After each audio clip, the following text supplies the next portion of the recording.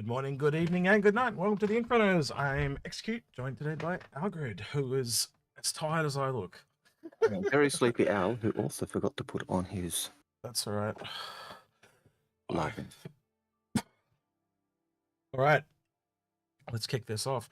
I've got a few things to move around because we've had an nodding. OBS update. Right. All right, on the card for today is obviously a shit ton of AIE questions. We're going to have another look at the Saulian because there was a couple updates since we did an episode on that. Should hopefully have an ISC today, and I'm hoping that it's on the Saulian. I think that's a reasonable bet. Yeah. Yeah, it's certainly interesting because the stuff that came out was actually stuff we discussed. I can't remember if it was before the show or after when we were just trying to work stuff out. It was after. It was after, but yeah. And we went, nah. we put it aside. But yeah. we certainly had postulated that, hadn't we? Yeah. We had looked at a few different ways how it could land, and it just there was things that it was because of the three sections on the back, yeah, and we were like, why are they like that? And then we realized, well, that looks like a ramp or an entry point, and yeah, it kind of went from there. So and then obviously the next day we had pictures and that come out. So actually, what I'll do is I'll those pictures I sent to you, actually I'll open them directly from there. So we've got these two. Sorry, if I know you guys can't see, I'll have them open in a second. And hello to everyone in chat, obviously. And the other thing was that actually made sense of the leaks that originally came out that said this small ship was. I want to talk about this too, especially with what happened yesterday. Yeah, indeed. I think it's very important we go over that one. All right, that's not the one I want. I want that one. But I want the one. Hello, Luna Maria. And I want the one that I sent you, which was. Did I get it right? This one. All right, so we'll go back through them backwards, I think. All right, so let me kick this over now. All right. It's a nice little image provided to me by Grim Starjump and VMXCMO. Thank you for this subscription with the Prime, Alex PK78, appreciate it, and Nova A42 for 8 months. Okay, nice. Oh, first time chatter too. Wait, a hype train is close. What the hell? We've got a hype train going already. We only just started. What the hell? Anyway, I don't think we've had a hype. I don't think we've had a hype train before, but yeah. Yeah, I've seen them on Paul's channel, but I still don't know what they are. I think that's just when a lot of people subscribe in a quick succession. But yeah. So yeah, this obviously lands, and if you can kind of see, wait, I need to do it on this screen so they can see. So these are the landing gear, but it's also where they hold the cargo. And it now appears that this is actually a lot smaller than we thought, but it actually still is an S3 pad because it's very tall when it lands. So it's technically a small ship, but it lands on a medium pad. Obviously, it doesn't matter if it's outside, but when it's inside, it will matter because it's very high. It's a medium in height, essentially. Yeah. But it also makes sense of that 3-deck thing because if you got that cutaway photo, it shows why it's 3 decks, not 1 deck. All right, we've got a hype train. I shouldn't have said anything. Apparently, it's got 3 guns as well, our grid. There was a bunch. Actually, can you pull up those stats that I linked you the other day on it too? Because there's a bunch of stats on it too. Where is it? So we've got 3 size 3s. We've got 2 size Gamma quad missile racks. We've got 8 size 2 igniter missiles. So yeah, missiles and weapons. We've got 1 size 2, 1 size 1 quantum, 1 size cooler, 1 size 1 power plant, and 1 size 1 shields, and it lands on an S3 pad. Yeah, I think that kind of covers it. Wait, I might open the wrong one here. Let's hope I don't open the wrong one. Did I open the wrong one? I did. I think I opened the Storm. Yeah, I did. I got to open the other one. So, and I know apparently this has been updated since. I've seen a few other YouTubers using a similar model to this. Let's have a look. Let's just have a quick search. So have they changed the shields again? No. There The is. information you sent me earlier was 2 size 1 shields. Was it? I thought you said 1. Maybe I read it wrong. Double check it for me. Well, I'm looking at it. I'm looking at what you sent me. All right. So it says 2. So you may have Model- misread it wrong, models- or I heard wrong. The model's been taken down by COG. Yep. Ours was cleverly not named Saulian. So that's why ours is still up. So the other one's been taken down. But Ours is a Julian, is it? yes, no. It's technically a Gamma ship. But yeah, so the other one's been taken down. I wouldn't be surprised if the Arastra has been taken down. Let's just double check that too. Real Now, quick. the other thing with the lasers on this, or the weapons on this, is that according to the information you sent me, Arastra's gone as well. So yeah, that's funny. Right. Yeah. Anyway, you're saying? According to the information you sent me, it's got 2 size 4 missile racks with 8 size 2 missiles, so 4 on each rack, which makes sense because I must have read it wrong. Sorry, Red. Normally a size 4 rack. Yeah, you're right. It is 2 size 4s racks with 8 missiles. Yeah, you're right. Sorry, yeah. So a size 4 rack can normally take a 1 size 4 missile, 2 size 3 missiles, or 4 size. Sorry, 1 size 4, 2 size 3, 4 size 2. So if those racks are interchangeable with the normal racks we've got, it actually gives that a lot of variation in loadout, and could.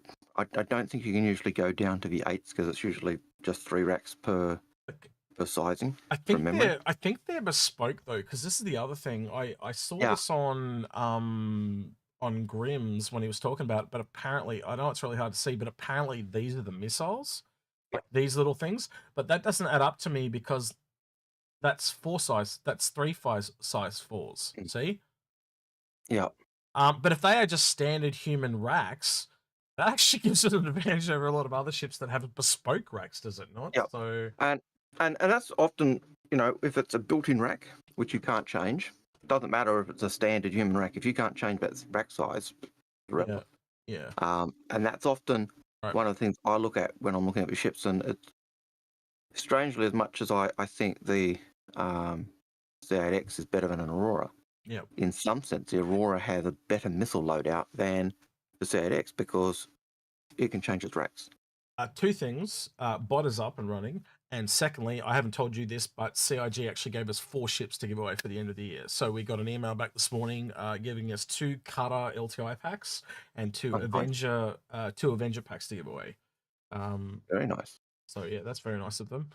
So they'll be added to the ones for after AIE, which will probably be in the week before because it pretty much goes AIE ends, a week off, and then straight into the summer stuff. So we'll probably got to try and make sure we get some extra stuff ready to go in that week when we're recovering. So if you do have a ship that you want to add to that, go on the Discord, and there's a channel called Ships for Giveaway, and these ships are going to people that are kind of, I don't know, less fortunate, or they're trying to get someone else into the game, like a family member or a brother or significant. Agrid hit it. I can tell the look in your face. Generally, the idea when we introduced it, it came off the original ship giveaway with the F8. I think it was the Hornet with the F8 skin.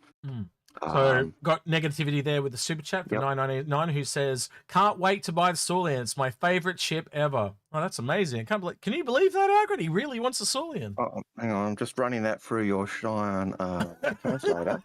Alien filth. That's right. Yes. Alien filth. Shameful.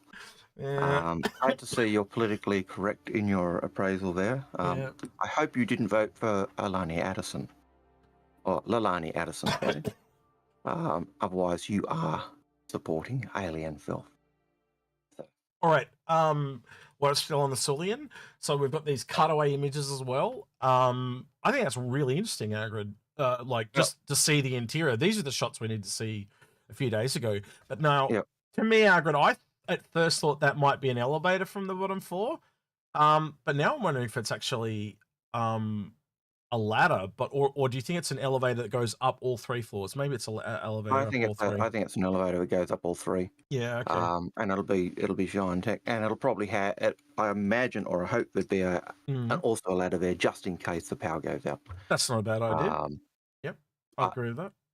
But as I was saying before, this really does explain why the original leak said it was 3 decks, because it is, Yeah. even though it doesn't look right. And you remember when we showed the bit of interiors when we were looking at side on? Yeah. They looked a bit weird, but there was something that we were saying there's something going on here. We're not sure what, but that also would explain why we were getting that. Yeah. That weirdness. So looks like there's some kind of entry airlock down the bottom, possible storage down the bottom. From what I can gather, that's that living quarter area we're seeing. So this kind of where you live. Yep. And then this last one up here seems to be kind of the cockpit with a special. Well, if we go back to the other one, I think you get in the chair here, Algared, and it raises up to there. Would you kind of conclude the same thing? Yeah, that looks like, well, yeah, based on what we can see, it makes sense. So yeah. Yeah, I don't know about. I almost want to actually. I'll do a poll because I think it's probably worth doing. But I think we're going to say, you know, do you think this thing will sell like hotcakes? And that's kind of, I don't know. What do you think, Algared? It's going to sell like hotcakes. Yeah. So we'll see. It's going to sell faster than fairy floss at a fair when there's kids who haven't had sugar for a month. And sell like. Do you want to do a question while I'm doing this, Algared? Yeah. I'll go to our question file because let's see, where is it? There it is. Yep. Oh, we've even got some. Miracles never cease. Yeah, we got a few. Yes and no, and 5 minutes. Bang. Poll is out in both. 85%. Holy shit already. Anyway, go ahead. 84%. Okay, so Demir Begonja says, did you see an image also called Mirai Heavy Fighter floating around? Thoughts? Yes, we have, but I think that's speculation. I think someone roughly smacked one together, but then again, that trace image looks very much like the old trace images they've done, so maybe they do have something that they haven't shared completely with us. But yeah, I reckon it'll be popular, and I reckon, again, they've said it's a heavy fighter, but like there's no reason, why can't you make it like the Fury, where you've got a combat version and a racing version?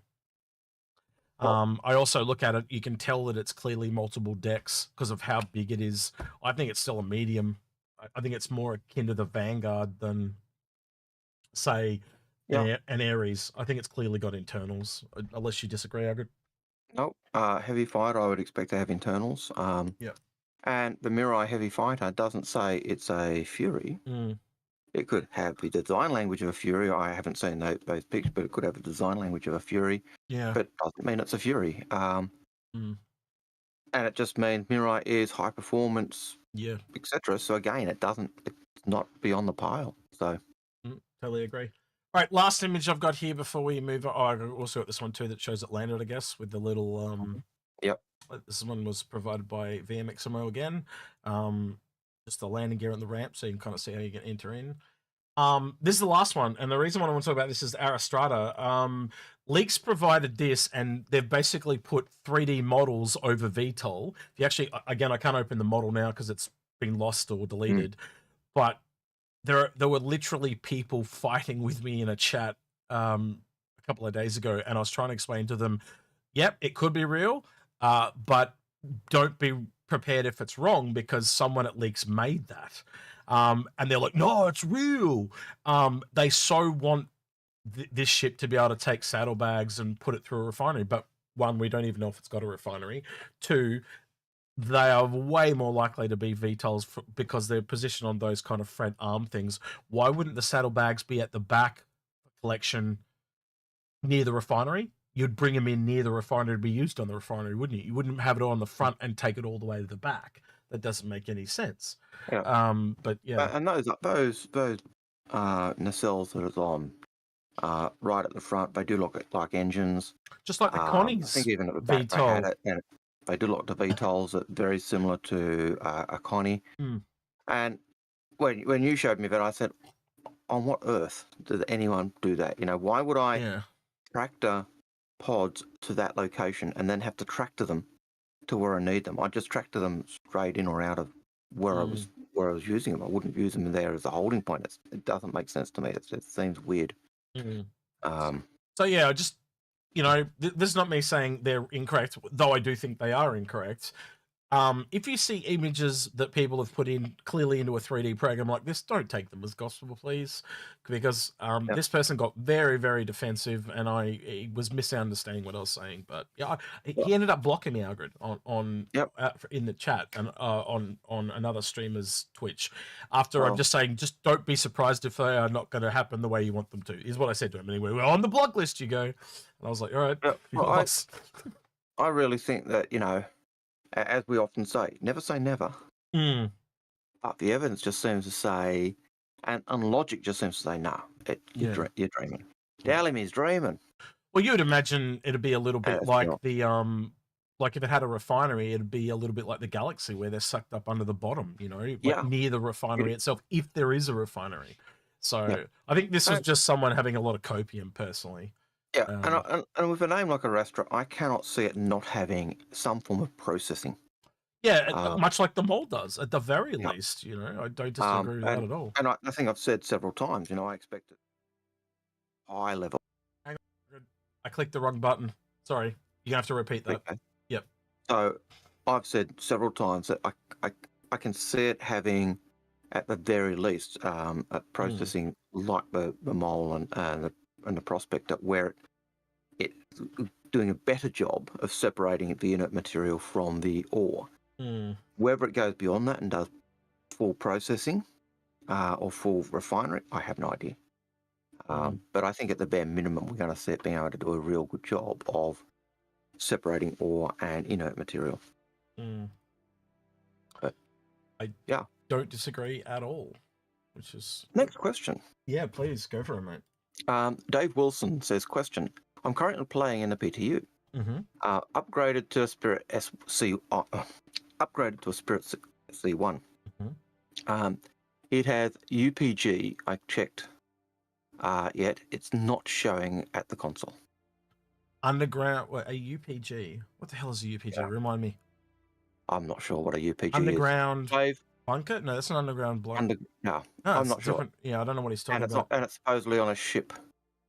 So, Dave, if you're still in chat on YouTube. No, so Machiavelli, I wasn't. I was literally saying just be prepared that what you're thinking may not come to pass, right? I wasn't telling him was right or wrong. I was literally just telling him what you're thinking may not come to pass. And he wouldn't accept any other reality than what he saw was correct. Again, a part of speculation is being willing to see other people's point of view and have them change your mind. Algared will tell you there's not a single Inforunner that hasn't changed the other's mind at some point.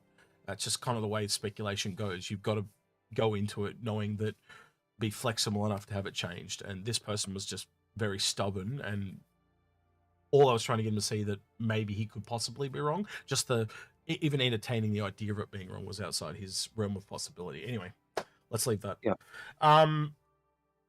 Yeah. What's the question, Algared? Sorry, can you ask that again, please? Yeah. So, Dave Wilson's question was: I'm currently playing in the PTU, upgraded to a C1, a Spirit C1. It has a UPG. I'm not sure what. Yeah. Can anyone tell us in chat what an UPG is, please? Because we can't answer that. And we'll go on to the next question, Algared, and then we'll come back to that. And he says it's not showing up on the console, so not sure what it is. ASOP. But we'd love you to tell us. Yeah. We can't help you. Mark Evans. Upgrade. Someone's saying UPG is upgrade. Okay, upgrade. So read that again, but it's upgrade, Algared, please. Okay, so Dave Wilson question: I'm currently playing in the PTU, upgraded to a C1. It has upgrade. I check. He needs to recopy to the PTU. That's what it is. He's upgraded it, and it's for live, but he hasn't upgraded to the PTU. So you need to recopy your account to the PTU, and it should fix it. That's what it is. Yeah. So if you've got it in your finger upgraded, you need to then. Yeah, Space Tech said the same thing. So he's on the same ballpark as us, and he's in chat. So yeah, he's absolutely correct. Yeah. Right, cool. Hope that answers that question for you. Sorry, we didn't know what you meant by UPG. Right. We are very. I don't know about X. I'm wasted. I'm RS. Yep. And I know we've been shifting. I've been shift. No, I've had 7.5 hours, so I'm pretty good. But I didn't get up until 6 p.m. and it's now 5:20 a.m. So I've been up for almost 12 hours. Yeah. And my sleep's been. Well, you know what my sleep's like. It's spotty as hell. Yeah. So anyway, your sleep is an absolute dog's breakfast. Yep. Anyway, let's keep moving. We've got Mark Evans. Yeah, go ahead. Do you think the Zeus Mark II will be flyable at AIE? I noticed it on the roadmap update as work being finished on it and being removed. Or is it just concept work only? I thought it was in a HoloViewer. Is that not right? No, it's not flyable for AIE. It's flyable next year's CitizenCon, much like what they did Yep. with the Spirit. So and they it's said got that during CitizenCon that it'll be at next year's CitizenCon. and it's got a HoloView. Is it got a HoloViewer at IAE? I haven't had a chance to not? get on it at RSI to tell you. I honestly don't know. Yep. Maybe someone in chat would let us know if they've seen a HoloViewer for the Zeus. I do believe there was one on the website, so I can't see why they wouldn't. Yep. But yeah, I guess someone in chat will let us know. Right. Yep. Next question, Algared. Next question, K9 Music. Question, statement. Just a heads up, Giles mentions that the Sulian is mentioned Zeulen. So if you actually want to learn how to pronounce I'm just gonna call him Gale from now on. Then Giles' channel is very good. He will often go through and translate weird phrases or phrases that come up. But there's also two pronunciations of Zion, because you've got the military one and the civilian one. So it can be Sulian for one and whatever he said for the other one. Much like, because that's what I figured out, what, you know, we're calling, like in the cinematic trailer, they called it the Jean. Yep. That's the military designation. Everyone else says Zion. So it's Zion and Sean. There's two different, so you can't be wrong. So sorry, Jail, you're wrong. You can be right because there's multiple ways to say it. Well, you know, he's going on the whatever the guy who created the languages pronunciation and stuff. So you can't be more right when you do that. But you also can't be wrong when you use a pronunciation that's used by the game and characters in the game. And Cal Mason said it. So if Cal Mason said it, ask Paul. Paul will tell you Cal Mason's right. So but Giles is definitely worth a look. See if you haven't, you know, checked him out. Go check out his channel. Sulen is what you call it. Sulen.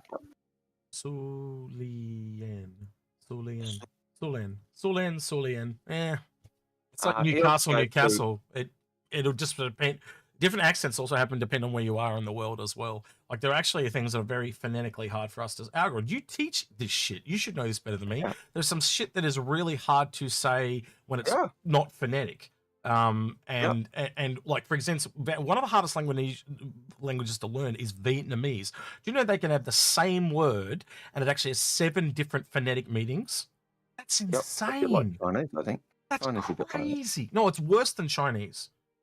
Mandarin. It's the one of the hardest. It's like the hardest language to learn in the world, apparently. Unlike Indonesian, which is phonetic. Yeah, which is easy. Which is probably. I tell kids, you say it how you spell it. You spell it how you say it. Yeah. And if you're saying it wrong, chances are you're spelling it wrong. And if you're spelling it wrong, you know you're going to say it wrong. So, yeah. Avacos Wolf is actually saying the interior for the Sulian is making him extremely interested. I'm thinking Avacos is what is it going to do for other ships down the line? Like. You know, an entire capital that is inverted and it lands and then takes off, and it's like a flying city block of flats. You know, like. Hey, Grim, nice to see you, man. It's interesting because I can remember the 890 jump once being referred to as a Bentley besides a city block that flies. So. That's a city block the size of a Bentley that flies. Shows where my sick humor goes when I'm tired. No, it's fine. All right, I'll do the next one. Citizen Scott says, "Why isn't it tomorrow yet?" It is because we think of this thing called time as linear progression. It's made up and it doesn't really matter, but that's how we work. Right. Well, for us, see, I have a feeling Citizen Scott is still on the 16th. Oh yeah. Well, for me and Algared, we're already here. We're already in tomorrow. It's just you guys are a day late. We got to wait for you guys to catch up. So for us, it's It's not the 17th. It starts on the 18th for us. So yeah. Yep. Anyway, right. Jimmy. Yeah, go for it. says, with the Polaris being worked on and no word on scanning updates in the way of scan data sharing, etc. See what others in your party see. The emission changes. Do you think that the Polaris will be useless as a mission boat, as it will likely need to be at 5 kilometers to do anything? They hinted at scanning coming soon, didn't they, with the Scout, when that Scout panel was on. They also talked about the map and hand scanning on the map. So I think it's tied a lot with the map, unless you think differently, Algared. I think scanning is going to be tied with the map and everything else that comes with it. Yeah. And fortunately, the Polaris doesn't need to come until a while yet. Yep, agreed. And they'll get it working with the Scout. And probably that's why the Scout's there. Actually makes a lot of sense. That would be my eeny, meeny, miny, mo speculation, but yeah. I don't disagree with you on that. They also, I remember they talked about the Terrapin being like the test bed for components ages ago, and that's probably possible as well. I don't know. I just want to would love the Terrapin to get a rework and be the test bed for scanning. Oh. Again, when you ask questions, guys, try to ask them in context. I'm assuming this person is talking about the Saulian.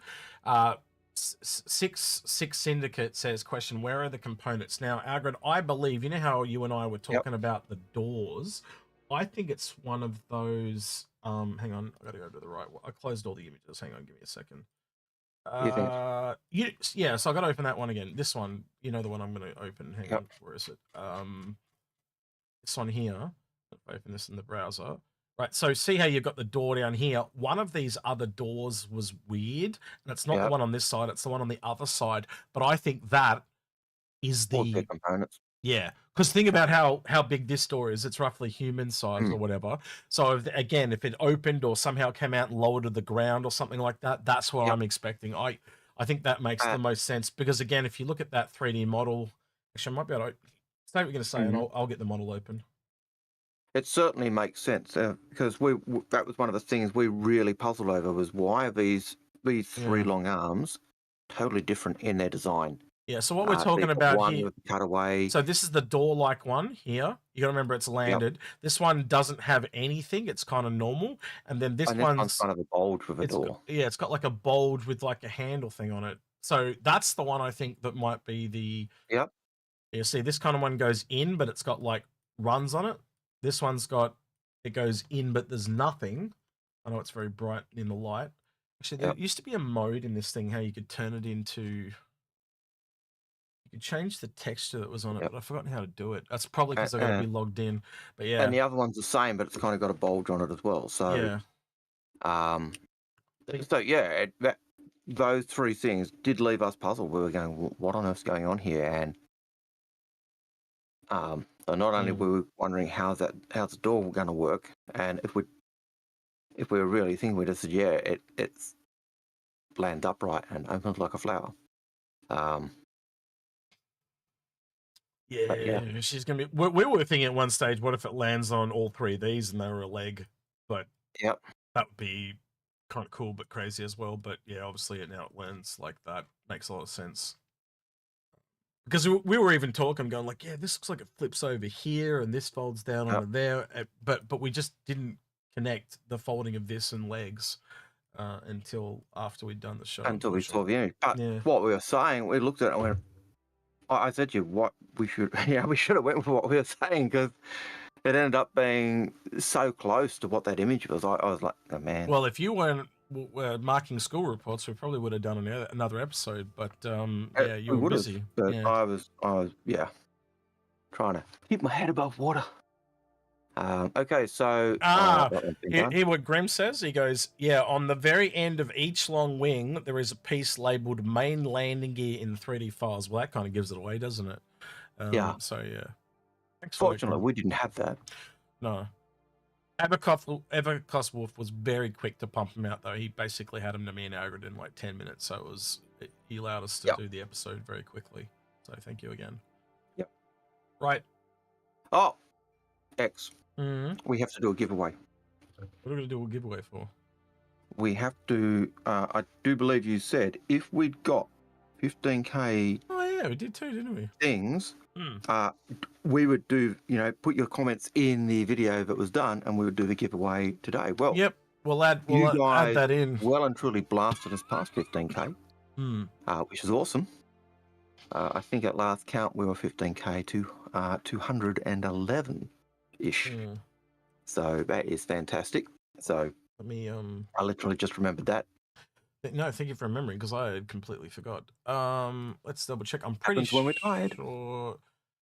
Do you know, look, they gave me another helmet. A lot of people are having trouble with these helmet things. I got one more helmet 2 days later. I'm still missing the blue one, CIG. Yeah. And I know I got them all, so we'll see about that. All right. This does not want to load. Come on. And while you're loading that up, Yep. I'll take the second question or statement. And Nova42 says, will this be more or less a nomad, looking at the CCU?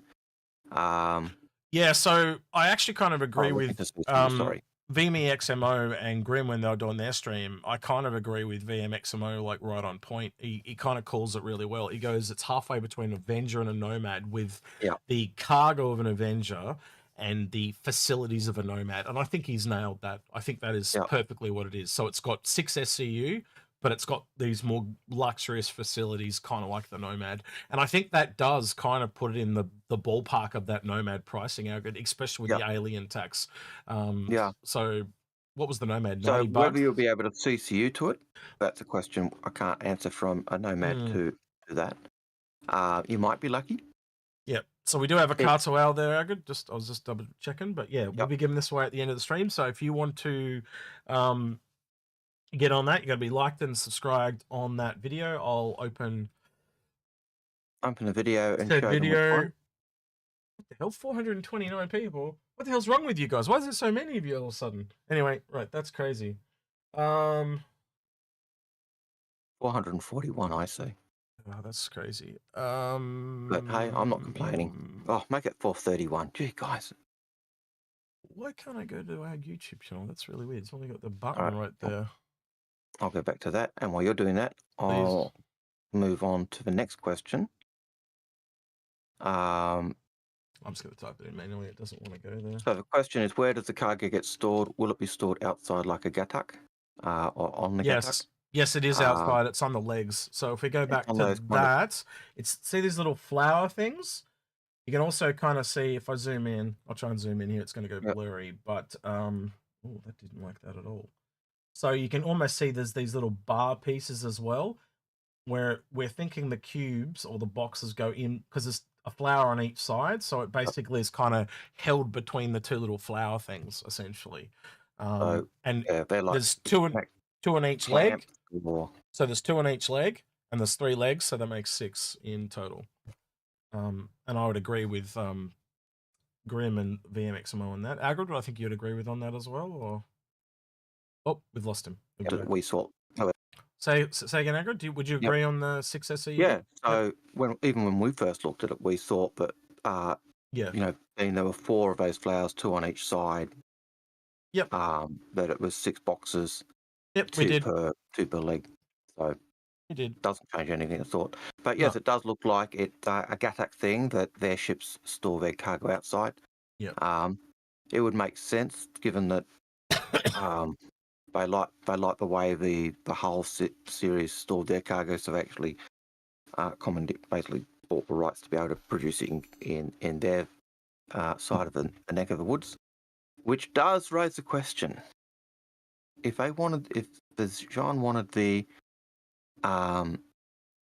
Hull series because their storage of cargo is so much better than theirs. All right, so this is the Sullen. Right, so this is the video that I was talking about. If you want to win a Cutlass Scout, we'll be giving it away at the end of the stream today. Just like, subscribe, and leave a comment on the video, and we will go through and do a random comment picker, and then double check that person is subscribed. After that, it's yours. And yeah, that's the one that you'll be winning over here. So it is a Cutlass Scout with a Harmony paint, which is the kind of bluey red one that came out, and lifetime insurance. And that is cool. That is also thanks to CIG. So yeah, just to make that clear. Mr. Stunner says it's Inforunners is the place to be now and forever for AI. charge for the slogan or rhyme. No, we should be charging you for the slogan and rhyme. Anyway, right, Algared, next question, please. Done that one. So moving on. Shempasta. Mhm. In game, a player would need reputation with an alien species to get access to alien ships in game. Most likely. If a player bought an alien ship with in real money or in real life money, how might that affect alien reputation? That's a really good question. You might have negative impacts, obviously, with Xenothreat being around. You know, that having an alien ship may get you attacked more frequently. You may go into an alien space and they prefer you because you're obviously, you know, into their culture or whatever. So again, yeah, very wise to think of that. Much the same as flying a Drake ship will have benefits and drawbacks, or an Origin ships will. Obviously, an alien ship is going to have the same problems. You might get a cop that's like specious that just pulls you over, you know, and does all those types of tropes. So yeah, I think it relates to that type of question relates to types of things they said early on with Vandal. If you've got a Vandal ship, you might be able to get a little bit further before they go, oh, that's not one of us. So it might help in some ways. It also ties in to the idea of blading. So blading was reported in one of the newspapers. I think it was the Terra Daily or something like that. And it was an article about youth taking up their ships and going into Vandal space to blade, to joust with the scythe and then come home. And that was a big thing, which was getting lots of youth killed. And then there was also a related story where someone shot down a Vandal ship flying in space only to have killed a UE person flying a replica. So that gives you kind of an idea of how rep may not save you if you're flying an alien ship in an area that hates aliens. I think we can safely say there are going to be pros and cons to every ship. Yeah, it like it's just a given at this point, you know. And manufacture will be a part of it. And there's, you know, low and high tech, and like an alien ship might be a real hard thing to repair because the parts have to be brought from Zion space, but they might not break down as much, or they might break down more frequently. You don't know. You know, Algared and I have kind of theorized this about Origin. Like, I think of Origin a bit like BMW. You're in Australia, right? BMWs almost never break down, but when they do, oh boy, does it cost a fortune, because you've got to fly those parts out from Germany. But like, if it's just like, you know, a Toyota or something, there's boats coming down here all the time. So it's cheap as to get a Toyota part redone. And so it'd be the same with Drake, a lot more frequently, but breaks down, but a lot cheaper to do so. So 6 of one and half dozen of the other, you know? 100%. My brother used to have an Audi, loved his Audi. You know, it didn't break down often, but when it did, that's why he actually ended up getting rid of it, because the repair costs as things broke were just beyond his budget, just because it was so expensive. So yeah, player slot available says about the sale. Is it true that they won't put all the ships back on sale on the last few days of the expo? Only the new ships? No, traditionally they've put everything back on sale, haven't they? My memory is that each day they put out the ships for the manufacturers that are there, along with any new ships for that manufacturer, and then on the next day they're gone. But at the end of a sale, everything goes back on sale again. Yeah, and I think they've probably learned that those, because it used to, you know, it's probably been the time where they make the most money, because you can sit there and shuffle everything around to your kind of heart's content for 3 days, you know. So I know you and I have, when we've done Fix My Fleets, that's the time where we've been doing most of it, isn't it? Like, if I think about all the ones we've been doing. So yeah. So Negativity has a super chat, and they say, in Terra, they will blow you up for cultural appropriation after demanding you buy the ship. Terrans are just terrorists. I keep telling you that. They are the most evil system in the Empire. You know, they will claim that Earth. So what did they do against the Hurstons again? They did nothing against the Hurstons, but so what's your gripe with them then? The key thing is that Terrans constantly complain that Sol has more votes in the Senate than they do. I don't know, but from here it sounds like Hurstons do a lot of complaining right now. So I'm not doing Almain Hurston, I'm doing Al. And the thing is that the Terrans will say things like, we're the first among equals. We're the best of everyone, and we're better than everyone else. Oh, that's everyone's equal, very. but we're better than them. That's very Animal Farm. It is very Yeah. Orwellian, you know. Mm. So don't trust, you know.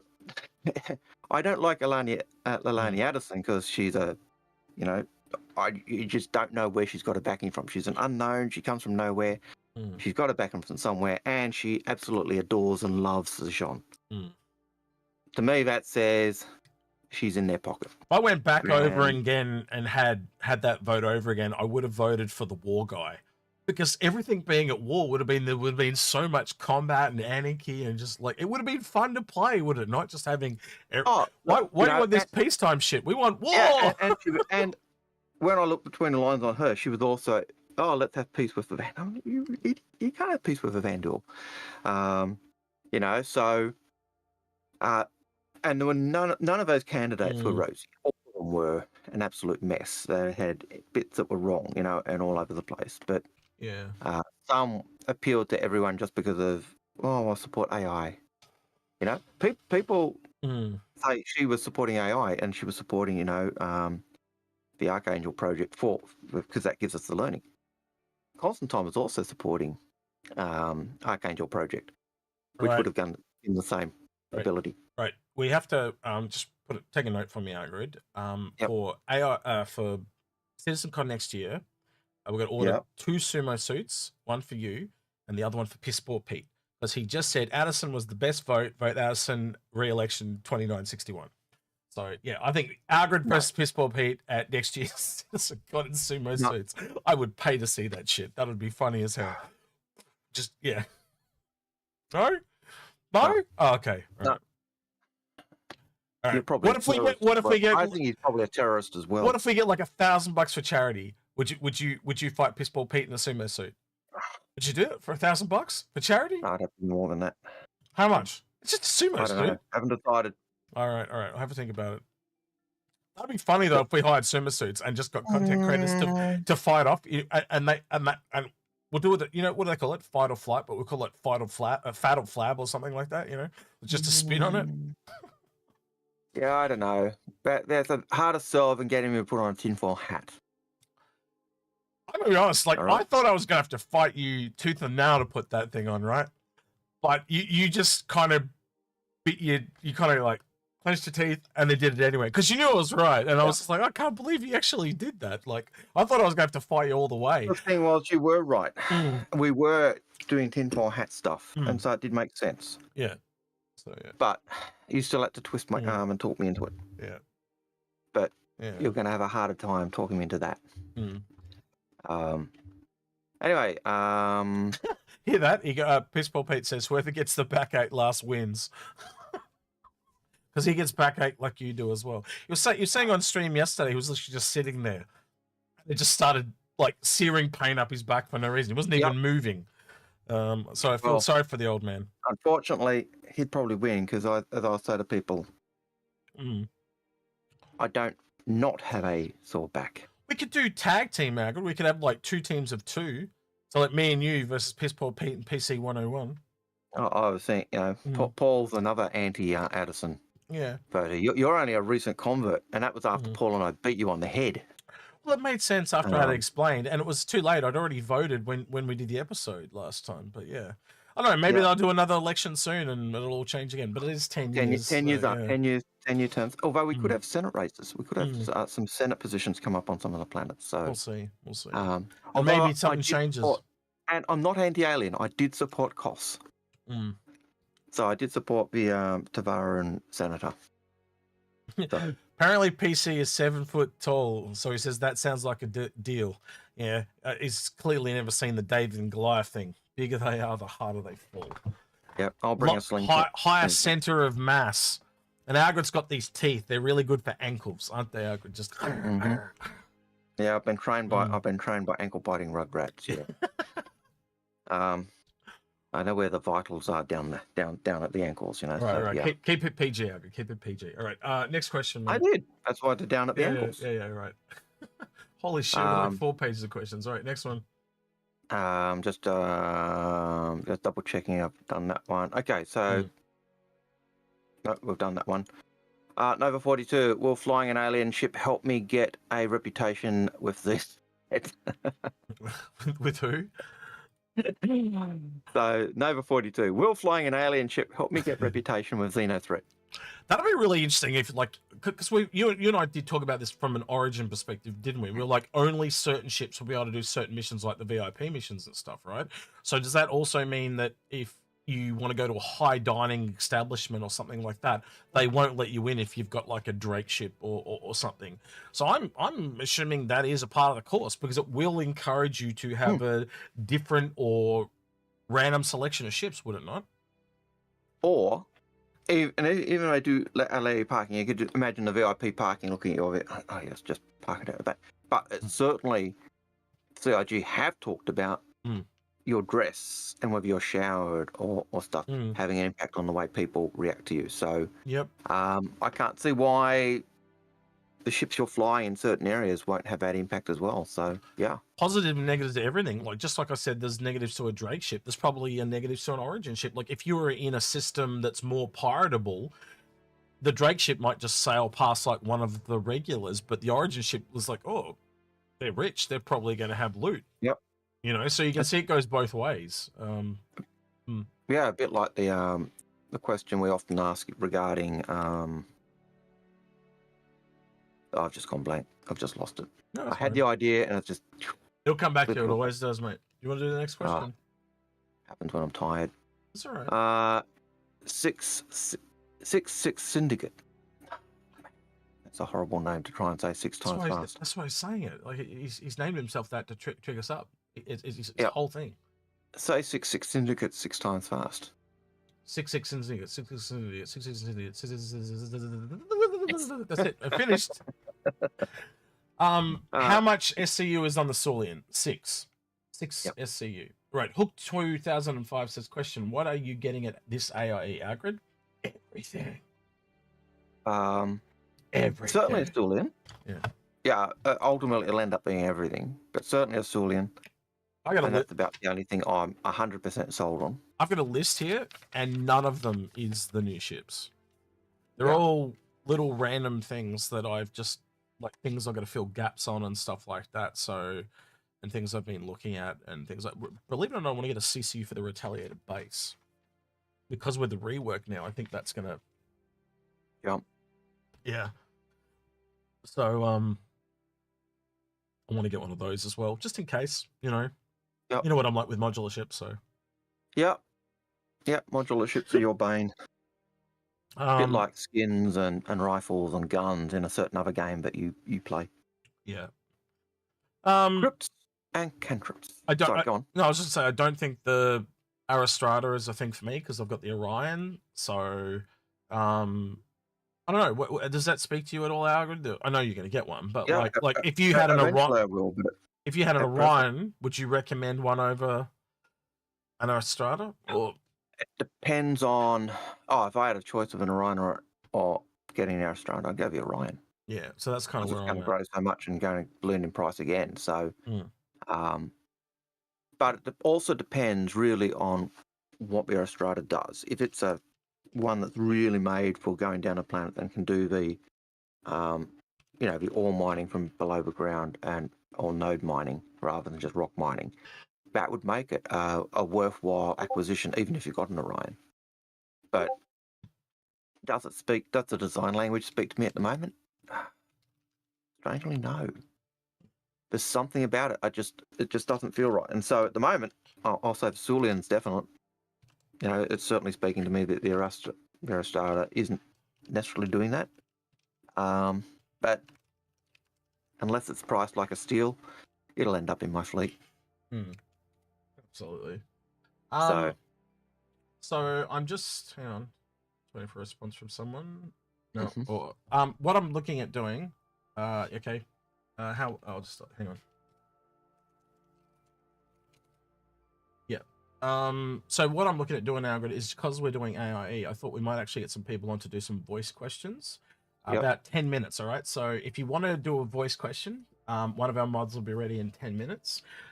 There's a waiting room on voice channel on the Discord. Get in there. He's going to check your mic, make sure you're not freaking Looney Tune, and then he'll pop you up here and you can talk to me, Algared, in the flesh, and we'll answer your question on voice. So if you do want to And do you a will voice, find Ace of Slays. You will find a link to our Discord channel in the description of the YouTube. not on this one, it'll be on one of the other videos. They're on all the other videos, because sometimes the comments are turned off for some reason. I've never been able to figure out why while it's live streaming. But if you go to one of the other videos, it's in every video's description. The description, it is showing on our description today because I'm looking. Cool. Perfect. So- No worries. Oh, just last week, someone was saying that Yeah. during the CitizenCon live stream, all the comments didn't work. They couldn't leave comments. And I don't know why. Yeah. It was really weird. So, yeah. All right. Yeah, so in about 10 minutes, we'll hopefully be able to start doing that. All right. So I think on the live stream, Mm-hmm. it was comments that were done, not the description. So the description showed you couldn't put comments, and I think it was because Yep. it was a live stream. Yep. So the live stream is going, but you couldn't leave the comments that normally go in after Yep. it's been posted. Yep, you're right. And you have to wait until it's posted before you can do that. But You're the right. description should be there. Yeah, I've got those mixed up. All right, next one. Crypts and cantrips. Is the Cutter expedition coming this IAE, or is it being held for Luminalia or the next year? It's not in the file, so I think it would either be Luminaria or next year. John Crew did say coming soon, so I'd have to assume that's at least 12 months. Somewhere in Yep. like Star Citizen, that's 12 months. But yeah. Did we see any of them in the orange silhouettes? I can't recall seeing a cutter in the silhouettes. No, we did not. They were the ships that they said are coming in the next 12 months. But they also said there are plus more. But there are also more. So is it? Don't know. We assume it is because we assume it's ready. But or almost ready. But yeah, that's about all we can really do, isn't it? Yep. And it's one of the things that I want to know. I want to know what that roof rack is. Agreeable. And I kind of also really want to kind of get that final thing on the Arastra. I want to know how that works too, because like we were told ground mining is still a thing, and the process of elimination, this ship should be doing ground mining, and if it doesn't, then ground mining is dead. But they told us 12 months ago that at least. Well, unless there's more, unless they've split it into two separate categories. But again, the way the ship looks and it kind of does the hovering thing, you have to assume there's a beam coming down. And again, if you've got a big rocker, knowing how VTOL is going to work, you're not going to be able to have a big ship and like you know how you got the Prospector and they've just got like a pointing down at rocks and stuff. You're not going to be able to do that with a really big ship like that. That thing will just plow under the ground once the flight model comes in. So indeed. Yeah. So yeah, while you don't have to assume it makes absolute perfect sense to assume that. The other part of evidence too is a lot in the base building video they had that really big lasery mining head looking thing that was shooting at the ground. So I still think it's a thing, but that didn't have any confirmation. It was just it looked like it was doing that. They're clearly going to have to talk about it if this ship is an underground miner. If this ship isn't an underground, if this ship isn't one that does the node mining, the underground, then I think it indicates that either they've got rid of it. I don't think they have, because I think just the way that the ground shows all the terrain and all that just seems to indicate they're going that way. It could indicate we'll have land ships, like big sand mining, Java type ships or that are doing that. Well, land into vehicles as well, no doubt. Little land underground. You might even get ones in caves. But the reason I speak about caves is someone in the last comments when I said underground miner was like, "That's way too big to fit in a cave." I just couldn't help but laugh. But yeah, you saw that reaction with mine, and I'm sorry if you said anyone in chat who said that was feeling. I was laughing at the comment and the idea, because clearly just a misunderstanding of underground. What we take underground mining. Yeah. So we mean a vein under the ground that you can scan for and drill down to. You'll notice I've been deliberately trying to say node mining rather than underground mining. Yeah, I know. My bad. Just to try and differentiate that. But yeah. All right, Hook 2005 says, "What are you getting this year?" Oh, we just answered that one. Is there anything you're Probably everything. specifically getting? You're just getting everything. Yeah. Okay. Probably everything. All right. Real quick, Astra is in the waiting room. If you want to join to ask a voice question, you can do that now. And if no one turns up in like the next 15 minutes, I'll tell him he can go home. Astra, if he'll go listening, and he'll be very happy. Yeah. All right. Robert S. Do you either of you think that RSI Arastra will have a novel mining method, or will it be a larger laser boat similar to the mole? We just answered that. We hope it's a vein miner. The two rocks as well. It's meant to take 2 rocks. That's right. And I think it's the 2 rocks, the ability to carry 2 rocks to give it that versatility. Yep. Is what really to me says its role is different. Well, you'd assume, like, and we learnt this from Tecton, didn't we? The geologist that we is one of our professionals. He basically says when you have a node under the ground, it's very common to have little bits that have made it to the surface. And so if you've got the little bits on the surface, that's what the rocks are for. They go down and essentially do the hand mining stuff, because you'll see that scattered on the top. It's like a dead giveaway that there's a vein underneath. This will do the vein underneath, or maybe even land and do the vein underneath. Deploy the vehicles out the back, and they're picking up all the scraps while they're doing that. You know, and again, if this is let's just say for argument's sake, it's 6 people, you know, because you've got the mole at 4, you've got the Orion at 8. This seems to be 6. 4 of those are probably doing the mining, and 2 in the rock. You know, so it is similar to a mole. Actually, I've thought for a while the mole is too big, personally. I think the mole needs to be dropped down to like 3 people. Because that's a big gap. One person to 4 is quite huge. Yep.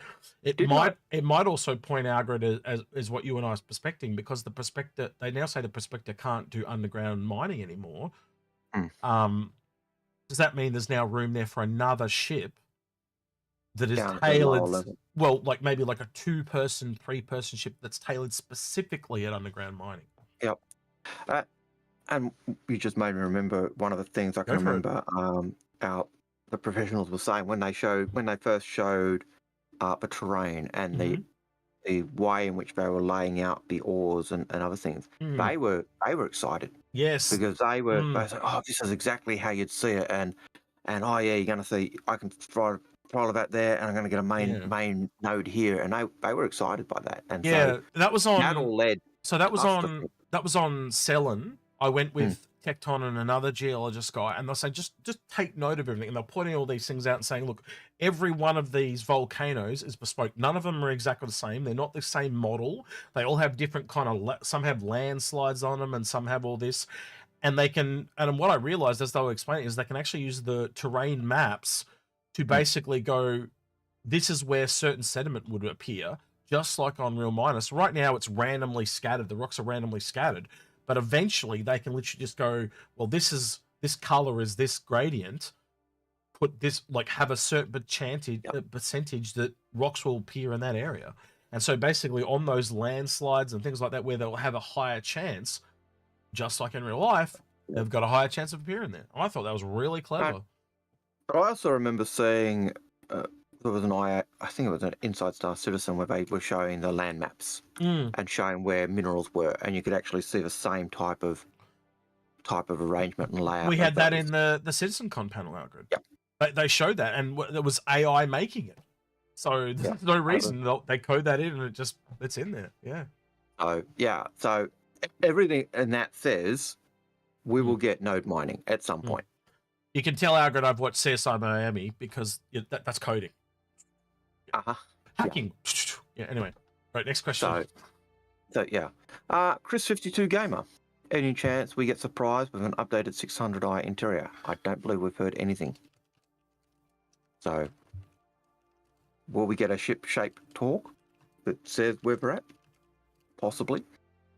Do I think that the upgrade has been put on ice because of the ship team's the ship team exodus last year? Possibly. What do you think? Sorry, I'm answering the mods. You answer that one first, and I'll read it in a second. Oh, well, I have answered it.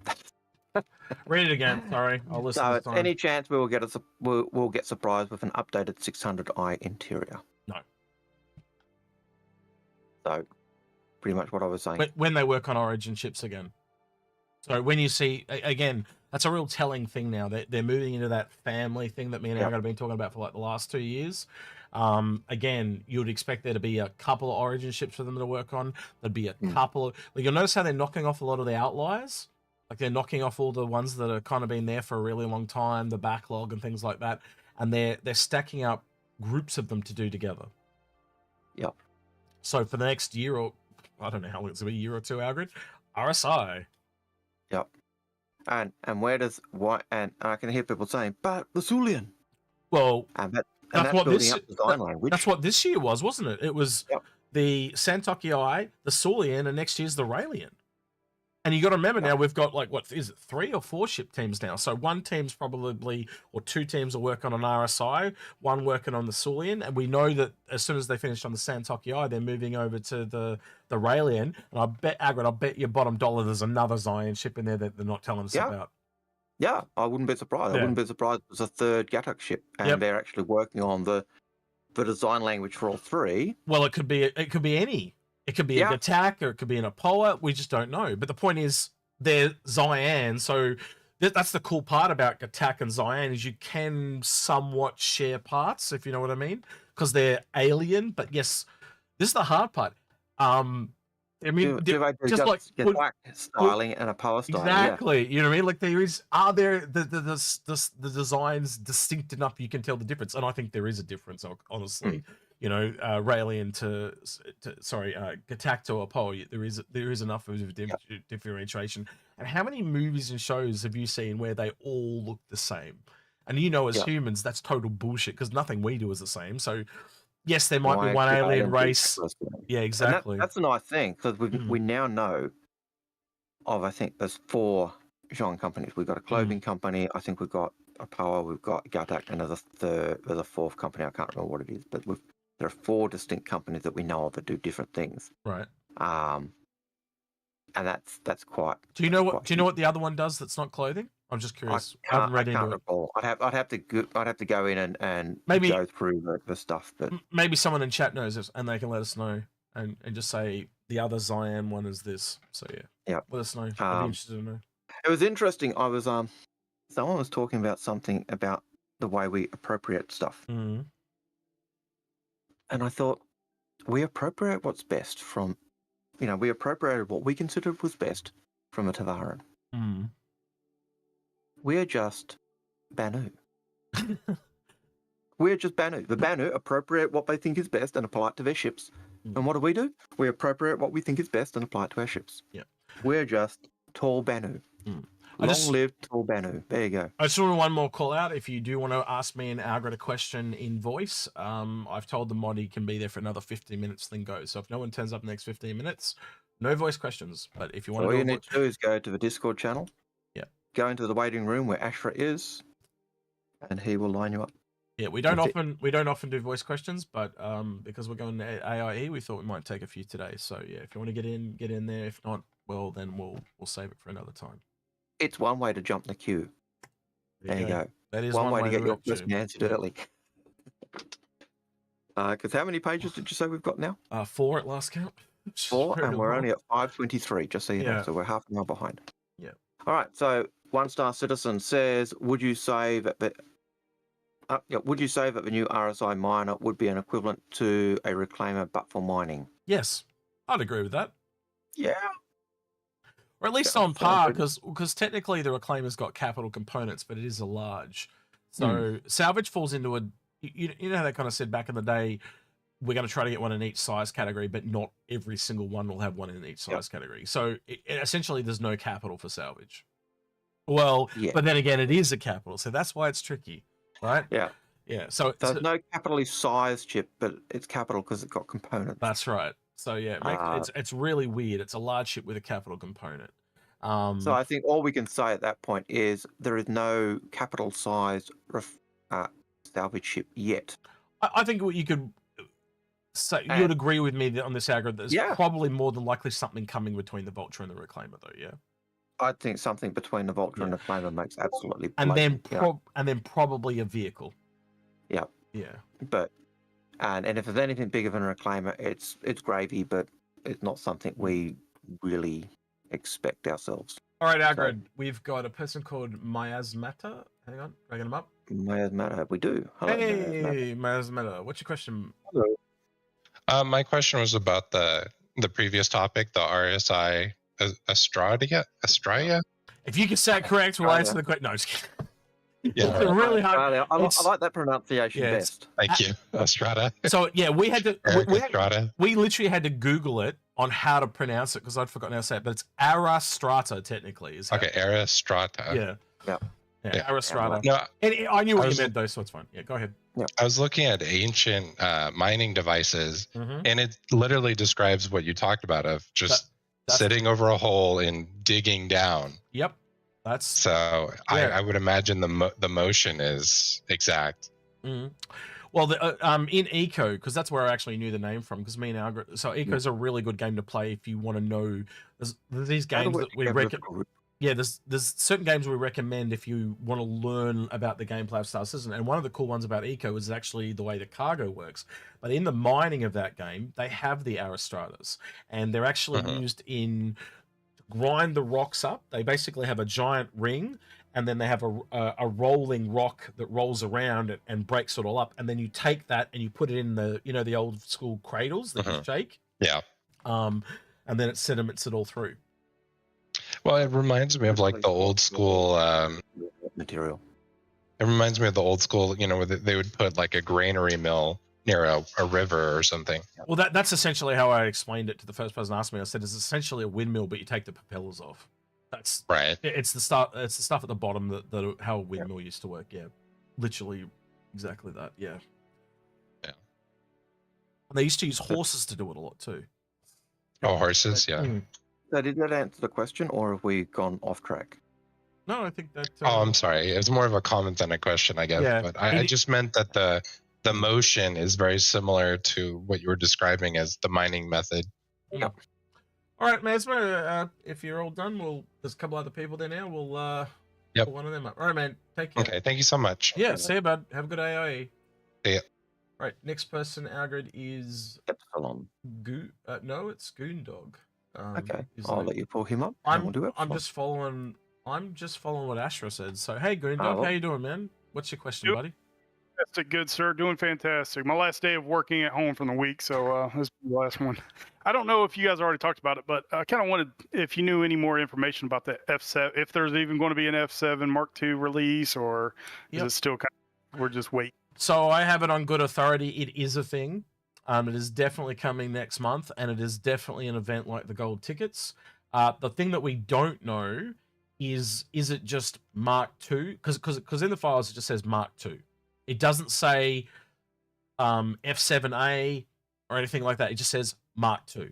Now you can take that in two ways. Is it the 7A, or is it literally just upgraded versions of all the Super Hornets? Right. Like kind of like what they had from before. Sorry, I said Super Hornets. I meant to say Hornets. Sorry. Hornets. Yeah. So you could have the Ghost upgraded, the Tracker upgraded, the Default, and the Super Hornet could all have a Mark II. Or is it just the M7A? Don't know. But there's definitely some event coming with golden tickets, and the name in the files is Dark Harvest. And I've talked to a few people, and this is most definitely a thing. So yeah. All right. So it's going to be for the next month's event. It's not going to be IAE or. Yeah. So they usually have Luminalia. Right, so that is like an advent calendar, and it's I think Algared was at 11 days or 12 days before Christmas. Yeah, and it ends on Christmas Eve or whatever. And basically, as long as you go visit the website every day, you open it, and probably what they'll do is they'll have the event run for those 11 or 12 days. Is what I'm expecting, right? So you've got a sale running in parallel with an event, essentially. Or two events. One's the opening of the Luminaria gifts, and the other is the go find gold ticket so you can buy our new ship. Or whatever ship, not old ship that's now new or available. Right. Well, hey, thank you guys very much for that, man. Hey, I appreciate you guys. Like watching you guys. Thank you for all you do. Most welcome. See you around, Goondog. Yep, later, gentlemen. See you, bud. Ciao. I think the next one is, hang on. Yep, Epsilon. Yep. All right, I'll drag him up. Epsilon. Hey, Epsilon, how you doing, man? What's your question, buddy? So, actually, I had a question involved with ship line. Ship. I think you cut out there, bud. I did. I didn't have push to talk on. Sorry. I had a question about ship lineups moving forward. So obviously we now have the Arastra that fills the large ship category for mining. Do you think it'll be long before we see a concept for either a true capital salvage ship, if not a large salvage ship, since the Reclaimer kind of uses capital size components? Well, that's kind of what we talked a little bit about before. Like, they've said they want to try and get a ship in every size, but clearly that one having a capital component kind of says it's a capital. So it can go two ways, but it's technically a large with a capital component. Like, they can essentially break their own rules. We've seen them do that before, but yeah, it's hard work. Algared, do you want to comment to that? Because I kind of commented on it before. Well, just like we said before, the biggest thing because of the mole and then the Reclaimer, we really spec and it means the price point of those. We actually spec. He's tired, guys. He means the Vulture, but yeah, go ahead. Yeah, the Vulture. Sorry, your Vulture, and that even makes it worse because the Vulture's even smaller. The Vulture and the Reclaimer. We really think there's something in the middle. Yeah. So we think there's a middle-sized we've talked about salvage ship there. You know, we sit there and talk about different manufacturers too. Like, we'd love to see a consolidated Outland one, or or we're going to get a Misk one. Like, you can clearly start to see them.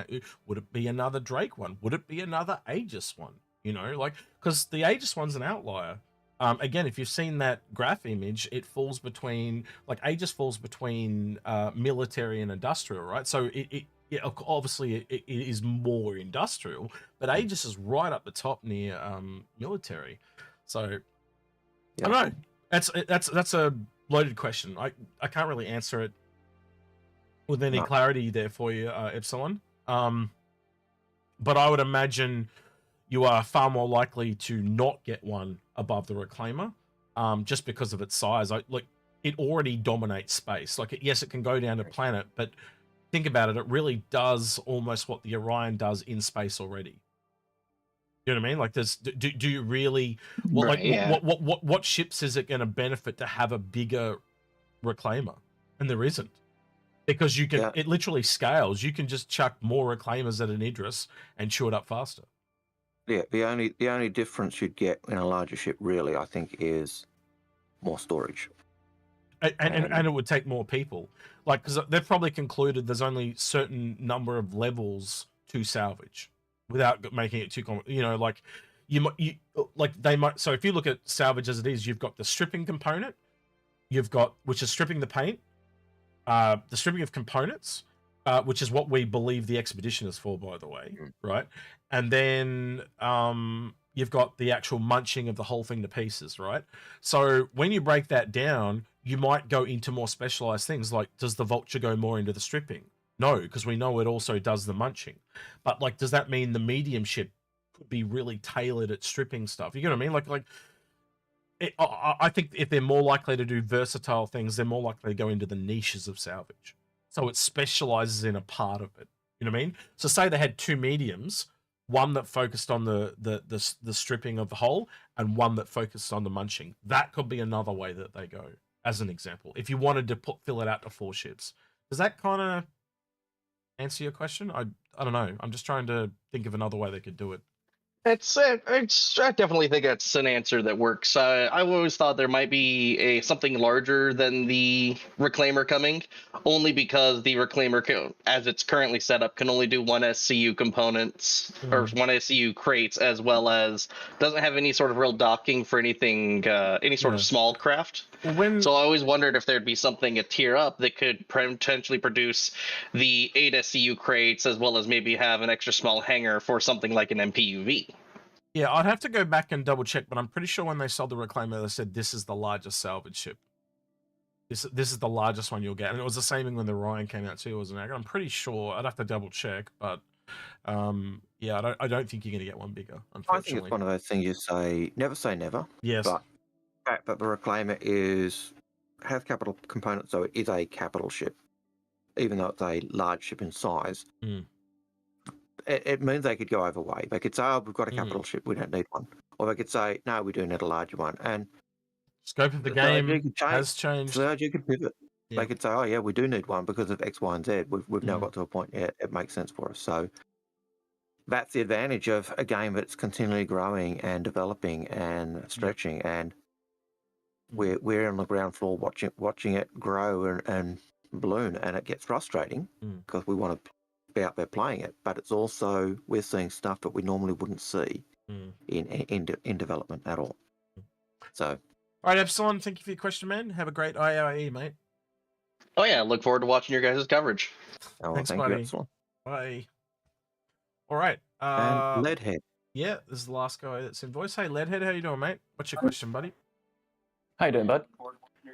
Just a quick one, really. I was kind of mulling around. There's a lot more cargo ships coming out, obviously with the Sulian as well, and it fits in a really interesting niche with the sizes and stuff. And, you know, we've been seeing some interesting dynamics with the salvage gameplay. It's really driven a lot of players into the game with this really high value cargo, but it's very much driven people to this maximize the cargo space idea. And when you look at things like combat, there's a lot more dynamic, I think, in the ship sizes. You don't necessarily, as a player, feel the necessity to upgrade from a Gladius if that's something that works well for you. It fits in the meta game quite well on its own. You don't have to upgrade. So I was wondering if, you know, there is some nuance to some of the cargo ships, like C2 versus Caterpillar. There's some interesting decision making there, but what stops you as a player who's into cargo just racing towards the highest capacity ship that you can just to maximize profits? Is there any nuance to the gameplay that can be added there to make the small ships actually useful in ways beyond? Absolutely. Versatility, going through smaller jump points is a thing. One that's come up recently with me and Algared, I remember the one I brought to you up about the Caterpillar Algared. So basically everyone's raving about the C2, and we've brought it up a few times, the versatility of the modules, but the thing that dropped to me that I pointed out to Algared is that Caterpillar module has a tractor beam on it. That essentially means you've got like a 315p that you can use to load the Caterpillar, because that thing comes off. So you can actually use it as your own SRV to load cargo into your Caterpillar. Hercules ain't got that, you know.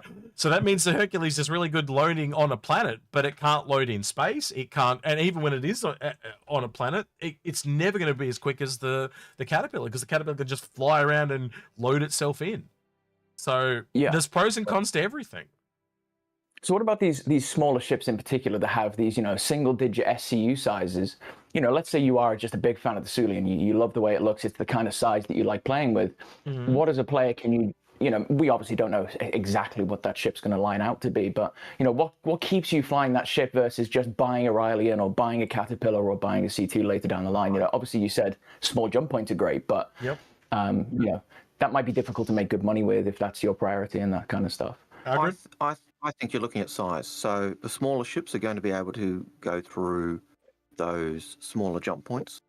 That means they'll be able to take the quicker routes, which means if you've got priority transport, you're going to be able to get that to location quicker. So you'd be taking smaller priority parcels rather than just the bulk single parcels. Up and down from planet a lot more frequently as well. So in a system travel, it's just cheaper to have a smaller craft, not as much fuel. And if you look at how the whole series works, you can see that's very quickly. Like going the long distance, you want the really big ships. Just like in real life, we have the cargo ships that go across the oceans, and then it trickles all the way down to your local postman. It's exactly the same analogy. So there'll always be a use there, but obviously they are trying to push you together to eventually work together with more people. So yes, there'll be ships that drop off, but who's to say all your friends don't piss off for the weekend and you just want to go chill out and play on your own? You know? And a change is as good as a holiday, mate. You know, that type of thing. And I think the discretion of it helps as well to some degree as well, right? You can get away with a lot more in a smaller ship, and things like the Mercury and the C1 and whatnot. They should have some opportunities to punch through defensive lines and get a cheeky maze sail here and there. I would imagine smaller ships, they sneak past the defensive lines rather than punch through. Smaller signature too, as well. There's also that element where if a pirate can see your little Sulian and a Hull C, and they've got to take a choice of which one are they going to take out. Which one's more profitable? Which one's more profitable? And so you might get a pass just because of a bigger fish to fry. Same with that guy at Hurston that's always bloody scanning my ship Algared. You know, is he going to scan the bigger one or scan the little one? Well, I think I'll scan the bigger one. I'm more likely to get a hit on that one. You know, same type of thing. you know, by the same, like me and Algared always recommend that you buy bigger ships because they are better from a financial perspective and you can buy down. That does not mean ships are bad. It's just that we are trying to get your dollar to go further, right? So people seem to think we've got this thing in our head where we just hate small ships. That is completely not true. We're just trying. We're literally just trying to get your dollar to go further. That's all we're ever trying to do, right? Try and save you guys money because we made all these mistakes and we're trying to get you to learn from our mistakes. Just as earning an Orion with a prospector is a lot harder than the other way around, right? Exactly. And we know that in game, both ships are like very Gonna expensive go- now, but they're going to be a lot more expensive in game. Real quick before I forget, because it's about to go off the screen, I suck at this. Subscribe with a Prime. Thank you very much for the subscription there, buddy. All right. Anything else there, Leadhead? Or No, I'm all out of stupid ideas. Thank you. That wasn't a stupid question. It was good. No Never such thing. stupid ideas.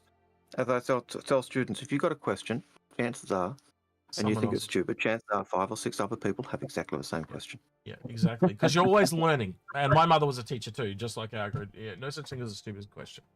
All right. We'll catch you later, mate. You have a great IAE. All right, see you, mate. Have a good day. Bye. Take it easy. The Jocko, thank you for that $5 super chat. And this is one way that people who do super chat do sneak above the question line. Never expected, never required, but always appreciated. And the question is, what do you think the best companionship will be for a MISC Odyssey hangar for industrial exploration?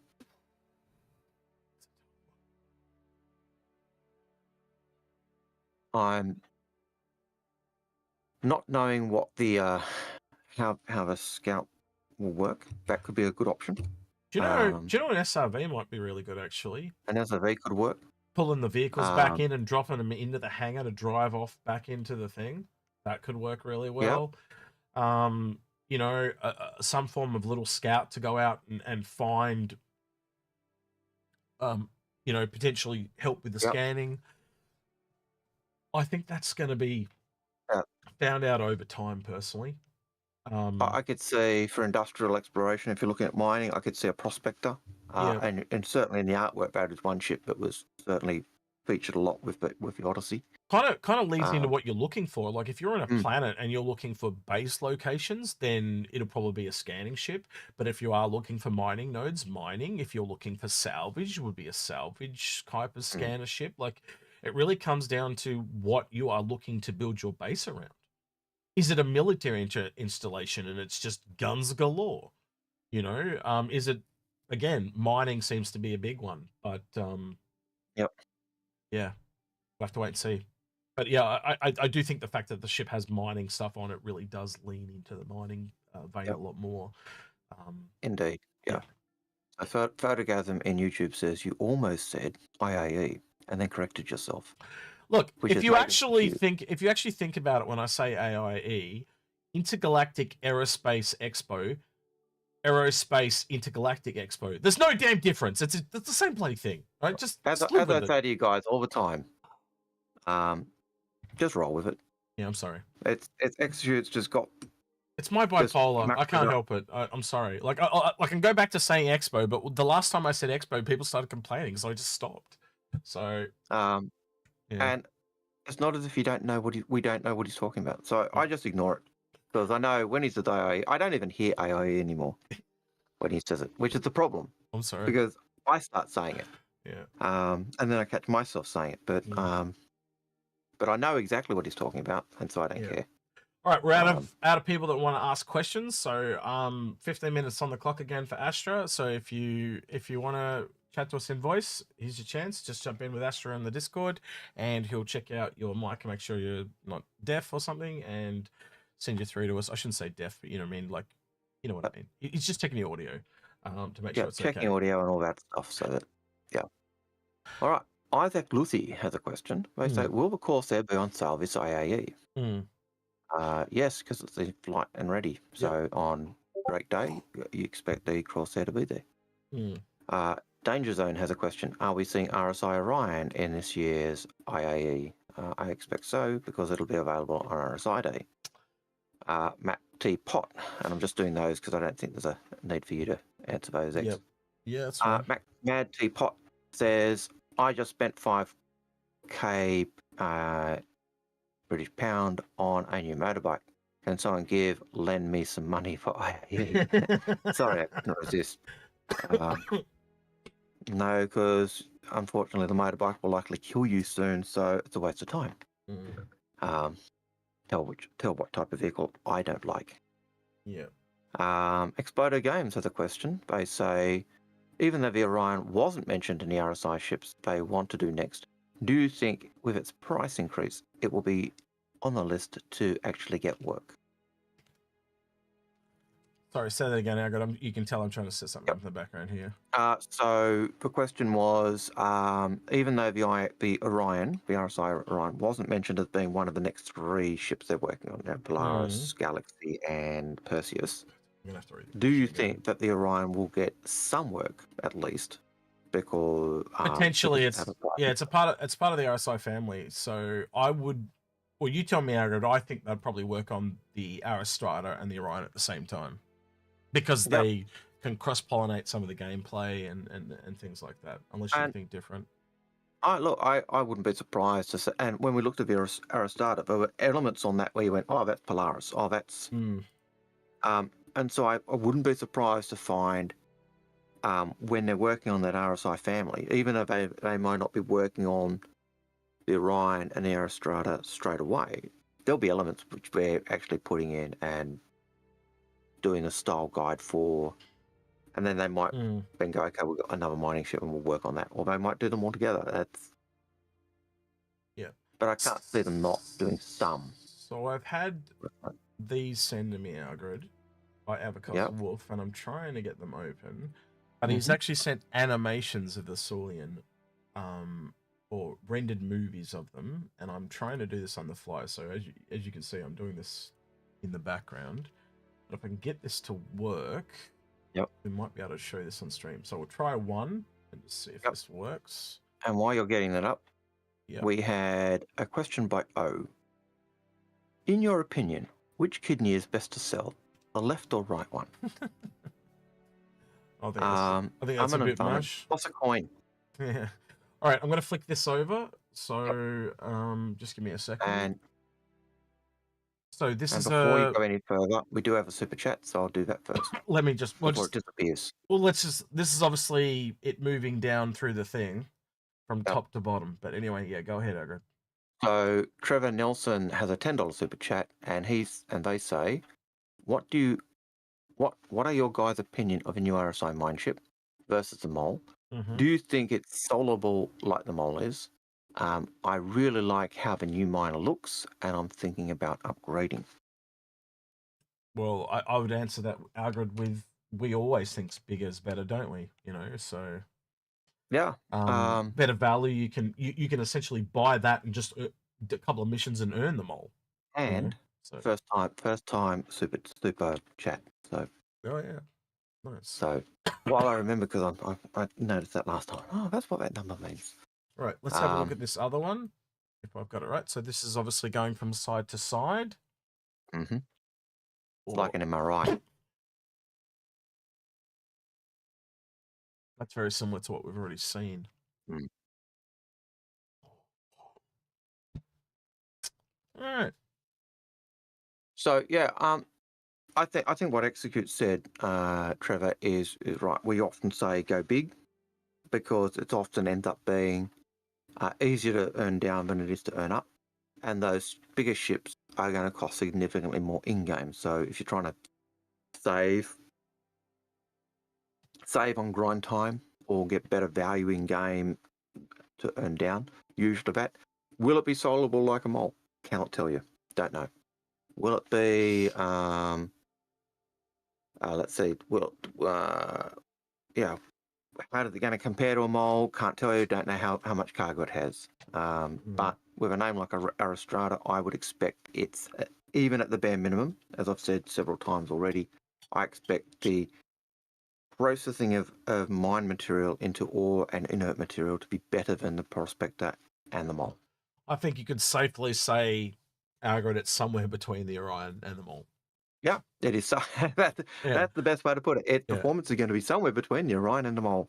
And much the same as I say, you could buy the Arastra and earn down to the mole. I have an Orion. That's why I'm not going to buy an Arastra, because I can just use the Orion to earn the Arastra.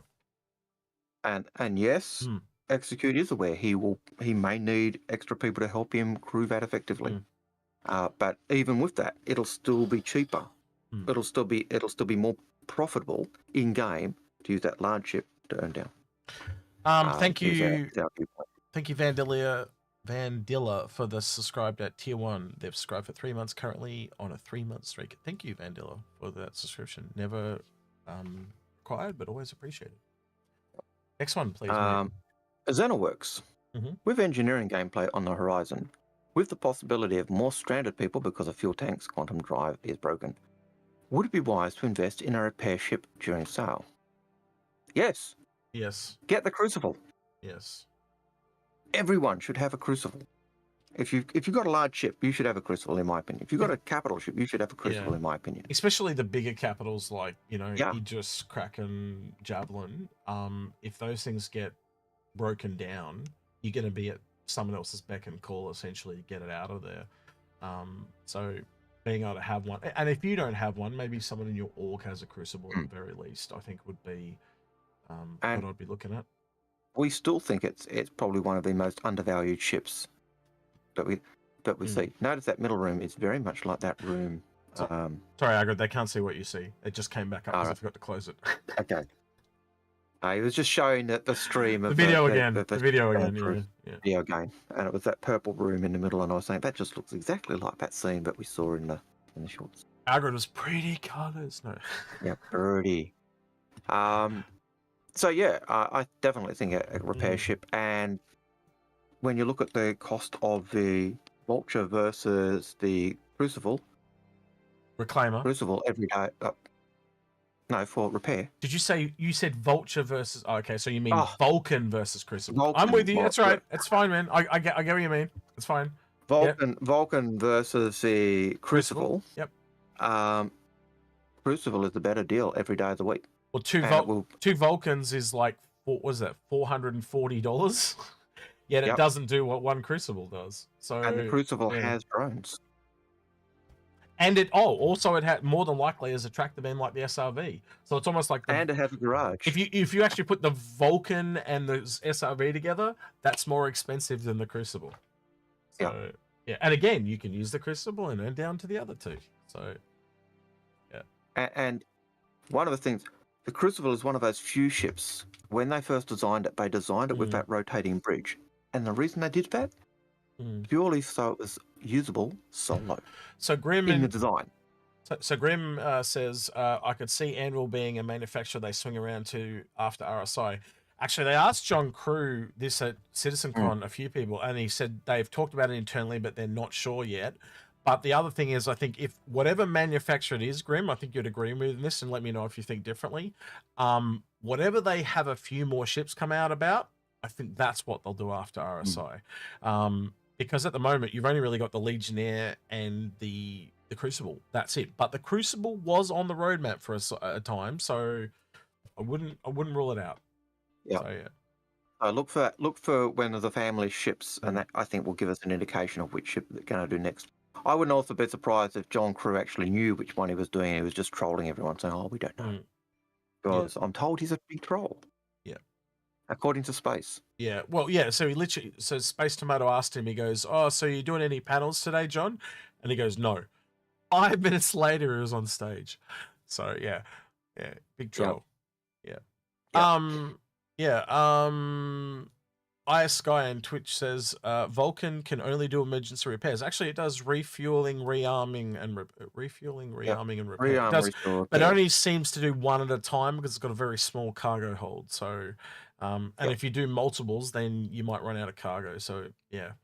But which is why we call it roadside assist rather than The best one we heard of was what Badgers said, where it kind of lands behind a sand dune or something and sends the drone over to get the tank restarted. That's something the Crucible's not going to do too well because it's too really kind of, it can go in atmosphere, but it's obviously the smaller the ship is, the more beneficial to go up and down between atmosphere. Again, like that guy was asking about the Sulian, that's going to be a big thing. I think that's where small ships are going to sell. from from station to planet, and just constantly doing that is going to where we're going to excel. Anyway. And a Hughes, thank you for that super chat. Again, as always, always appreciated, never required. And he is a first-time super chat as well. And his question is, or their question is, I play solo, love salvage, mining, and hauling loops. I have a BMM. Should I keep or melt and pick something else up for the loops for a solo playstyle? Yeah. So, again, if you are into those solo ships and you've got a bigger ship, do the math on it. How quickly do you think you're going to be able to do a mission in the Banu, and how quickly you're going to be able to buy that Prospector, the Vulture, and then flip it the other way? It's really obvious really quickly that you can probably play for a day and earn all those ships, the Vulture, the Prospector, in rapid succession. But going the other way to get to a Banu merchantman, far longer. The easiest one I've got is on my alt character, Justatoon. Justatoon used the Aurora MR. It took them a month of envelopes and delivery missions and Xeno threat and all the rest of it to earn the money for a Cutlass Black. In that time, I did one mission, and I think a Cutlass Black was $1 million. Right, so it took me about a month on that character to earn that. I did a mission in the Retaliator. The Xeno threat, yeah? Retaliator on Xeno threat. And I earned like 200,000 or 300,000 in the one mission. You told me 300,000, but yeah. I remember this story better than you because you've sold it so many times. Yeah, I'm not wanting to oversell the advantage, but it was it was a significant difference. One mission. We worked it out, Algared. It was roughly 6 times as much for the same mission. Yeah, it was insane. Yeah. And that was a one solo player starter ship versus a multi crew.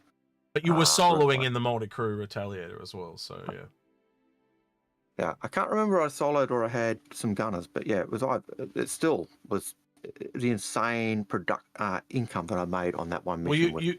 You actually told me that you did Xeno Threat 3 times and made 50,000, and then you did Xeno Threat once and made 300,000. Yeah, it was insane. Yeah. The insane earning that I made. It was just it blew my. Yeah. If anything convinced me of buy big, earn down, that was it. Yeah. So, yes, and it pays not to grind, which is why I generally buy any ship that I think I might want to fly. You're still gonna have to grind because there's gonna be all those rep wars. There is all about rep and everything else, but it's one less grind I've got to worry about. It's just that you know, again, you're grinding down instead of grinding up. Yep. You know, so it's gonna be far quicker. So, indeed. Yeah. But we're still going to have rep to grind. You know, even if you bought every ship, there's still rep to grind. Every time you move to a different location and there's a different rep there, you're going to have to grind it. And if you don't keep that rep up, it's going to fall. So you're going to have like universal wide rep like the UEE, but then you're going to have local rep like Crusader. You know, so even going over to Hurston, you might start to lose rep with Crusader. It's just that simple. So you're going to either have to just be boring and stay in one place all the time and slowly maintain your rep, or do you go out and explore and go from system to system? Yep, which is what Sandy wants to do. Yeah. You know, the thing that really stuck with me when we were talking to Sandy is Sandy was saying, I want to explore. I don't want to be tied to one system, which is why I'm a pirate. Yeah. And what's your favourite ship? Oh, the Carrack. Because I don't want to be tied to a single system. Yeah. So I think that really zeroed in on what you were just saying there, and it's just stuck with me. I want to see a lore piece now from the lore team based on Sandy Roberts' character in a Carrack, and it's like a pirate Carrack. I reckon that'd be funny as, you know, like, and it's like... I just think she's not really a pirate, but she's an independent. And they've like ripped off like a rail gun off the Idris or something, and it's like strapped along the roof. I think Sandy's character is more like Mel.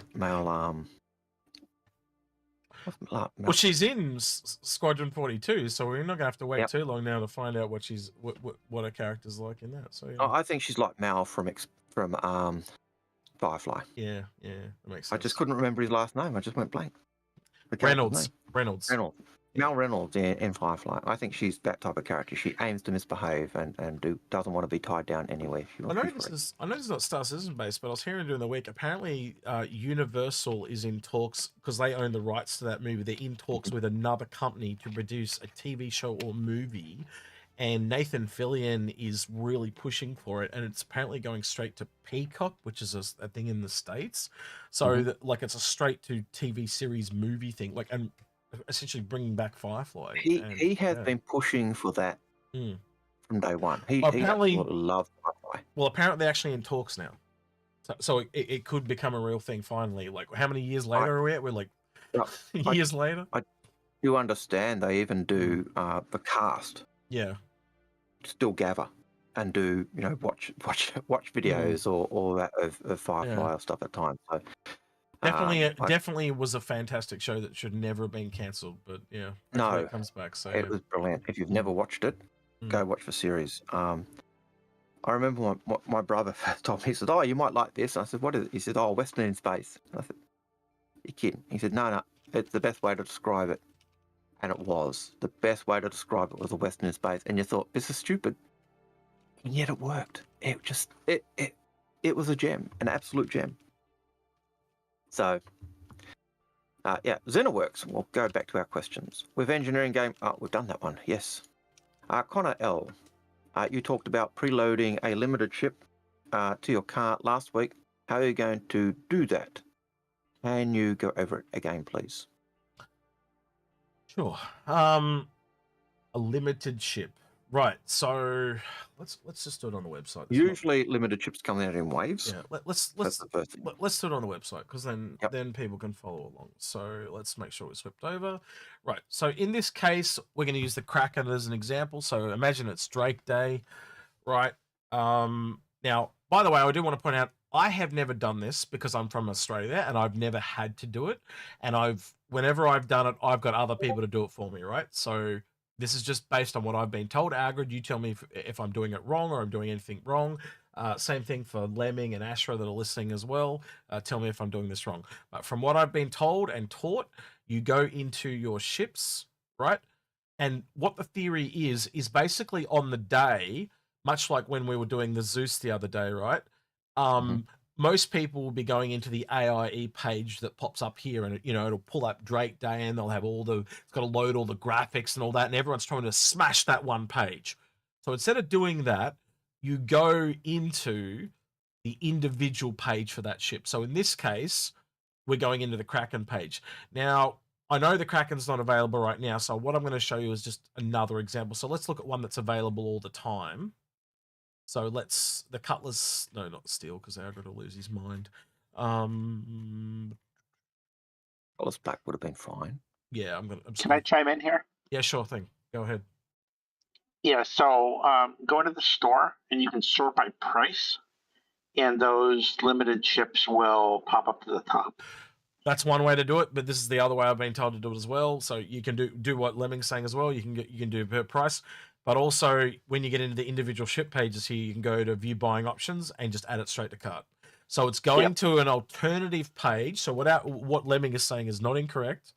It's just going to an alternative page that is not the main page. Because one, it loads quicker, and two, you essentially, because it loads quicker and there are less people trying to load it, you're loading another page. So you are more than likely to get through, right? That's the whole principle of it, right? And basically, before the sale goes live, they turn the individual ships on. Now that means this page has been turned on, but everyone else is trying to smash the other page where you come in and add this one. The individual pages go on first, and then the big page goes up at the end. I think if you go back to that list of ships where you scrolled down, what Lemming was saying was the limited ships are at the top of that list. If you do them by price, is that what he's saying? If you do them by price, the limited ships pop up at the top. It doesn't have any option other than name. Yep. So how do you do it by price? Price range? So no, go in. Well, yeah, that's one way. That's reverse order. Well, you said sort by price, but there's So go to extras and then standalone chips at the top. Yep.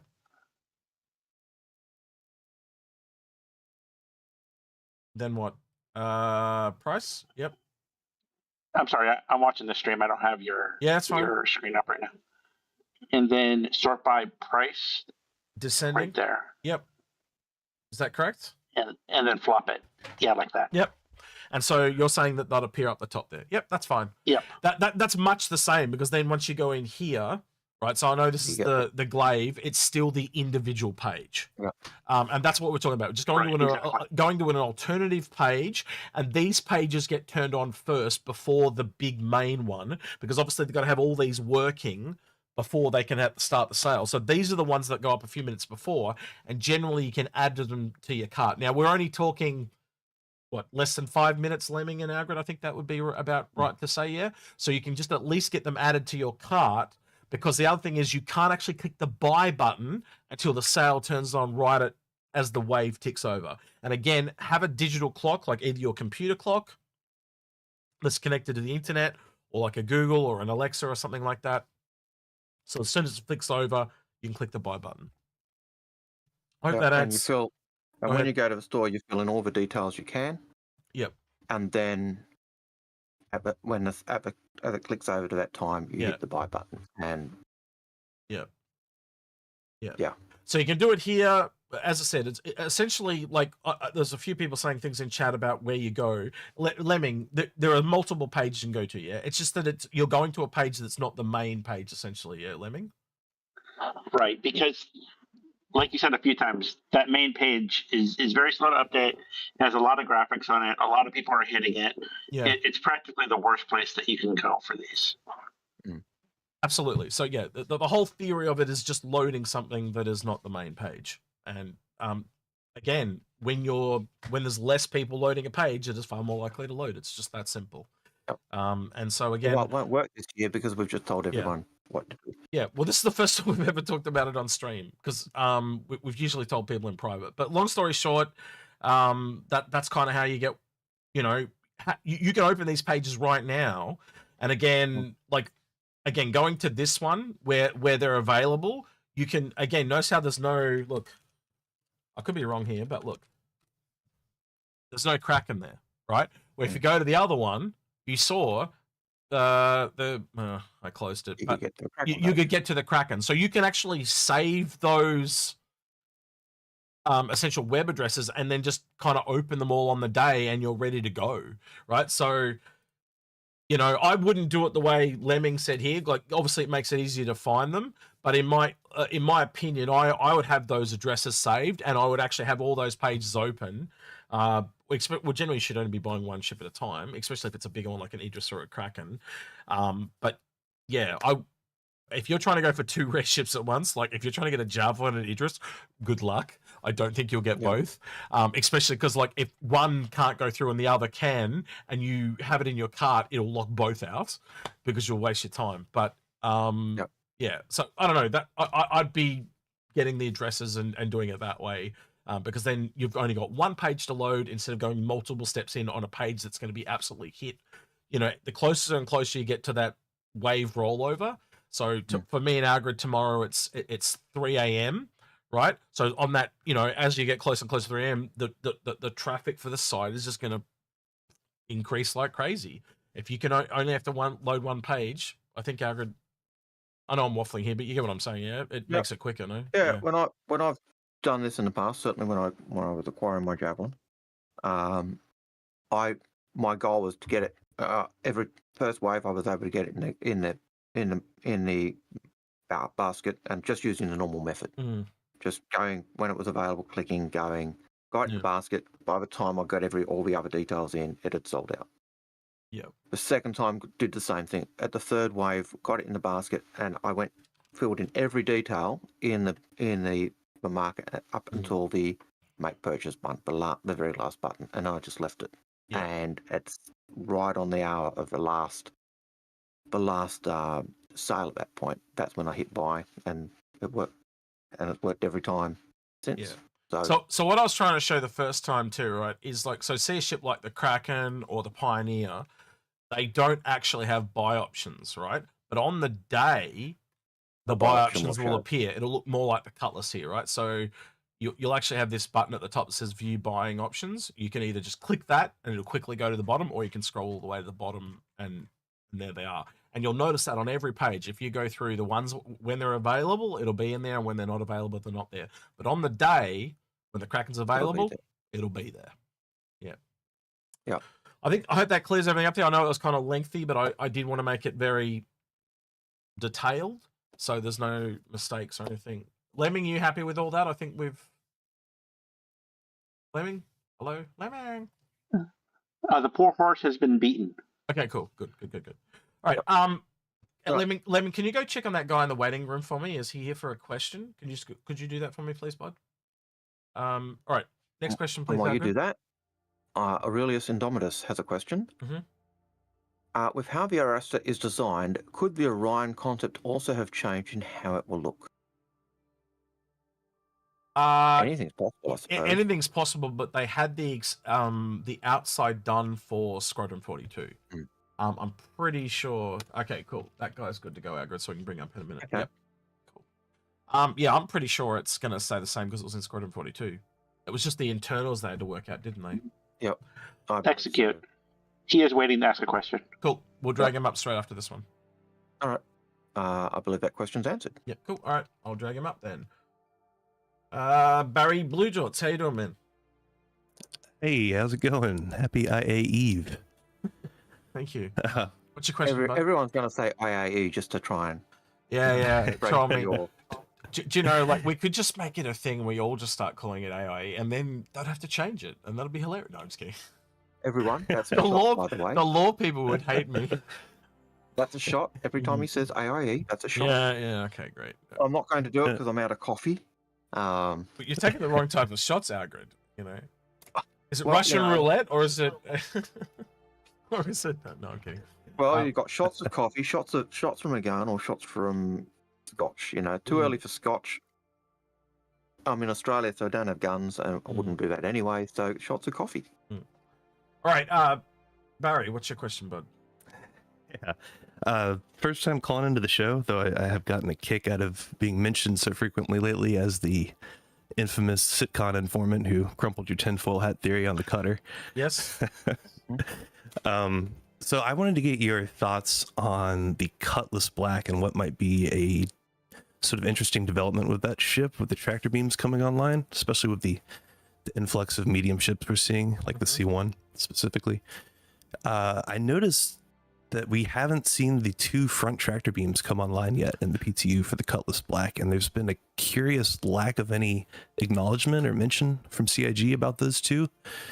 Do you think that perhaps their original intention for those 2 tractor beams just got phased out as the game's developed? Or maybe that the C1, I know they like to reserve sort of niche capabilities for particular ships across a certain size. Maybe they just want the C1 to have the only forward-facing tractor beam. So Algared and I actually got in game, didn't we, Algared? We did. And we were looking at the Cutlass, looking at the Taurus as well. And, well, Algared, you know, what was it? It was 2 tractor beams were meant to be on the Taurus turret, wasn't there? And ironically, there was only one. Oh, So what we think that's happened is essentially they've just changed their mind. And so basically it's just now 1 on the Cutlass. But we also did go and check out the Cutlass, and we went and checked out the front of the Cutlass, and there were no tractor beams there. And there used to be the writing on the front that said tractor and that type of stuff. And that's gone. It's all gone. So that made that's us gone now. Yeah. They've got rid of it. They took it off. It used to say tractor access, is that Yep, right? And that's removed? It's all gone. All gone. Oh, that's kind so that nailed made the us coffin. go, it's not there. And the other thing is currently the Cutlass's tractor beam is woeful. It's too high. Yeah. And I had to show out, like, I pulled it out first to see it had been fixed. And Algared didn't get the context until I brought out the C1, and he's like, holy shit, like, what the hell? Now I understand. You could use the Cutlass tractor beam to bring stuff, the Cutlass's tractor beam to bring stuff and put it on the ramp. Well, that's really... But you compare it to the C1's tractor beam, it is... You toss your Cutlass. The Cutlass is a piece of crap compared to the C1's tractor beam. That chalk and cheese. Yeah, you can. So to put it in context, what I was talking about, you can literally see right in with the C1, and you can put a cargo box anywhere you want. The one on the Cutlass is just too high at the moment. You can basically, if Algared was standing on the top of the ramp, I could just see his hips up. So they've clearly got to lower it. Yeah. And that'll happen. Yeah. I'm glad. So hopefully they will lower it. Yeah. Hey, cool. There, Craig Kane on Twitch says, to be honest, they've said the Cutlass and the Caterpillar tractor beam positions will change. Yeah, absolutely. Because the one on the wing on the right-hand side of the Caterpillar was a bit stuffed. But one thing we noticed was there was a lot of people going into videos on YouTube and showing off the tractor beam on the wing. And I'm like, these people don't even realize the other one's on the other side. Because if you go into the command module and go downstairs, that also has a tractor beam on the command module, and as we said earlier, that also detaches and comes off completely. So yeah, we're interested to see where that goes. So a lot more variation and versatility with that. Well, the versatility of a Caterpillar is huge just in that module. Yeah. So yeah. Yeah, I appreciate that insight there. I didn't know that they'd removed the text from the front of the Cutlass wings about the tractor beams, and that's honestly pretty disappointing in the wake of a fairly recent price hike for that Cutty Black. Does it would remove really, a feature. Does it really change it though? Because honestly, I think it increases the ability of it, because now you can load it into the cargo bay. If you think about it, having two on the front, what would that have done? I thought I thought originally it was concepted as having all three, and I guess the gameplay I'd envisioned was using it in tandem with like a Caterpillar to pick apart salvage. It only ever had two, right? And so there would have been two at the front. What are you going to do? Fly up to a ship and hold it in position while you arrest it? I think that was their original idea, and I think that's no longer. I just think they didn't know what they were doing with tractor beams. You got to remember, the Cutlass is from Kickstarter. Yeah, I agree. And so when you look at what the C1's got and all that stuff, like bring it full circle, it just makes sense to put it on the back now. You can back it up to something and just instantly start loading those cargo boxes in. It's way more beneficial on the back than it would ever be on the front. I can't really think of any. Algared, can you think of any other reason why you want it on the front? Maybe in chat someone might come up with something. Move asteroids to fling him at Hurston. I don't know. That's a bit... But can't you do? But you could do that with the back one. Yep. So you could drag them down and then drop them. Yep. So yeah. No. I don't know. Has ISC dropped yet? Someone's saying, did they miss ISC? Let's have a look. I don't know. Is it out? But it was certainly one of the things that we were talking about when we did it. We the thought that it means that the tractor beam at the back can be bigger. You're not splitting the tractor beam sizes between different locations, and as you said, how am I going to use that tractor beam if it's at the front? All right, there's one there. So stealing cargoes in flight off something like the Nomad. That's the only reason I can think of for one that would work on the Cutlass. Like just just like plucking it off as it's flying along. Yeah. Or heck, maybe even like the Cutty Steel, take from that the one thing that's put them on the door, put some side-mounted door tractor beams. So someone's saying the whole C, but honestly, if you're flying along in the whole C, that tractor one actually goes slightly forward as well. You could, as long as you get up alongside the whole C, you could start plucking them off. So again, I just, other than something where you've kind of got to come right up behind it, I just think you play it through. You'll get way more versatility off the back than you'd ever get off the front. Yeah. Well, thanks guys. Thanks for taking the call. 180 degree, like they've got a really good view of the space, even on the Cutlass. From about 180 degrees all around. Yep. Jomo points out a good thing as well. Won't work if it's shielded, so you can't pull things off the Nomad anyway. I just remember that one. So yeah, again, I'm sure someone will come up for like one little reason, but clearly I think it's way more. Algared, do you disagree with me on that? It seems more versatile off the back. Yeah. You want to use it like a lasso, so you can kind of cheat and use their drive to drag you along. I guess to that. I had someone to that argument. Just real quick before we move on. Someone said to me, "Why would I then take the Freelancer Max over the others? Because it's the only one that doesn't have a tractor beam. You've got 4 people. You can load things quicker with 4 people than you can with 2 or 3." Anyway, True. Your question. Sorry. No, yeah, sorry. I was just going to say to that point of what's the utility of a front-facing tractor beam on something like the Cutlass. What do you think the utility of the tractor beam on the 315P is with that front-facing mount? Same utility that you get on the cab of a Caterpillar. Yeah, so that was my point. That's how I envisioned usefully, finding that useful for the cutter or the Cutlass. You might use it in conjunction with other ships, right? Right. And they might even. Have you actually seen? I haven't actually looked at it in game. Where is it positioned on the 315 at the moment in game? Because I don't have one to look at it on. It's the chin mount where the size 4 weapon is on the 300 series. Now, correct me if I'm wrong. Can't you bring the cargo lift down on the 315P and then load it onto that so it works perfectly? Might be able to do that. I'd have to have a look at it. I'm pretty sure. Possible, yeah. Yeah, so it makes it essentially like a mini Taurus. So there's no problem with that at all. With a larger tractor beam, hopefully, or a bigger, or because it was a large mount. So whether they're keeping that, giving it the large size mount, or keeping it a small mount, don't really know. It says no. The 315P is not a turret; it's fixed. All right. Well, that sucks balls. Damn. Okay, that really does suck. Well, let's hope they fix that then. Because if they changed it, it would work a lot better, would it not? I don't know. Maybe that's an oversight. Again, you've got to remember everything on the PTU is a little buggy at the moment. Like we were going. One of the other things me and Algared were testing. Remember the SRV, Algared? I had the hand one, and I was literally picking up. Algared was picking up me in an SRV, and I was picking up an SRV with the hand one. Sorry, picking up the STV, not the SRV. But the SRV couldn't even pick up the STV. Like, so it's meant to be a bigger physical size than anything, and it just wasn't working. And even the Taurus couldn't do it either. So the Taurus is full ball, can't pick it up. But the little hand tool could, yeah. Picked him and the SCV up. So yeah. There's more work to be done, and the 300 series are back in Kickstarter. The 300 series was one of the original 5 ships. So the 300 was one of the original 5 that predates the Caterpillar, which was also one of those Kickstarter ships. I know that because I got the original 5 patches, which is what I was doing. I was looking on the wall to double check. Yeah. But yeah.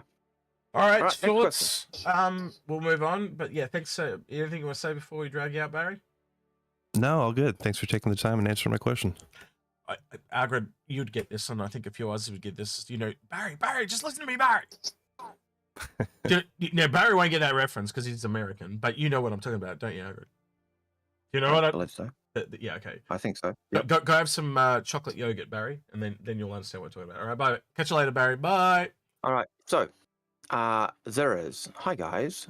The front of the Arastra has 2 arm-like sections and look like Swiss Army knife. Yes. It looks like it might be able to bend downwards, so possible underground mining.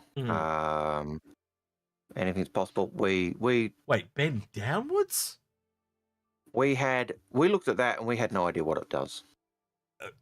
To be honest, it looks like, because when we talked about the ground mine, Algared, like we often theorize like some kind of thing where it's sat around the hole, and I think that's what it is. It's like it's gonna, even if you look at the Vulture, you kind of said the same thing when you first saw it, didn't you? You said it kind of looks a little bit like the Vulture. But if you have a vein or weig in a mine, almost a little bit like the Pioneer as well, you land, and then that's the area you operate in. Yeah. So yeah. So we couldn't work out what it was, whether it was some form of vacuum, whether it's some form of the actual mining head itself, whether it was They'll explain it all in the concept, yeah. Yeah, it was just one of those things we couldn't do. But you can go see the video we did on the new ships for IAE and listen to the description we gave for the Arastra, because that was our first thoughts, and I don't think they've changed much because we haven't seen anything else. So I'm with Lemming. It's rule of cool until they say otherwise. But yeah, I'm sure those arm parts have some form of function. We just have to wait and see what they are. Much like they are on the Vulture. I don't. Again, we've seen that now in 3 ships: the Pioneer, the Vulture, and the Pioneer. So Zeros just says, I just had a thought that it might be where the leftover stuff gets filtered out. It could be. Like we said, it's whether it's a vacuum, whether it's a sorting system. The episode we did on it, we said the same thing. Like anything we're going to go into now will just be speculation, and we kind of don't want to. Like we could speculate, but it'll just be a guess and we'll be completely wrong. Because there was nothing that was really obvious that stood out. You know, other than the VTOLs, and we know it's got a rock, so more than likely it's got a, you know, a door somewhere. We could see that was a kind of elevator. We could see some landing gear, but that was about it. You know, so we are. Would you agree with me though? We are still expecting this to be a land-based miner or underground, or vein. For me, vein. The key thing for that node miner or underground miner or whatever you want to call it is the fact that it carries rocks. It's been specifically described as being carrying, you know, having room for those carrying rocks, and that to me says its focus is planet side rather than up in space. There's nothing to say those people that don't go out in the rocks, they can't be doing that and then coming back in and doing other roles either. So, you know, there might be a mining part and then a processing part. So they're out mining on the ground while everyone else is mining in the ship, and then when that's kind of done, maybe, you know, most of the people move on to processing. So, you know. Yeah, StarJump also says in YouTube that the way that front observation window for the miner also seems to hint strongly at a surface miner. And we thought that as well. We said that as well, yeah. So it just seemed, there's just so many little hints that indicate it. But at the end of the day, we're... That frame thing as well that was sitting there, and it almost looks like there's either a door that drops and something comes out, or it itself slides out. Like, it's just... Again, we're just guessing. You can see all of those things. little clues just seem to hint at it, but at the end of the day, we're just guessing. We're saying it looks like it. Yeah. Everything seems to say that. We've theorized it for years, haven't we? It must be like 4 years now. We've going like that large one's got to be literally since the mole came out. We're like that large one, that the last one has to be. It would have went prospector vein mining, mole space mining, large vein mining, Orion large space mining. So it would have been but whatever CIG do in the end is up to them. And we're speculating, we're guessing, but we've done as best we can. Yep. Okay, Curtis Bradley, do you think we will? Do you think the Drake Cutlass Supermax is going to be released as a concept sale? Drake Cutlass Supermax. They did talk about prison ships way back when. Do you remember that? The like going to Clasher, they talked about going to prison, but they actually did say about they did the Caterpillar prison one. Remember that, Algared? Yep. And they wanted, you know, so never say never to there being, like, pick a system and they don't have enough planets or they have an overpopulation problem. And so the prison could be on a ship in that system. Every system is essentially like a different country in our world with different set of rules on how it works and regulations, where a certain material in one planet is illegal, it is another man's golden treasure. You know, Pyro and Stanton are like night and day differences. It's going to be exactly the same. You might get a system that's got exactly the same rules as Stanton, but another one where if you wear the wrong colored tie, you go to jail. Like, I'm not even kidding. Like, well, that's a joke, but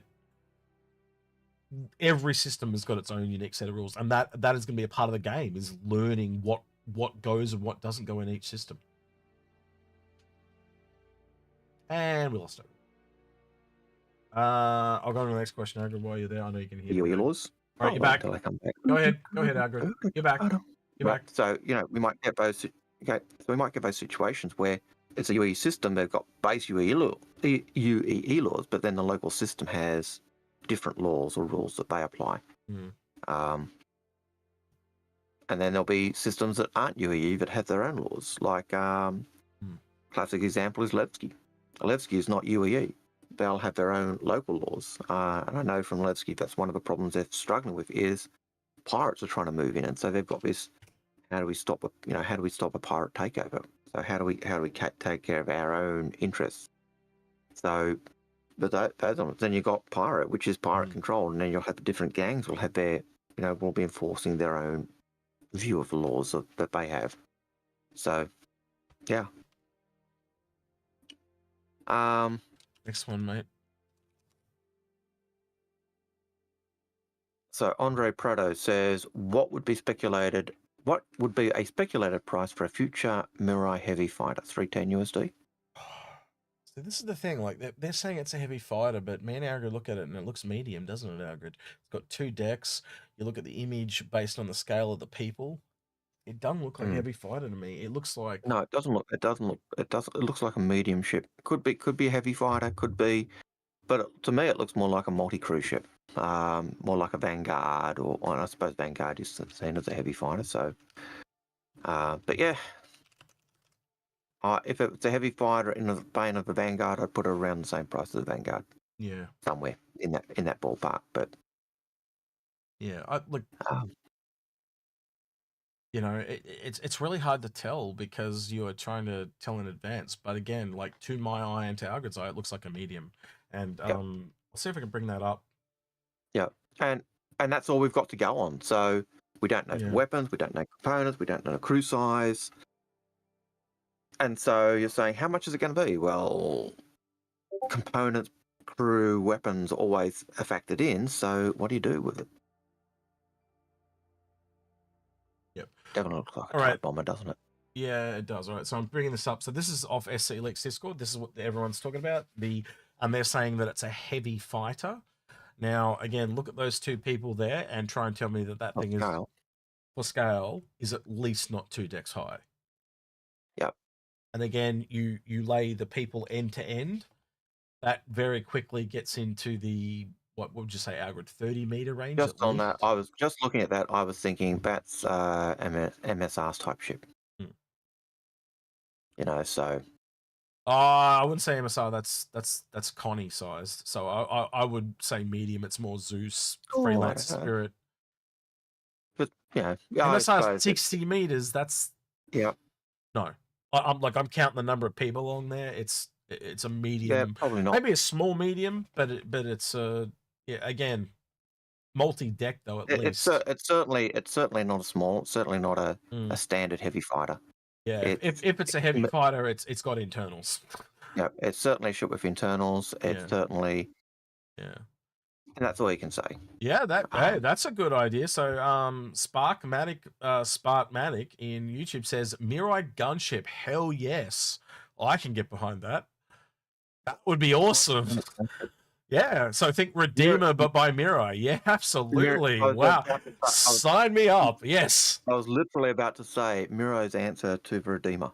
Yes. Paul's favorite ship. Yeah, I could get behind that. Super Shaved says, do you think capital ships will function effectively, i.e. Kraken, with mainly AI? Sorry, Algared, just before we go along. So Crycane's saying in the Vanguard sized in the video is around 30 meters. Yeah, so that makes it somewhere between a small and a medium. Sorry. But again, if it's multi-deck, it can become smaller. Anyway, Algared, sorry, ask the question again. My apologies. So, Super Shaved, do you think capital ships will function effectively, Kraken, with namely AI crew? Yes. There was actually an interesting video by the week, and I don't want to dish on Loud Guns, but Loud Guns did a really interesting video that I went out of my way to watch because he no longer believes that you can properly maintain a larger ship. And in watching his video, I read a whole page of notes. Yes, I have multiple sticky notes here from his video, and I'd encourage you guys. I'll get the video and I'll bring it up. But yeah, I would encourage you to go look at it for yourselves. So don't just take me at my word, and see what you guys think about what Loud Guns has proposed. But in his video, he talks. Hello and welcome back. He talks about in this video, like, can you crew, these bigger ships? And I think he's speculated on his own. And I think, you know, when your brain tells you everything you say is correct, I think it's a little bit like that. But I think he's overcalculated. One of the things that was really obvious to me is he counts the crew and he doesn't think of things as different roles. So one of the examples he gave was he gave a doctor, and I was like, well, why can't you be a doctor and a scanning operator? Because you're not going to need to be a doctor all the time, and you're not going to be a scanning operator all the time. And so he hasn't looked at multi-roles being able to be done at different times.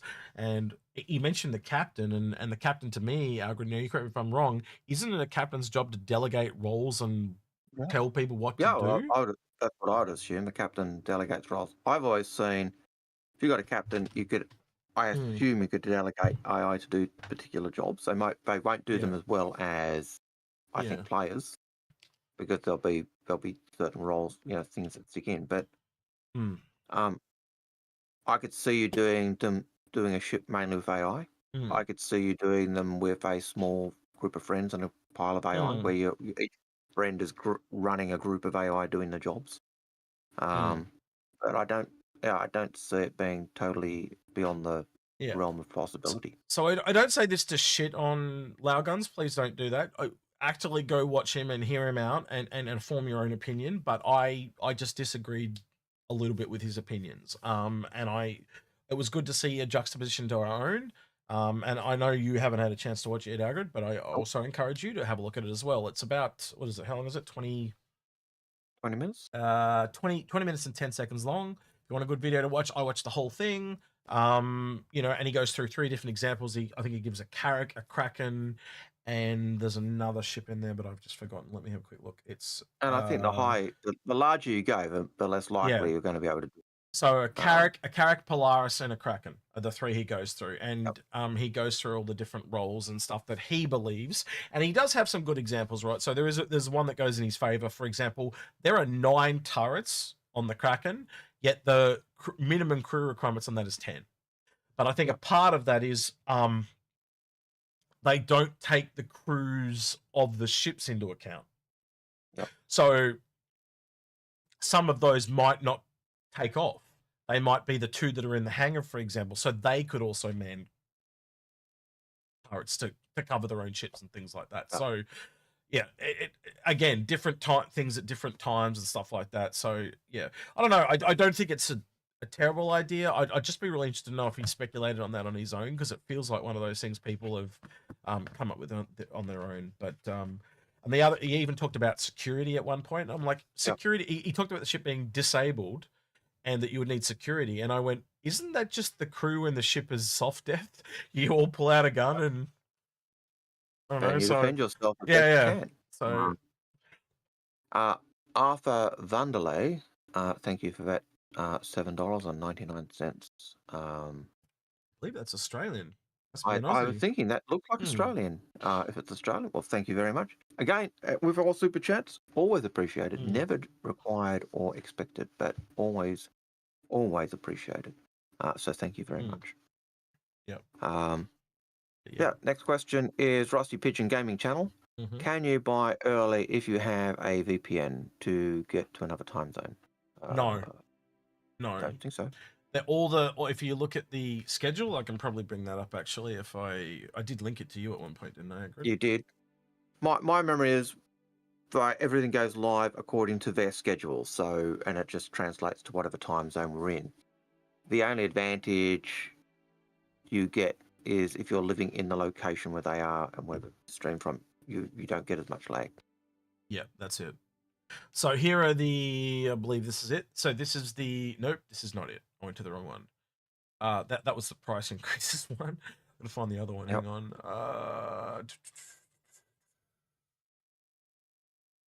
Nope, not that one. But that one. There's a lot of correspondence between me and Algared this week. There is. Did I send it to you or have I forgotten? Lemming, if you've got that, can you drop it to me, please? I know you're probably looking for it at the same time. He's like that. But there is. Sorry, what?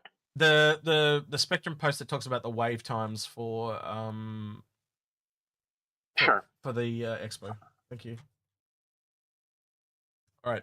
So why Lemon grabs that? While you're pulling that up, we'll do another question. Please. So Roshoff says, if there are more than 3 ships to be sold at IAE, what would you expect the most likely additional ship to be? Just hold on to that 2 seconds. Mr. Future 93, thank you for the subscription with the Prime. Storm AA is the 3rd one. So I think we're looking at Storm AA. If there's more than 3, what would you expect the other one to be? Something in the middle. Yeah, it's any, many, miny, mo. Take your pick and drink Well, your poison and hope. yeah, you've got a vehicle that looks like it's going to be $80 to $100 somewhere in there. You got a starter ship that's around about the same price, honestly. And then you've got, unless they just really up the price on that alien ship, which they could as well. You know, it could be our first starter ship that breaks $100. You know, but yeah, I don't know. We'll see. That alien tax could really put it up. But then again, we've seen what the Talon and the Shrike. Those things came out at $100, and they didn't look like they. We were saying 150 to 200 or something at the time. So yeah. All right. Thank you, Lemming. I appreciate that. We also have someone in our rating room with. I forgot about him. Yes. I did forget about him. Let's do this because otherwise I'll forget, and then we'll go grab him. Right, so at the expo, this is it here. I'm just going to flick it over, make sure we're flicked over. Right, so these are the ones here. These are the waves, and you can see there that they're in UTC and Pacific time. So that means they're a fixed time, and they're going to be at the same time, every day. So there's 3 waves, and they're the days that the waves occur. So obviously you've got the Aegis Day for the Idris P and the Javelin. You've got the Origin 890 jump, if you want to get that on that day. Drake Kraken Privateer, Side Outline Pioneer, and the Holly and the Constellation Phoenix. So yes, if you want a Constellation Phoenix, you can get that on the final day. I think that kind of covers that, Algared, unless you want to add anything to that. Nope. All right. No, pretty much does it. Let's grab this guy. Easy. I totally forgot about him. I must apologize to him. Sorry about that, EZE. I totally forgot you were there after they told me you were there. What is your question, sir? So, I just wanted to say something about the RSI miner. Sure, go for it. I want to start by saying I haven't been playing that long. I hadn't seen concept ships get fleshed out into flyable. But as far as mining is currently, how you have the little buggy, the rock, and then you have the Rock DS, which is a little bit bigger, multi-crew, whatever. Yeah. Prospector, which is solo, and then the Mole, which is a little bit bigger and multi-crew, and those do their own kind of mining. And then the Rock does its kind of mining for the gems. Is there any chance that this will do the same kind of mining as the Orion on a smaller scale? Absolutely. It could be anything they want it to be, but based on things they've also said to us, Algared and I firmly believe that this is a subsurface miner or a node miner or a vein miner. Yeah. Just based on what they've said in the past. And it's just as little things like the fact that the Arastra said, is said to have room for the rocks. That indicates it's going down planet and operating more on planet. The fact that it's got the VTOLs, so all of those little things indicate that to us. So VTOLs say it's going into atmosphere and it's keeping itself level. That window for the mining platform is really, really seems to indicate you're there, and it's giving you a really good view of the ground. If anything, it kind of points it more to being like a competitor to the Mole than it does to the Orion because of it going down to planet. Lemming, you were gonna say something? Yeah. So what they were talking about this miner being is kind of combining a Vol and like rock mining. So it has a garage in it for multiple rocks. Yep, 2 rocks. We know that. And then also, it looks like it only has 2 mining turrets. I haven't seen any. For this I haven't seen any turrets on it at all, but I guess we'll see that when it comes. Because I saw someone posted a picture on the Discord saying, I think this is where the 2 turrets are, and I couldn't see any turrets at all. Again, I've got to that point with it now. I'm just going to wait and see. We got a day. Well, actually, we've got 10 days to wait now, but yeah, for that one specifically. But yeah, I don't know, Algared, where do you fall on it? I looked at it, and to me, the mining head is in that kind of front section in the middle, right below that middle window. That middle window looks like it gives you a perfect view of the ground. Why would you have a viewing platform to watch turrets? And the only turrets we've seen are those quad turrets on the side and in the rear, and they look like weapon turrets to us. Yeah.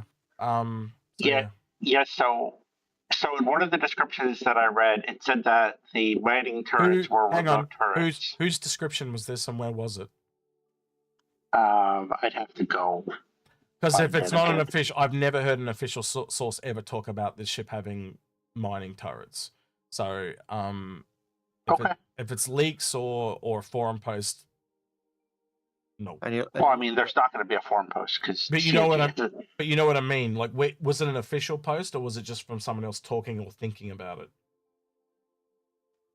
I'd have to go look. Yep. Yeah. Okay. So the only turrets we've seen on the model are the quad turrets, and they do not look like mining turrets at all. They look like weapon mounts. Yeah. I won't dismiss it, Lemming. If you can bring it to us, we'll go look at it happily. But we need a link to look at it either way. So wherever you saw it, bring it to our attention, and we'll have a look at it. Even if we've got to do it next week, we'll do it. So yeah. Yep. That said, I don't think we will be having a stream next week because we're going to be cooked. So like just looking at tomorrow, essentially, me and Algared are going to have to do the show with who's straight off the bat. We've got Space off the bat tomorrow, and then me and Algared will probably go into an impressions of the Saulian video after that, and get that out to you as well. And then every day that there's a new ship, so Tumbrel, there'll be a Storm AA. We're going to do a buyer's guide for that because that's straight to flyable. The Saulian actually will be a buyer's guide as well because that's straight to flyable. And then things like the RSI will be more of an impressions. I did have an idea of it because the new ships that are announced will be available for at least usually a month. But maybe we could delay the buyer's guide for those until after. Just to give us a bit of breathing space. But yeah, we do try and get them out when they're available. So to give you guys as much time as you can to do decide whether you want or don't want the item. So yeah. Jabberwocky, the release of Pyro. With the release of Pyro, do you think the Starfarer Gemini will increase in price? And if so, is it still a good idea to get a Gemini to Endeavour CCU? Yes, but no, I don't think the price will go up. Yeah. Given that the Gemini is currently in-game and available at Invictus and IAE, it's when it becomes available. So I usually use, when I'm doing CCUs, I will say cheapest ship that's readily available and flyable. So always available. Because the Gemini is kind of a limited ship, it only comes out at certain times, but it's flyable. It still kind of makes that rule because the Gemini is going to be available in Invictus. It's going to be available in IAE, and so because of that, you can always, you're going to be able to pick up a CCU to it. And it's the cheapest CCU to an Endeavour. Do I think it's a good idea to get one? Absolutely. Sorry, I got to interrupt. Remember someone right at the start of the show was asking whether if there's a holo for the Zeus? There is. I've just had that confirmed. Sorry, continue. So there is a holo for the Zeus in IE, and that tells us it's not going to be in there at all. So. Okay. So apparently, Lemming is saying that there's a description that's been leaked from the holo viewer. All I've got is text here, right? So I'm just going to read this text error. Just let me copy it. Oh, I don't need to copy it. I can just read it out, right? So it says, with all the risks involved in mining, the universe's vast stores of valuable resources, Robert Space Industries wants to make sure that choosing the right ship isn't one of them. The Arastra industrial mining platform was concepted from the struts up. The struts up. Yeah, they know. Yep. The struts up with safety and efficiency in mind. Remote operator seats provide extra protection to your crew. The onboard refinery is ideal for more profitable workflow. The automated mineral storage pipeline effortlessly prepares your gathered resources for transfer, and the auxiliary garage also allows for increased operations of flexibility on site. So that's what explains the big cargo boxes on the top. So they're actually directly to be taken off after they've been refined and processed. If it's got a refinery on board, that also means it's got a processor on board. It's got to have both because to get to refining, it's got to be processed. So, but I don't see the turrets out. No. Maybe they're in that door. I've read that. I've read that as well. And to me, there's nothing on turrets. It just didn't say anything about mining turrets at all. Yeah. So No, it just says that safety. doesn't mean there's not. No. Doesn't mean there aren't. No. It's just. It just says remote operator seats. It doesn't actually say turrets. It says remote operator seats. That doesn't. All that means is that could be two people sitting in the cockpit, remote operating two laser heads. You'll also recall. What did you think the side turrets were? You thought those side turrets, those gun turrets on the side, were remote operated. Yeah, so, like the Galaxy. Bang. And that would give you greater security because you've got these remote turrets on the side. Well, you could have one that's doing the mining head and one that's doing the turrets. It doesn't say what the operator seats are for. It just says that they're remote operator seats, as in plural. Okay, there could be more than two, but it's a minimum of two. It also doesn't say turrets. It says remote operator. So that doesn't mean, that doesn't mean turrets. I'm sorry, but it doesn't. And I have to agree with you, X. You know, you can speculate, but you've got to stick with what you're told and what the evidence seems to say. And I don't think the evidence says that they've said it could still be turrets. It could, but it also could not be turrets. That's the thing. But I look at that and I still see that center right underneath that viewing platform being where I think the mining head comes from, and whether it's to put it in an extreme, Algared, remote operator seats could imply it's a drone. Yeah, could very well. You know, so we get the grey cat drone. Yes. Yeah, it could be anything because again, it's just remote operator seats. So that doesn't mean it's a turret, guys. I'm sorry, but again, we have to wait and see. And this is a good time to break in and say thank you, Tumbear, for that $20. Oh wow. Super chat, and happy IAE, gents. Thank You've got me doing it. Yeah, I know. It's going to become a thing. Take a shot. You know what? I think we'll get a shirt made, and it'll be like AIE Expo 29. Yeah. And I'll just put the AIE, and I'll just put the AIE logo across the top from the school I went to instead. Yeah. Or something like that. Yeah. No, Lemming, you still there, mate? Yeah. Do you see why we say that might not be turrets? I can't think of anything else that they've talked about recently that would require remote operator seats other than turrets. Well, you can have remote operated turrets that are guns. You can have remote operators that are drones. It just says they're remote operator seat. It just says you are operating whatever it is remotely. It doesn't say what you're operating. If it said remote operator turrets, I would be 100, or remote operator mining turrets or whatever, I would be 100% on board with you. But that wording is so vague. It could be your sensors, it could be your refinery, it could be your processing, it could be your mining turrets, it could be your lasers. Yeah. You also know that they really clamped down on leaks this year to the point, I bet you they've gone through that with a fine-tooth comb to make it vague as, to not give anything away. Yeah. All right. So it does make it a bit difficult, but yeah. Yeah, good find though, Lemming. Yep. We'll see. Yeah, I mean, it's not mine. It was left to me by somebody else. It's not mine. No, it's fine. But I totally believe it's legit. It sounds legit just the way it's structured and all that. But again, it just doesn't say one way or the other. It's too vague. So we'll see how it pops out. I thought I read it on actually the SCA webpage, and you probably did. There's one for the Saulian as well. Hang on, I can get the Saulian one if you want, but it's far less interesting. Oh, well, while you're digging out, I've got it right here in front of me. All right. Go for it. So it says this. You got to remember this is the sign. So it says focused cargo, the gatak Saulian focused cargo. Description: the Saulian cargo vessel has been artfully crafted by the renowned House of Gatak to be well suited for both human and Xian pilots.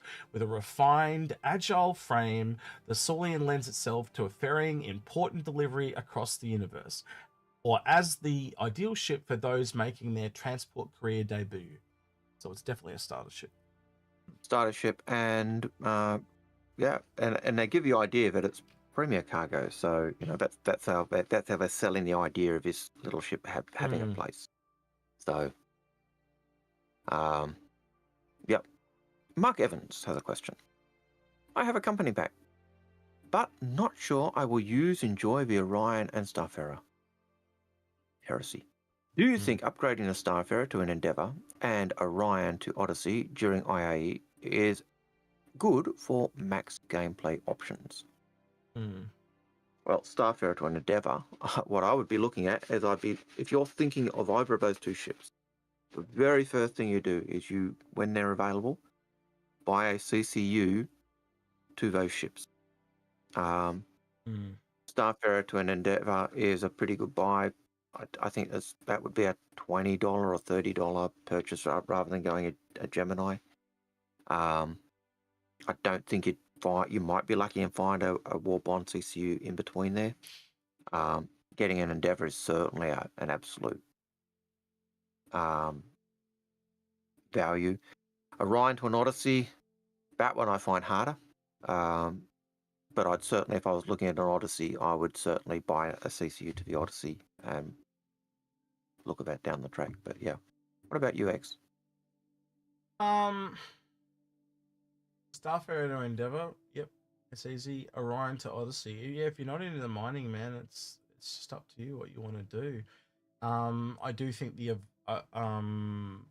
Orion's gonna go up again, in price. I don't know, Algared, like that's a seriously big ship. If I can find that image that I got, Grim. The latest one with before mining ships? No, I was gonna say the one that Grim did. This one, where is it? This one. Hang on, I'll open this on. I thought I saw one on Spectrum which had a picture of before. Look at this one. I got Grim to make this in vein of the old YT ship scale images. So if you actually look at this, look at the Orion. Like that thing is bigger than a Kraken. Yep. You know, you go look at what was the other ship you said? You said Orion to start Odyssey. And the Odyssey's Orion Odyssey. Odyssey's tiny. Yep. So I don't know. It dwarfs a Carrack, but it's tiny compared to an Orion. That's a very personal question, man. It's really up to what you value more. Like if you are totally shitted with mining and you don't like it, but also remember Orion's different again. It's cracking really big asteroids. It's a different gameplay style again from what we've seen. That might be your jam. Blowing up big rocks might be your thing. So it's not for me and Algared to say what you are going to prefer because it's personal to you. That's a hard one. And it's harder because it's a question of maxing your gameplay options. Well, that's slightly like we always do look at maximizing your gameplay options, but when we're looking at it, we're looking at maxing your gameplay options and getting the most out of your dollar. And from that using that idea of earning down. Which ship do you think is going to end up being more valuable, Algared? The Orion or the Odyssey? I think the Orion. It's just so damn big. And if you want an Odyssey, I still think get a CCU from the ship closest to it that's going to be available either at the Invictus, IA, or always available. Yeah, and again, take this in game, right? In game, that Orion's going to be worth so much more than that Odyssey. Just look at the size of the thing; it's twice the size, and we know that. I've got to ask you, just on the Drake section on that ship, zoom in on the steel. Because I want to prove that Tumbear is wrong. Because Tumbear says, oh, it's Algared's fleet. And if there's a steel on there, you know it's not mine. No, there's no steel. I can't see one. Steel's above the blue. No one saw that, did they? It's just those three Cutlasses, yeah. Yeah, I saw a steel above. So, Tumbear, you're wrong. It's not my fleet. Not enough javelins anyway. So. Well, there's enough Idrises, though. But yeah. 1, 2, 3. No, still not. Yeah. I think I've got 4 or 5. Anyway, yeah, insanity. Yeah, man, that really is a fix my fleet question. Feel free to drop into the CCU helper or the Fix My Fleet channel. We've had a lot of people jumping in there already this week asking questions from the CCU helpers and stuff like that. It'll get knocked up to me and Algared if that's the case. And at some point, we'll try to do a show. Does that answer your question? While we're doing everything else in the next 2 weeks, yeah. So, Easy A, are you still here? Yeah, I wanted to say one more thing. I was just letting y'all finish. Yeah, sorry, go. I'm so excited. When you were talking about the loud guns video, and you said something about security on ships. I have heard people talking about that if you're sitting in a turret or on a chair flying a ship, you won't be able to have a gun on your back or chunky armor suits. Yes. So he could have been talking about in case what's the breacher ship? I don't know why my mind's blanking on it. Legionnaire. Yep. Yeah, if you get breached by a Legionnaire, you might not have time to rush to your armory to put on armor and grab weapons. There are guns around a lot of the places, like there are gun things, but yeah, he is technically correct about you are technically correct about the heavy ones, but there are also ships that allow you to wear heavy ones. Like one of the things me and Algared speculated, for example, is on the Marquee Mark recently in the Zeus, there are suit lockers, but it looks like there are other suit lockers, right? And we've theorized that they are the first ones are for EVA, and the ones that are at the back being opposite the armory, you would assume that they are for heavy armor. I do believe that I also heard in Spectrum, I saw CIG respond that room opposite the armory was for armor suits and stuff. So, but I'm going on memory, and I've been fairly busy this week, so. Thank you for the raid, Griffin, guys at the Soul Citizens. Thank you for joining us. Awesome. Thanks, Griff. Yeah, we don't get too many raids here these days. And we're not used to the Twitch stuff yet. We're still... No, we're still getting used to Twitch. We're not big on Twitch. We do have you guys haven't worked out. I've had to apologize to Griff again, because we were recording an episode with these guys like 2 weeks ago now. And we have to we've kicked it down the road like twice now, because it's an evergreen episode, and we've basically had all this Sulian stuff and AIA stuff coming out, so... we've had to. I'll take the rap for that, X, because I actually told you no. Post it. It's that one down the road. It's a mutual decision. So and you went but and I said no, because it's that one's evergreen. But when I talked when I talked to Griff, he understood it. He knows how it works. Okay. Easy, I did forgot to drop you out before, but I'm going to drop you out. If you've got it, if you've got any more questions, man, feel free to ask. Yeah.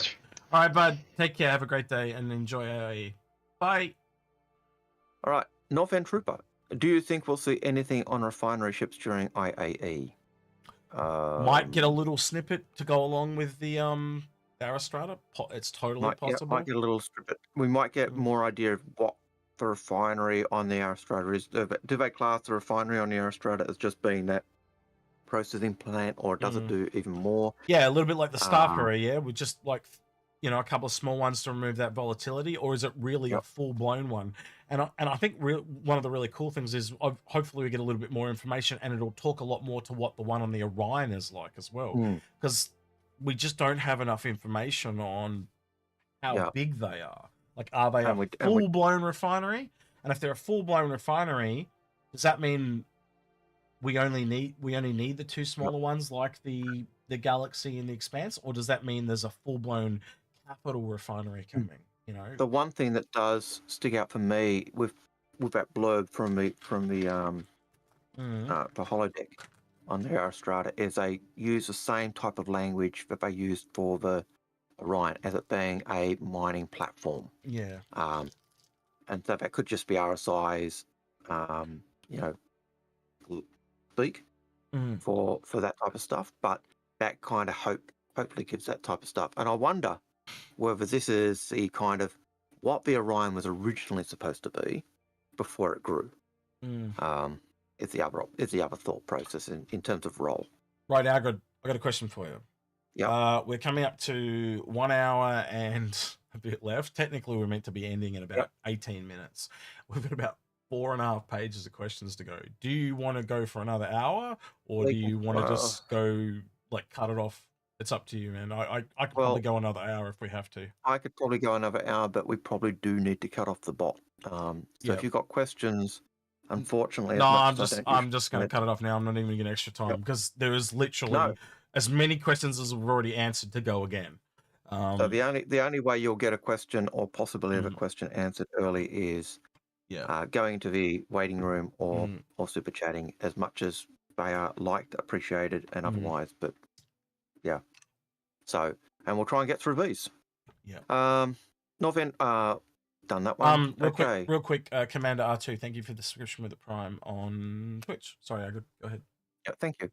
Isaac Lucy says, will the Drake Corsair be on sale at this? Yes, we've answered that. John Walters, in the current state of a game, bounty hunting doesn't require prisoner pods. Will we need to purchase ships with prisoner pods in the future? I believe so. They pretty much said you could just get them as standard cargo pods, didn't they?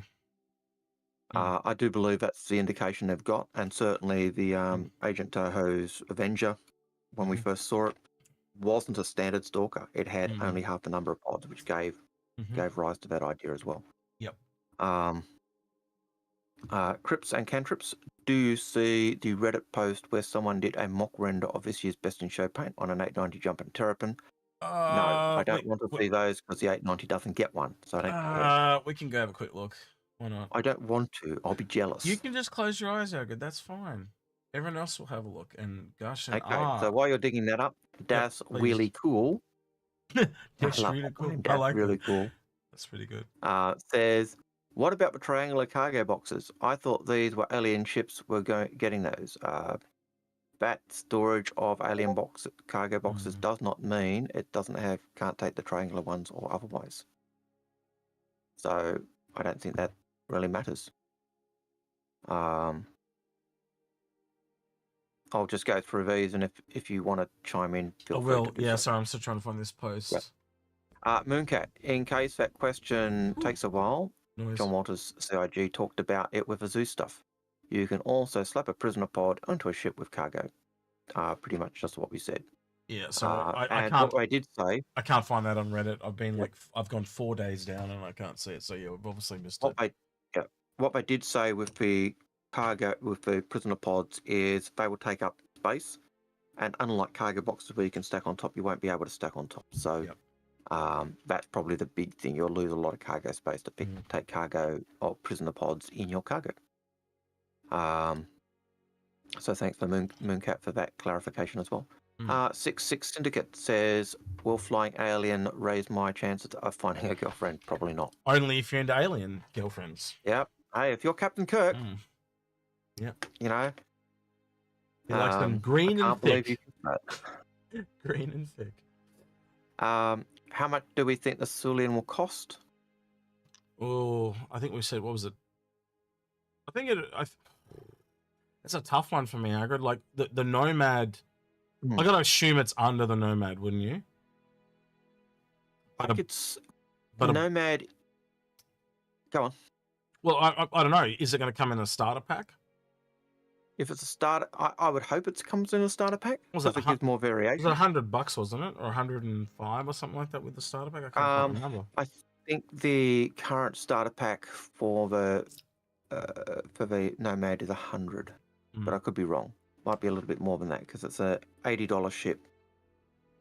So might have been 95 then, because $15 is usually what they charge for a game package. So yeah, if we're just talking base price, I think it's got to be a little bit under the Nomad, or it just won't sell, or at least equal with the Nomad because of alien tax. But I would have thought equal to, because similar ship, different styling, but kind of cooler. But Nomad has the ability to take a vehicle, that one doesn't, so there's a bit of differentiation before them. But that would make me think, but maybe it doesn't. But yeah, you would want to hope it's under $100. Yeah.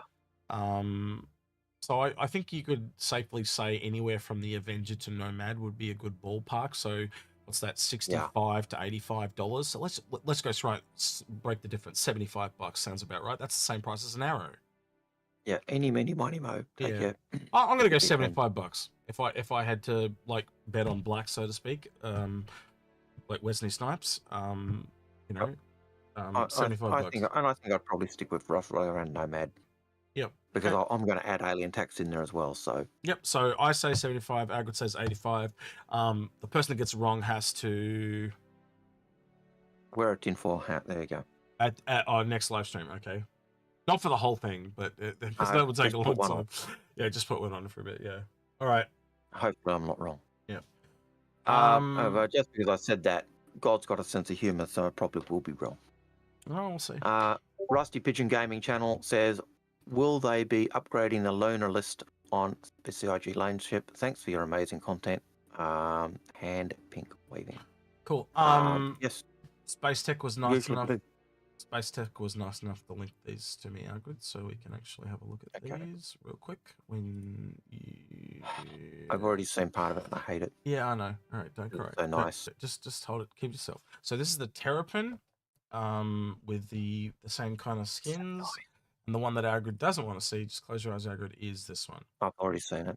Now I'm gonna be honest though. If you wanted to be fair, wouldn't you have to go through and do all the other ships that didn't win? Yep. So I want to see the Cutter with this on it. I want to see the Reclaimer with this on it. Holy shit, that would look mad. Again, with the I've got to admit, blue, with the orange trails of the Reclaimer would look sick. Both of those ships do look really nice in that skin. Like that skin is probably one of the nicest skins we've seen. I'm going to be honest, it works really well on the 600i, better than I thought it would, because it's got those blue lights as well that kind of go with the blue that it's already on there, so it works really well on the 600i. It does. It's certainly nicer than that first year, that ghastly purple. I'm going to be honest, like I think it's a little, because of the colours, I think it's a little wasted on the Vulture, personally. Not that it doesn't look good, it just... I don't know, an industrial ship with this kind of retro techno, it's not even retro, high techno skin. It's like a high industrial skin, high design skin, but it's not a high design ship, so it doesn't work. Like it doesn't really work on the Redeemer too. Well, the Redeemer's got the engine, so a little bit. But yeah. So what you're saying is because it's a high tech skin, it doesn't work on Drake at all. So yeah, it kind of needs a high tech ship to work. So it would work on like a Mist ship. It would work on a Mirai ship. It would work on it certainly works. Of those two, I thought the Terrapin was by far the better looking. Yeah, of those two. It works on the Terrapin as well. Yeah, I really like that one. More than I like the 890 jump, but both nice. Hopefully, in the scheme of things, we get all these available in game at some point for all the ships. You know, I still think the best in show ships will eventually all kind of come around. Yep.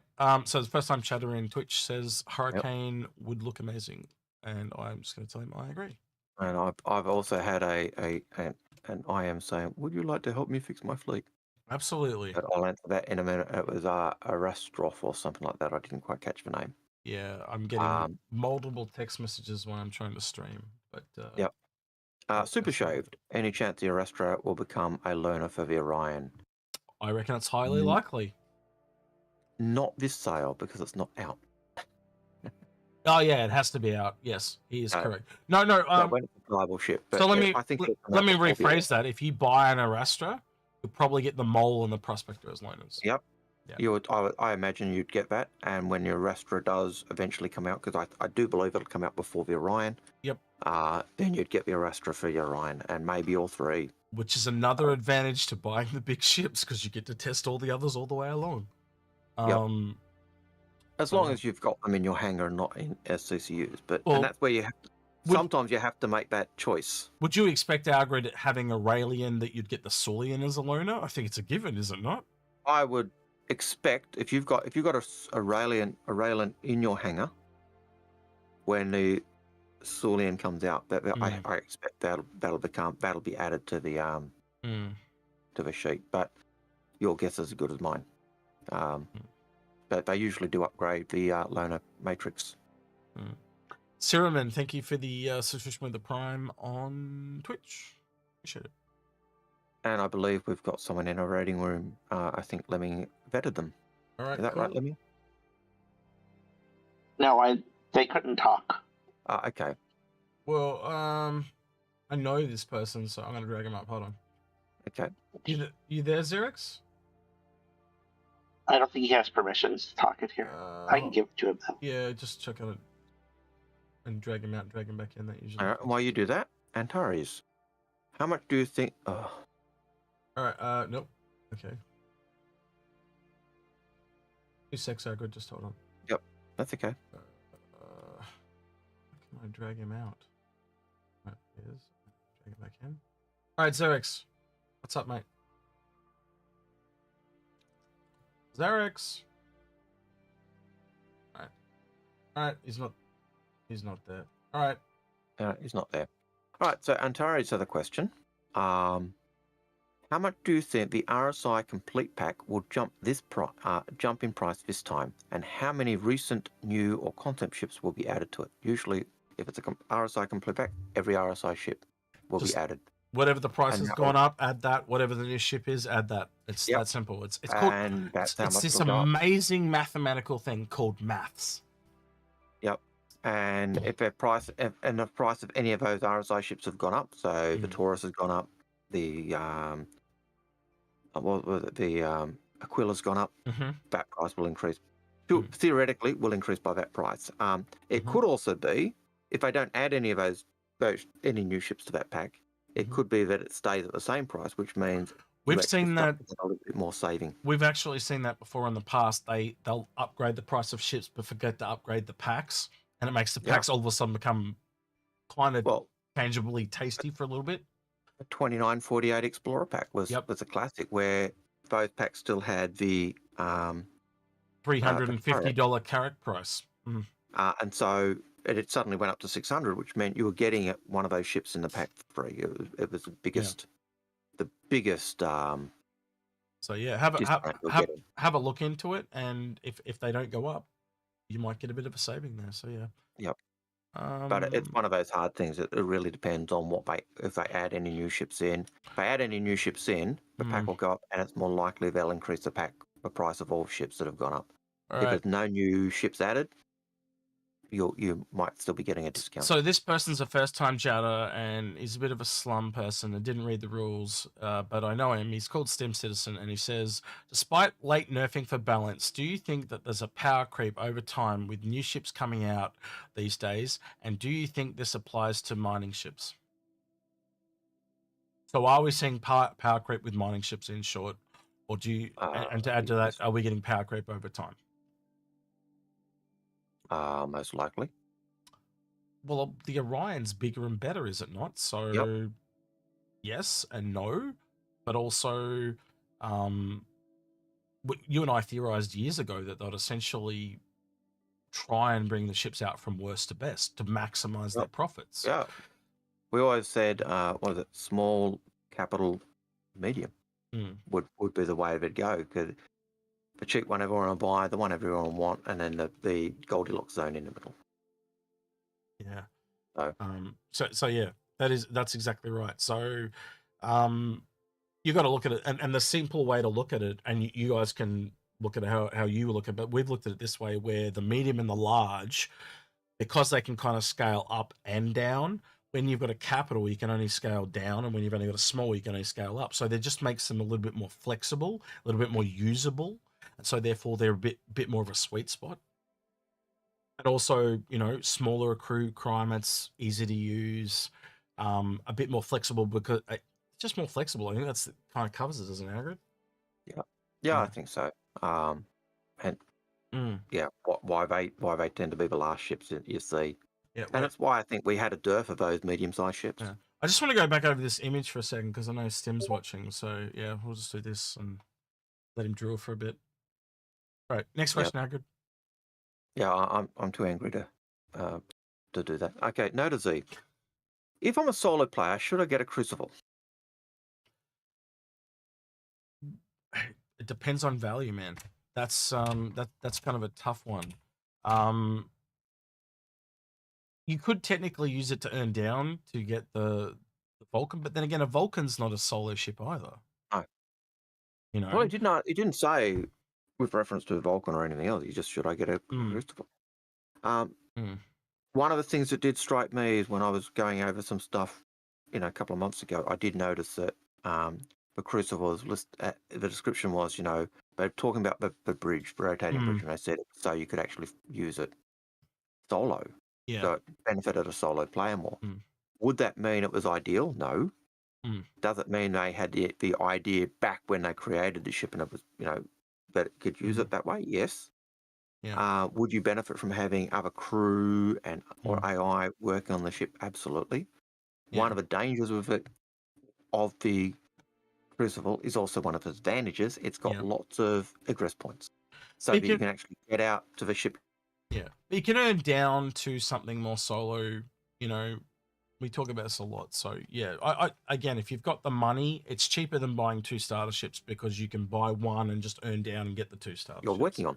Yeah, yeah. It's certainly better value for money in terms of the large ship and the what it can do, but it does come with its own unique problems. But will it be solvable? The original document said yeah, or indicated it would be. Okay, I'm being told that ISC is out, but I cannot see it, Lemming. Can you link me that, please, Lemming? Or did you already do that on Discord and I missed it? All right. This is a fairly easy question. I'm going to say it's a yes, and if you think otherwise, please. It says, do you think the hull D will go up again to $650? So it's more than $50 than a hull C. And I believe the answer is yes, it will. At bare minimum when it comes out. Say that again. What was the question about a hull D? Do you think the hull D will go up again to $650? So it's more than $50 more than a hull C.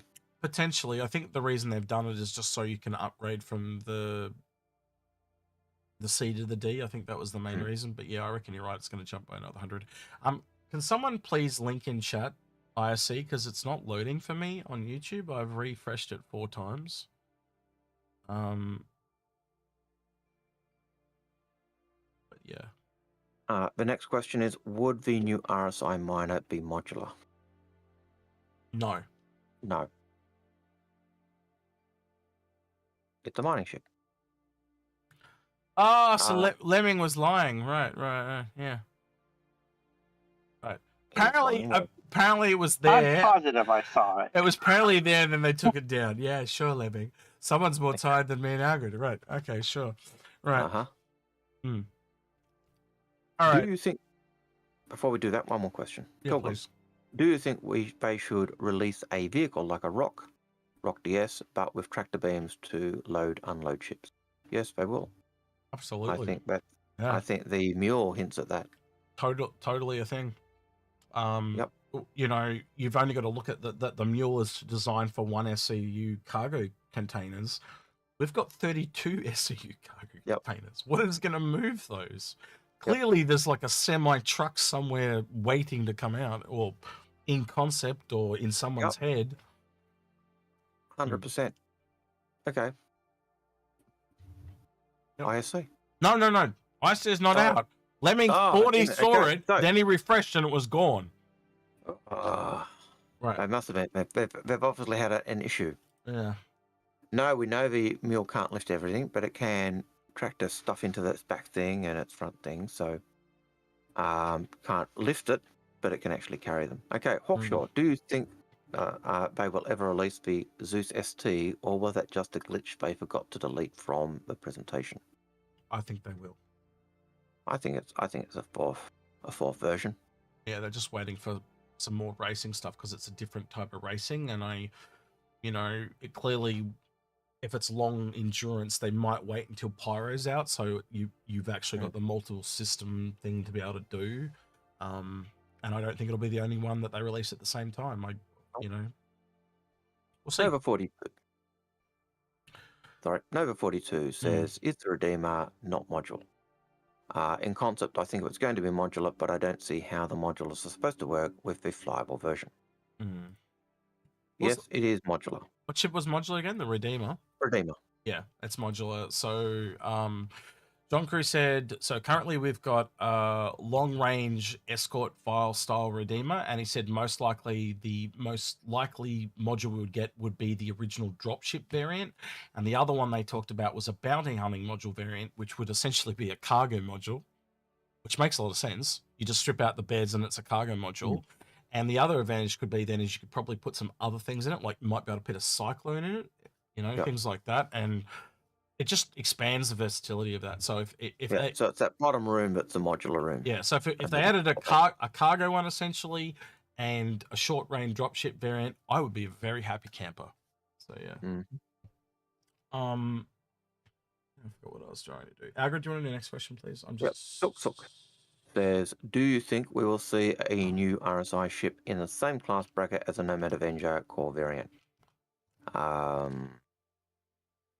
Would you say Nomad? No, they're pretty much starter ships. Will we see a new RSI ship in the same bracket as the Nomad, Avenger, or Corellian? Corellian, sorry. It's possible because RSI have the potentially biggest lineup because they're the oldest company. But do they need one in every single bracket? Not really, but could they? Yeah. Yeah. But then again, I'd go down that line. You know, they are the oldest company. They should have the most ships. But also look at their thinking. Their very first ever ship was a medium ship called the Zeus. Do the math. Like the small ship was an afterthought, like years later. You know. So I don't know. Maybe they only ever went big and bold. Kind of hard to tell. John Ski, will the new alien ship help me score big banner girls? Probably. No, the new alien ship probably won't help you score a big banner girl because it's Jean. Red Samurai. What are you two looking forward to most, i.e. sleep at the end? Yes, very much so. There's nothing really there. Like, again, me and Agard have said this for how many years now, Agard? Must be getting up to our 5th year.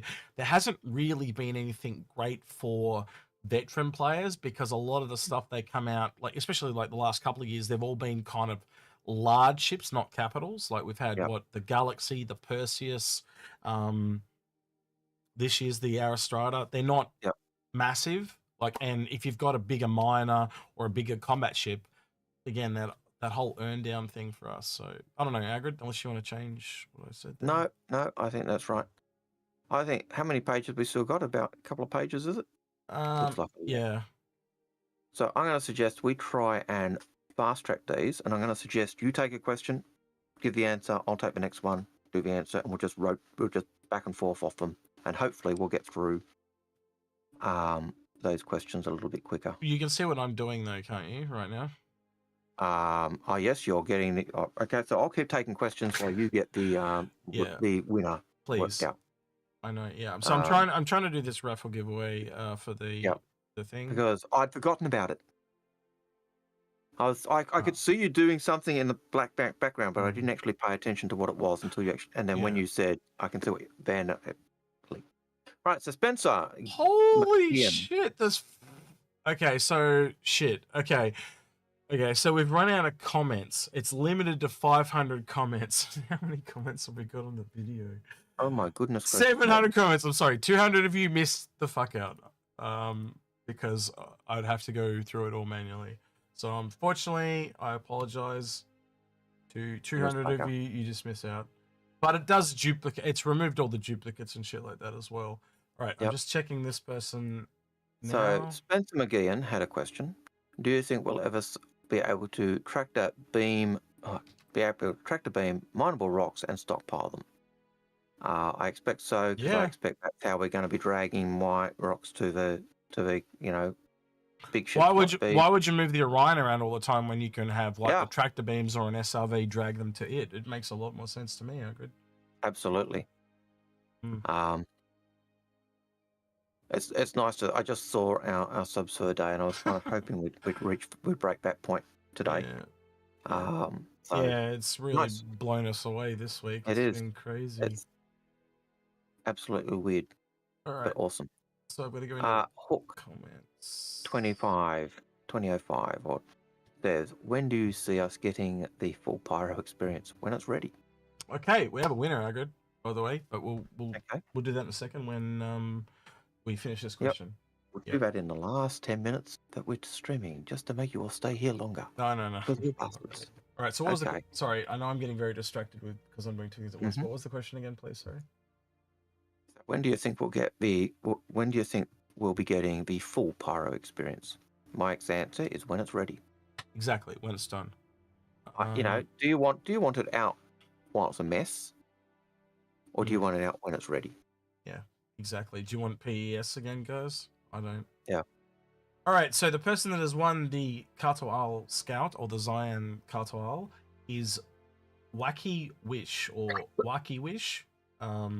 I'll put the spelling in Wacky Wish YouTube chat now.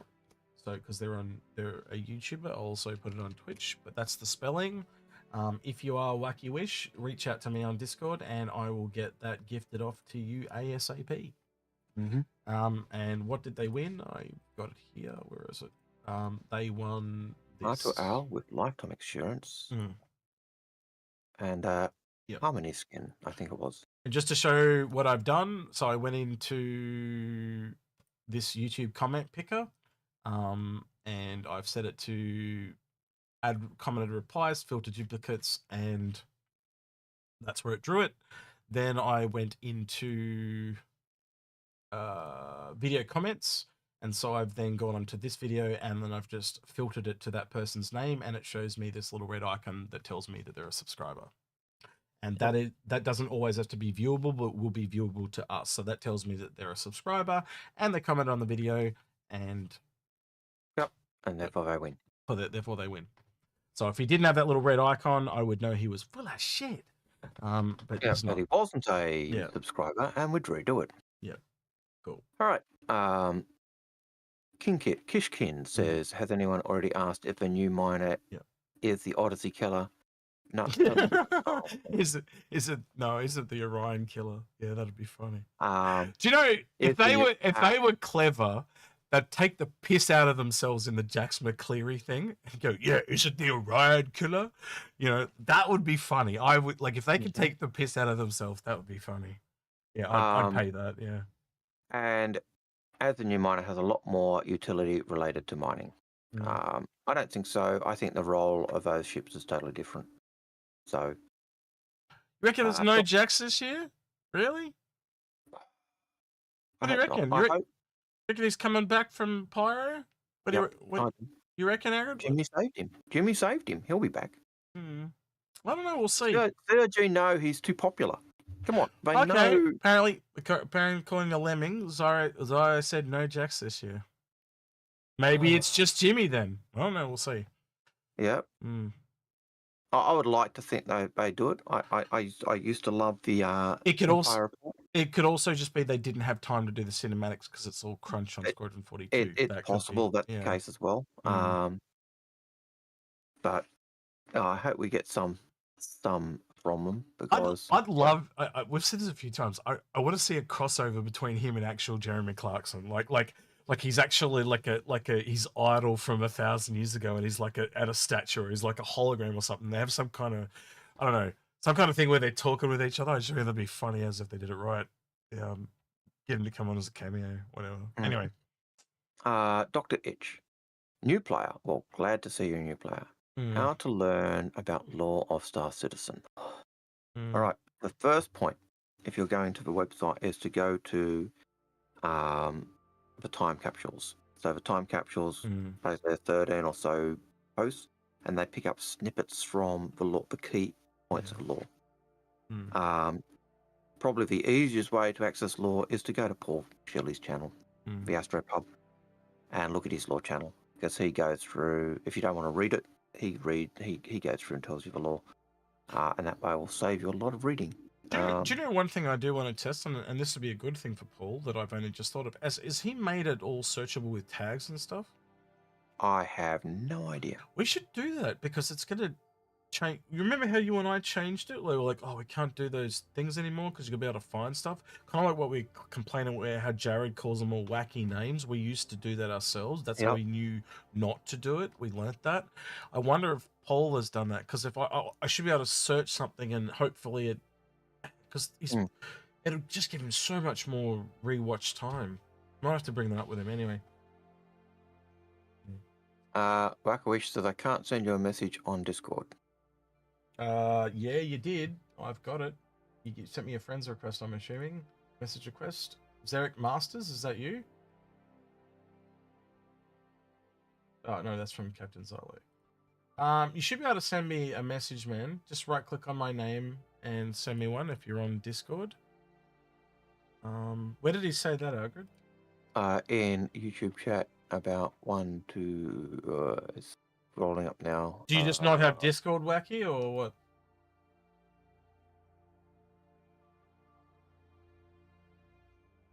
There he is. It says I can't send you a message on Discord. Yep.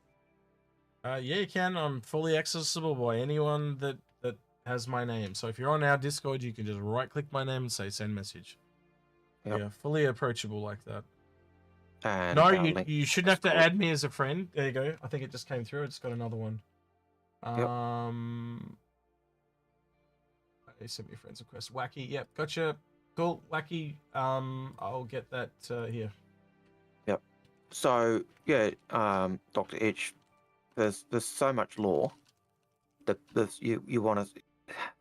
The easiest way is probably start at the beginning. Start at the time capsules, and then cherry pick through the bits that you enjoy. There's also some great lore stories. The very first lore story was Crimson Tears, I think. But that was a Cal Mason story, where Paul fell in love with Cal Mason. So there's so, a yeah, really lots of weird stories. image in my head, Algared, when you said that. But anyway, I'm sorry, that's true. I'm just seeing like Paul singing to Cal Mason like in Bodyguard, like that, and I will always love you. Ooh. Anyway, And he probably would. yeah. You know how much Paul loves Cal Mason. He does. Cal Mason is the boy. It's all right. Diffies says, should Cutlass Black be updated into a proper 3-man ship when it finally gets a gold or higher standard update? Or should its turret be made into a remote turret that can be operated from a co-pilot seat to suit the 2-person crew classification and more? That could go either way. There's pros and cons to both there. Indeed. Maybe it is that you only have 2 beds to log out, but then it's a player choice thing. Does the last person have to take the ship back? Yep. It's a reason. Is there a drawback to a ship? Is there a positive and a negative? It's all about player choice, and you've got to choose. Shit, we should have taken the freelancer. It's one of the things CIG has always said: player choice matters. What the components you put on your ship matter. The quantum drive you choose matters. The weapons you put on your ship matters. The number of people you take with you matters. Everything matters. And they can update that any day, any way they want. They can go remote turret. They can go an extra bed. They can leave it how it is. It's entirely up to them how they want to do it. And quite honestly, much like me and Algared when we talked about the freelancer, like do they drop down to 3 people? Do they leave it 4? Do they? Yep. It's up to them. They're going to do what they want to do. The Cutlass Red does have 4 beds plus 2 med beds. It does. Doctor and nurse. So, but it doesn't have a top turret. It's got, what is it, tractor beam or scanner or something like that. So, I believe. So, yeah. Player slot available. Do we know if the UE environment coat is in development? Was that the coat? What coat? The UEE environment code. I think that was the one that was in the That's the one that was the rewards. I'm pretty sure they've kind of done it because they actually had that for the expo a few years running. So it would just be that without the shit on it. Yeah. And that was the one that came with the freelancer, wasn't it, or something like that? Oh, God, I'm going on memory, and I'd have to go back through my hangar. I've got it. But it's essentially it was kind of pitched as like a coat from Firefly Serenity. It was some kind of Now Reynolds coat. I'd have to go back and look at it, Algared. That's we're going back like 8 years there. I'd have to go look into the hangar for that one. Yeah. What's your plan for covering IAE during AIE? Sorry, what's your plan for covering AIE during AIE? Nova, you're a bastard. Don't die. That's my Nova 42's question was literally the AIE. He's bending to your will. Right. Okay, I get it now. Sorry. See, I didn't even notice anymore. I didn't pick up on that anymore. All right, Wacky, that should be gifted to you, man. If you can hear me, just double check and let me know that you got it. Let me know that you got it. Thanks, mate. So our plan for covering IAE This IAE is to basically do what we've done in the last few years, where we get on, we look at what's available in the market, in the store. We tend not to go down to the planet and actually look at the ships. We do the ships that are available, the CCUs that are available, paints that are available, give our impressions, and that's where we kind of do our quick stream. It's actually, I do have to bring this up because it's pretty much what I guessed it was going to be. So this is Zarek sent this to me, and it's almost right on par with what I said. So Captain Zyla said, the reason Jax is in hiatus this year is because the entire cinematic group is focusing on Squadron 42. Sorry if that ruins your immersion, but it's important to get ahead of any misinformation spreading. Pretty much what I said. That is exactly what you said, and it makes sense. Yeah, it does. I'm glad it means that they're not getting rid of him. Yeah. And hopefully he's only on hiatus, but he's in Pyro, and the jump point's down at the moment. So, Cool. All right. Well, Wacky has claimed his cartile apparent. I'm just going to check that's been taken off my account.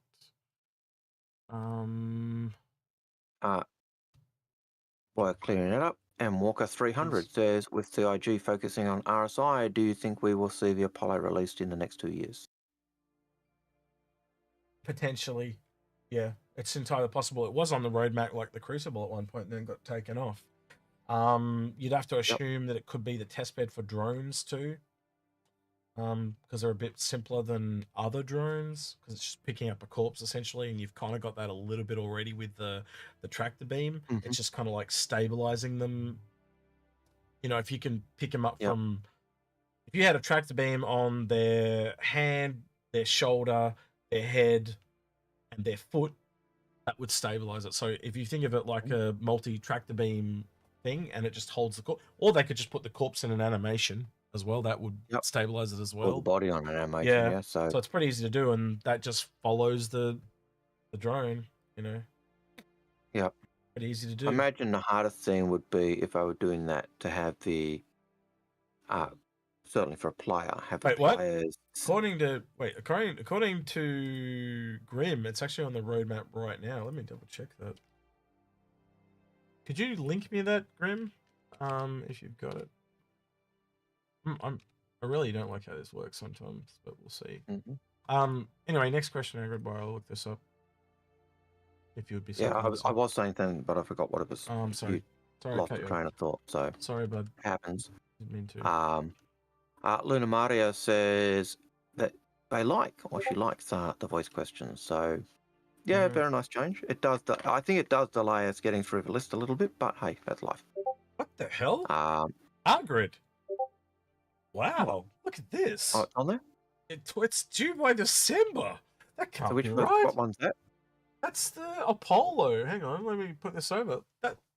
That's got to be end of year, surely. But that's like mid-December. All the others are going right to the end of the year, and they weren't updating. But that's mid-December. Yep. Well, they did say during CitizenCon, these ships are coming in the next 12 months, and a few surprises. That's a surprise. If it comes out end of December. Yeah, if that comes in the holiday live stream thing again, if they make that a thing again, I don't think they will. Yeah. Oh man. Okay. Well, add that one to the list of surprises. That makes me drool. And they are working on RSI, so yeah, it not outside of the realms of possibility. But certainly a surprise. All right. Legion Victrix. Victrix figures are really good if you're into miniatures, by the way. Do you expect a price rise for the 400i if the X1 comes out, given the fact that the ship is already pricey for what it brings to the table compared to competing ships? If the 400i had an X1 included with it, I would expect so. But I don't believe the X1 comes with a 400i. Or the 400i comes with an X1. So, no, it doesn't. You got to buy it separately. Yeah, but also the X1's on the Holoviewer, so it's definitely not coming at AIE. Yep. So, and because they're separate, I don't see there'd be a reason to increase the price of 400i. And I keep wondering why there's no Cutter Expedition Holoviewer, but that's because the Cutter's out. Variants don't seem to count when it comes to Holoviewer. It's a bit weird. Modius, do you think the Jean capital ship we saw in Squadron 42 is gatak?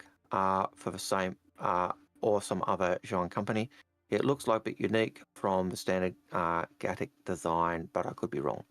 So way back when, Algared, and you correct me if you remember this differently, but they basically said there were certain things in Squadron that would not appear in the real game, much like the tick miner. And how would they explain that away? And so, for example, that could be an older Zion cargo ship. It was also a capital, was it not, from my memory? It was certainly a larger one. There's also a 10-year difference between Squadron and Star Citizen. So not only could that ship be replaced by a new model, it could have been an older one. I don't know, Algared, is there anything you could think or would like to add to that? Yep. Jump Point, Volume 9, Issue 7 is about the gatak, Raylan. And in that,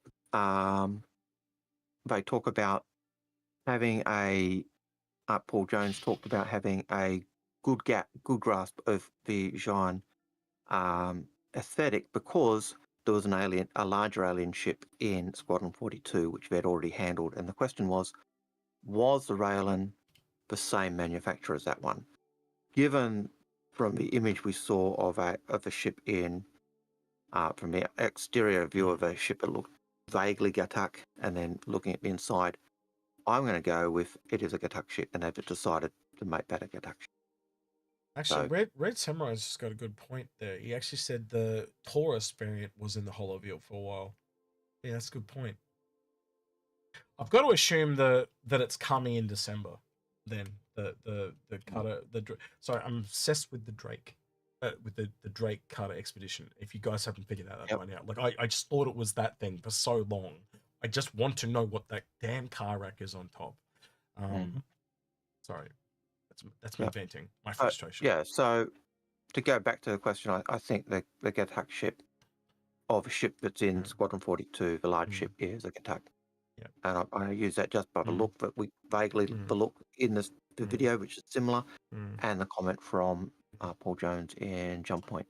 So Hellring on Twitch says, when is the AIE? It's January 17th, mate. January 17th. For Americans. January 18th for us. Yeah. Over 42. Right. Any chances 400i being renamed the 500i and the new origin ship being the 300 series and 400 series? Never say never. It's possible. Sorry, I missed that question. I was just checking. So Nova 42's question was, any chance of a 400i being renamed the 500i and a new origin ship being between the 300 series and the current 400i? We've talked about this a few times, that we reckon there's a massive retcon coming before release, because it's so clusterfucked. It needs to be origin ships are so cluttered down that bottom end. And they could have easily spread that out and filled in a lot of those gaps by using the M50, the 85X, or the X85. I always get it wrong. We had a raid that I missed. Apparently had a raid from someone called Fargor. Sorry, I missed that, Farborgs. My bad. Apologies for missing that. Yeah, sorry for that. And thank you, Critical Mass, for telling people to support Inforunners and STAR-JM. Yep. Question from a first-time chatter is, with the new gatak ship release, do you think the price of the Raelian will increase? No, I do not. Mainly because it's a starter. One's a large ship and one's a starter ship. There's a big enough gap between the two that it'll be totally fine. But we do think it will help with the design language of the Raelin, and when the Raelin does become flight ready, then it will go up. Absolutely. Yep. All right, next one. Stacks Gideon, when do you think 3.211 patch will drop to live? With the influx of new players with FreeFly and IAE, hope they don't leave it until the last minute. Just have visions of the 3.18 patch. We will not get a 3.18 patch. The previous stuff, they've kind of because that was Pez. That was Pez. Yeah. They learned from that, and they've now kind of gated it a bit so it doesn't go out to the broader community. It kind of stays within. Like with Pez, one of the reasons it was so bad, they had massive streamers that had nothing to do from outside the Star Citizen community that came in, and that's what was reported on and it would look really bad.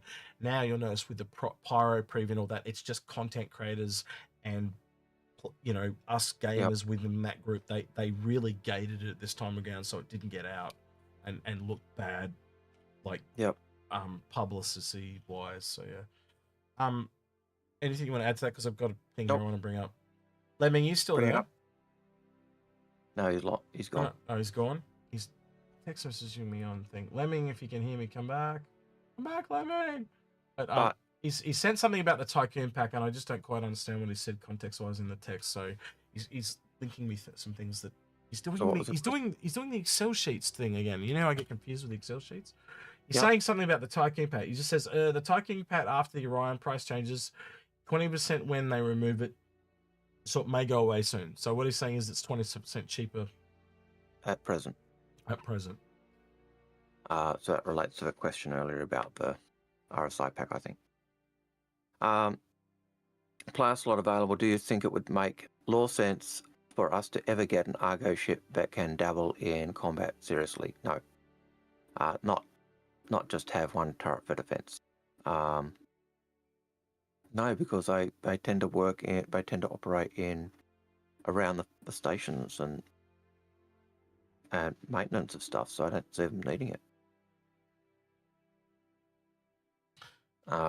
Unless you really want to peek in, I'm going to just keep moving on. Go nuts. I'm sorry, I'm just trying to read this thing that someone sent to me. Yep.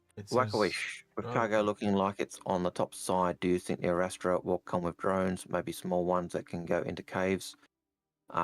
It's got cargo on the sides and the top. I think it even had cargo. I don't think it had cargo underneath, but certainly had on the sides and the top.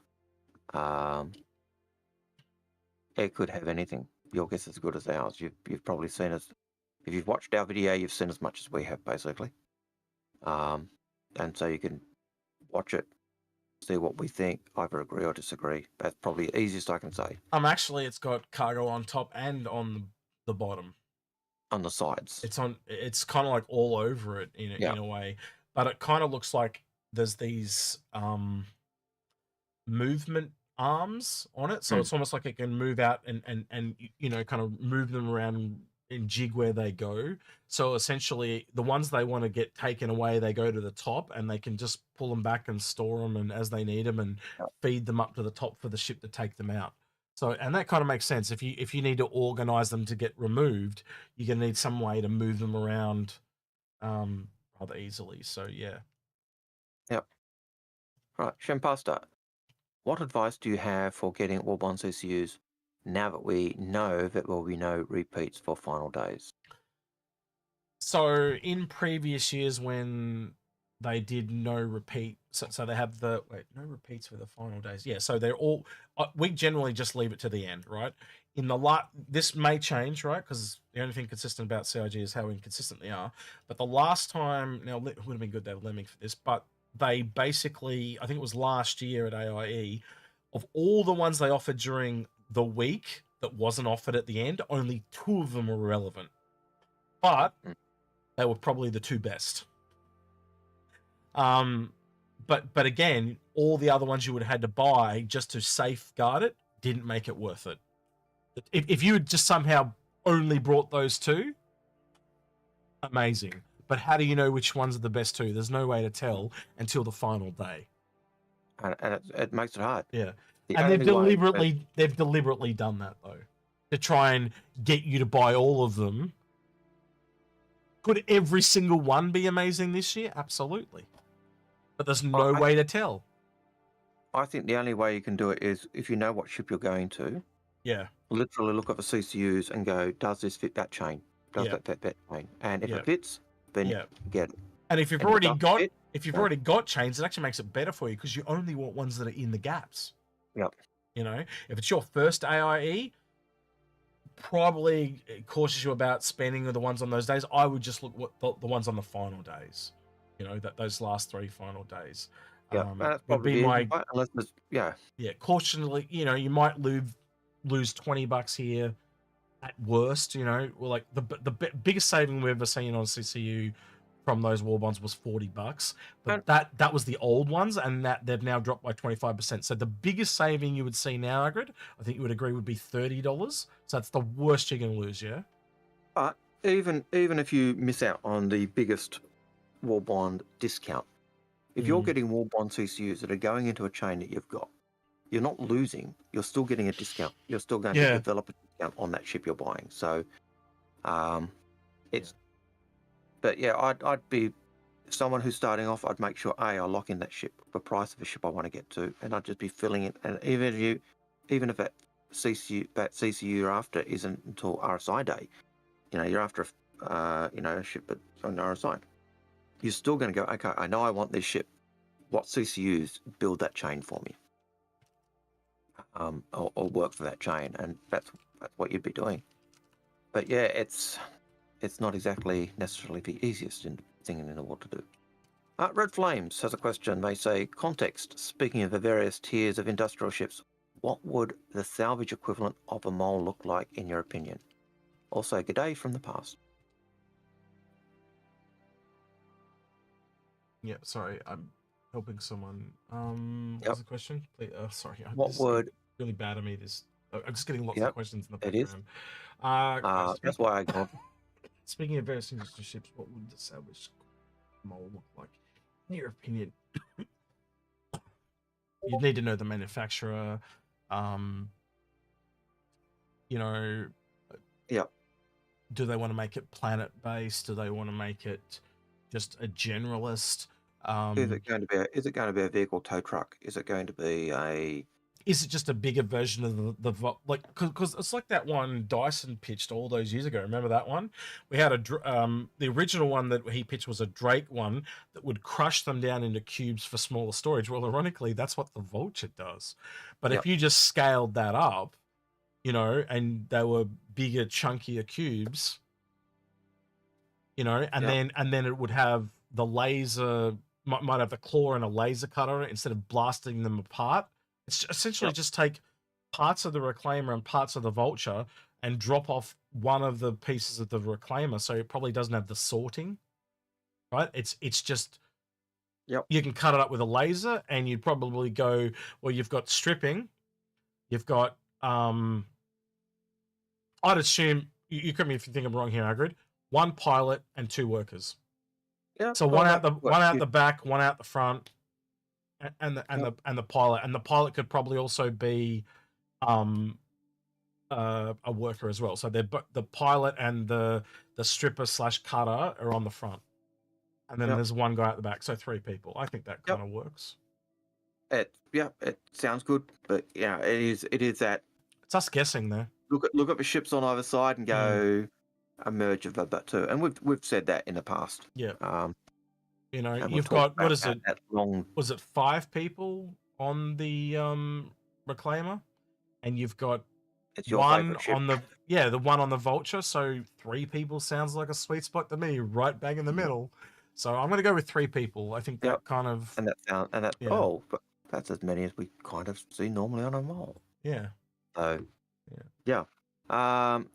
O has a question. Do you think the new RSI miner ship kills the idea of loading up a Liberator with prospectors or moles? Possible. People will do it. Look, people will still do it. People will still take a shipping ship loaded with prospectors or moles and do mining. Will it be effective? Yeah. Again, will it be as effective as taking out an RSI large mining ship with it, mates? Maybe. There's no ship that becomes redundant. Like, you might be wanting to go through a jump point with those, and it's just far more convenient to take a bunch of prospectors to get the resources you need from the system across. So. Yep. When do you think we will get docking collar ships? When do you think we will get docking collars for ships to docking for ship to ship docking? Sorry. So basically, when we get the tech, ship to ship docking. It's probably not needed for Squadron 42. So again, when it's needed after Squadron 42, it's pretty much it basically becomes a priority order, and the thing that's at the priority order right now is Squadron 42. So once that goes out, it's kind of like what they think is the bigger priority. Like, how much of a priority is, say, getting drones to work over docking two ships together. And I would say docking two ships can be kind of really interesting for piracy, but is it required? No, because you can EVA. So I would imagine knocks it back for me. I would imagine they will get ship-to-ship docking when they bring in the Legionnaire. Yep, agreed. That's And that's on the cards. It's on for the next 12 months, so it could be very close. Yep. Yeah. And we know it's going to be similar to refueling, P-52 docking, and also ship docking to stations because they're using the same tech. And see, other people thinking the same thing as us. We got a highlighted question from Kilrath who says Legionnaire though. Yes, same on the same ballpark as us. So how many industrial ships getting a refinery do you feel? How do you feel about a refinery bloat we are beginning to see with industrial ships? The refiners will do different things. What's that? So the bloat, sorry. So many industrial ships are getting refineries. How do you feel about refinery ship? How do you feel about refinery bloat we are beginning to see with industrial ships? Well, you and I have talked about this with the STAR-JM Gemini. It's only got 3 smalls, and the smallest refinery ship has 6. So I still think it's just for removing like quantanium or small volatilities. But with this Arastra coming, it might totally flip that all on its head. You tell me, Algared, you've got a large ship and you've got a Galaxy that's also a large ship by the same manufacturer, and you've got 2 large refineries on the Galaxy. Now, you tell me, I think anything more than 1 medium pretty much kills the need for the Galaxy. Best it would have, the most I could see the mining ship have is 1 large. Yeah. And I'm going to be honest with you, I think it would be more likely to have multiple smalls like the Starfarer. Yep. So when that quantanium comes in, they can, like if they've already got 1 batch running, they can start another one so it doesn't explode. Yep. But yeah, I'd say that. And that depends on where you're doing your mining, whether it's it is a land mine or a vein miner or a space miner or whatever. And can it do both? And all of those questions. Cragon. I mean, same question can be asked about anything about massively different size. 6 SEU, you're a UPS driver, very different from a Caterpillar or C2. Absolutely. So he's talking about Vesulian. If you're a priority post, you don't need to have necessarily that large cargo. So, so different ships will have different roles, and that. But as we often say, it comes down to not that the ships are good, but whether they're stretching your dollar further to enable you not to have to grind as much to get up to the next ship. Often easier to earn down than it is to earn. If Sky says many industrial done that one. Penguin, do you think they will make a ship that will pack 1 SU containers into bigger ones? I think we'll be able to do it ourselves one day. You can do it. They already talked about that on one of the more recent ISCs. They did talk about that. Ace of Slaves. Will we get an IAE F8 purple skin? No, was it Tell him he's dreaming. Yep, tell him he's dreaming. You know, if you know the reference to that, put it in chat. Won't win you anything, but put it in chat. Both X and I know where it's from. Joshua. I think mostly Aussies would be the only ones that could tell Aussies that one. better know it. Yeah, if you're not an Aussie, you're not an Aussie if you don't know that one. Yeah. Yep. Next one. Sorry, I got. Joshua, is a Polaris a limited sail ship or a normal ship? Can you get any time on RSI day? Did you say Polaris? No, Polaris was limited, and then they removed it from being limited. I do believe it's available. On RSI day. And not limited hull. So yeah. Character name I cannot pronounce because it's not letters I understand. Did you ever put out did they ever put out any new information on the 600i rework or still backburned? I do not believe they've had anything new on the 600i. My guess would be that it had that production on it was stopped when the ship teams left. That's a guess, but it could have just been moved. Zeros, this is for you. Execute. Would you be doing a buyer's guide for CCUs each manufacturer day, or so that we can know your thoughts and see what would be worth getting? Yes, we do that all the time. Yes, that's how we do And it. You can literally go on to our previous years. Yeah, previous years. So hang on, I'll just go into it now so I can show people real quickly. Our grid. Of course, I went to the wrong one because I'm an idiot. Go here and then flip this over. So if you go into playlists, just make sure I'm on the right page. Yep. And then you can literally go into here and you can see that we have different sales. So I'm just trying to find it. AIE sale is the one you'll be looking for. We've also got Invictus. So they'll all appear in this playlist.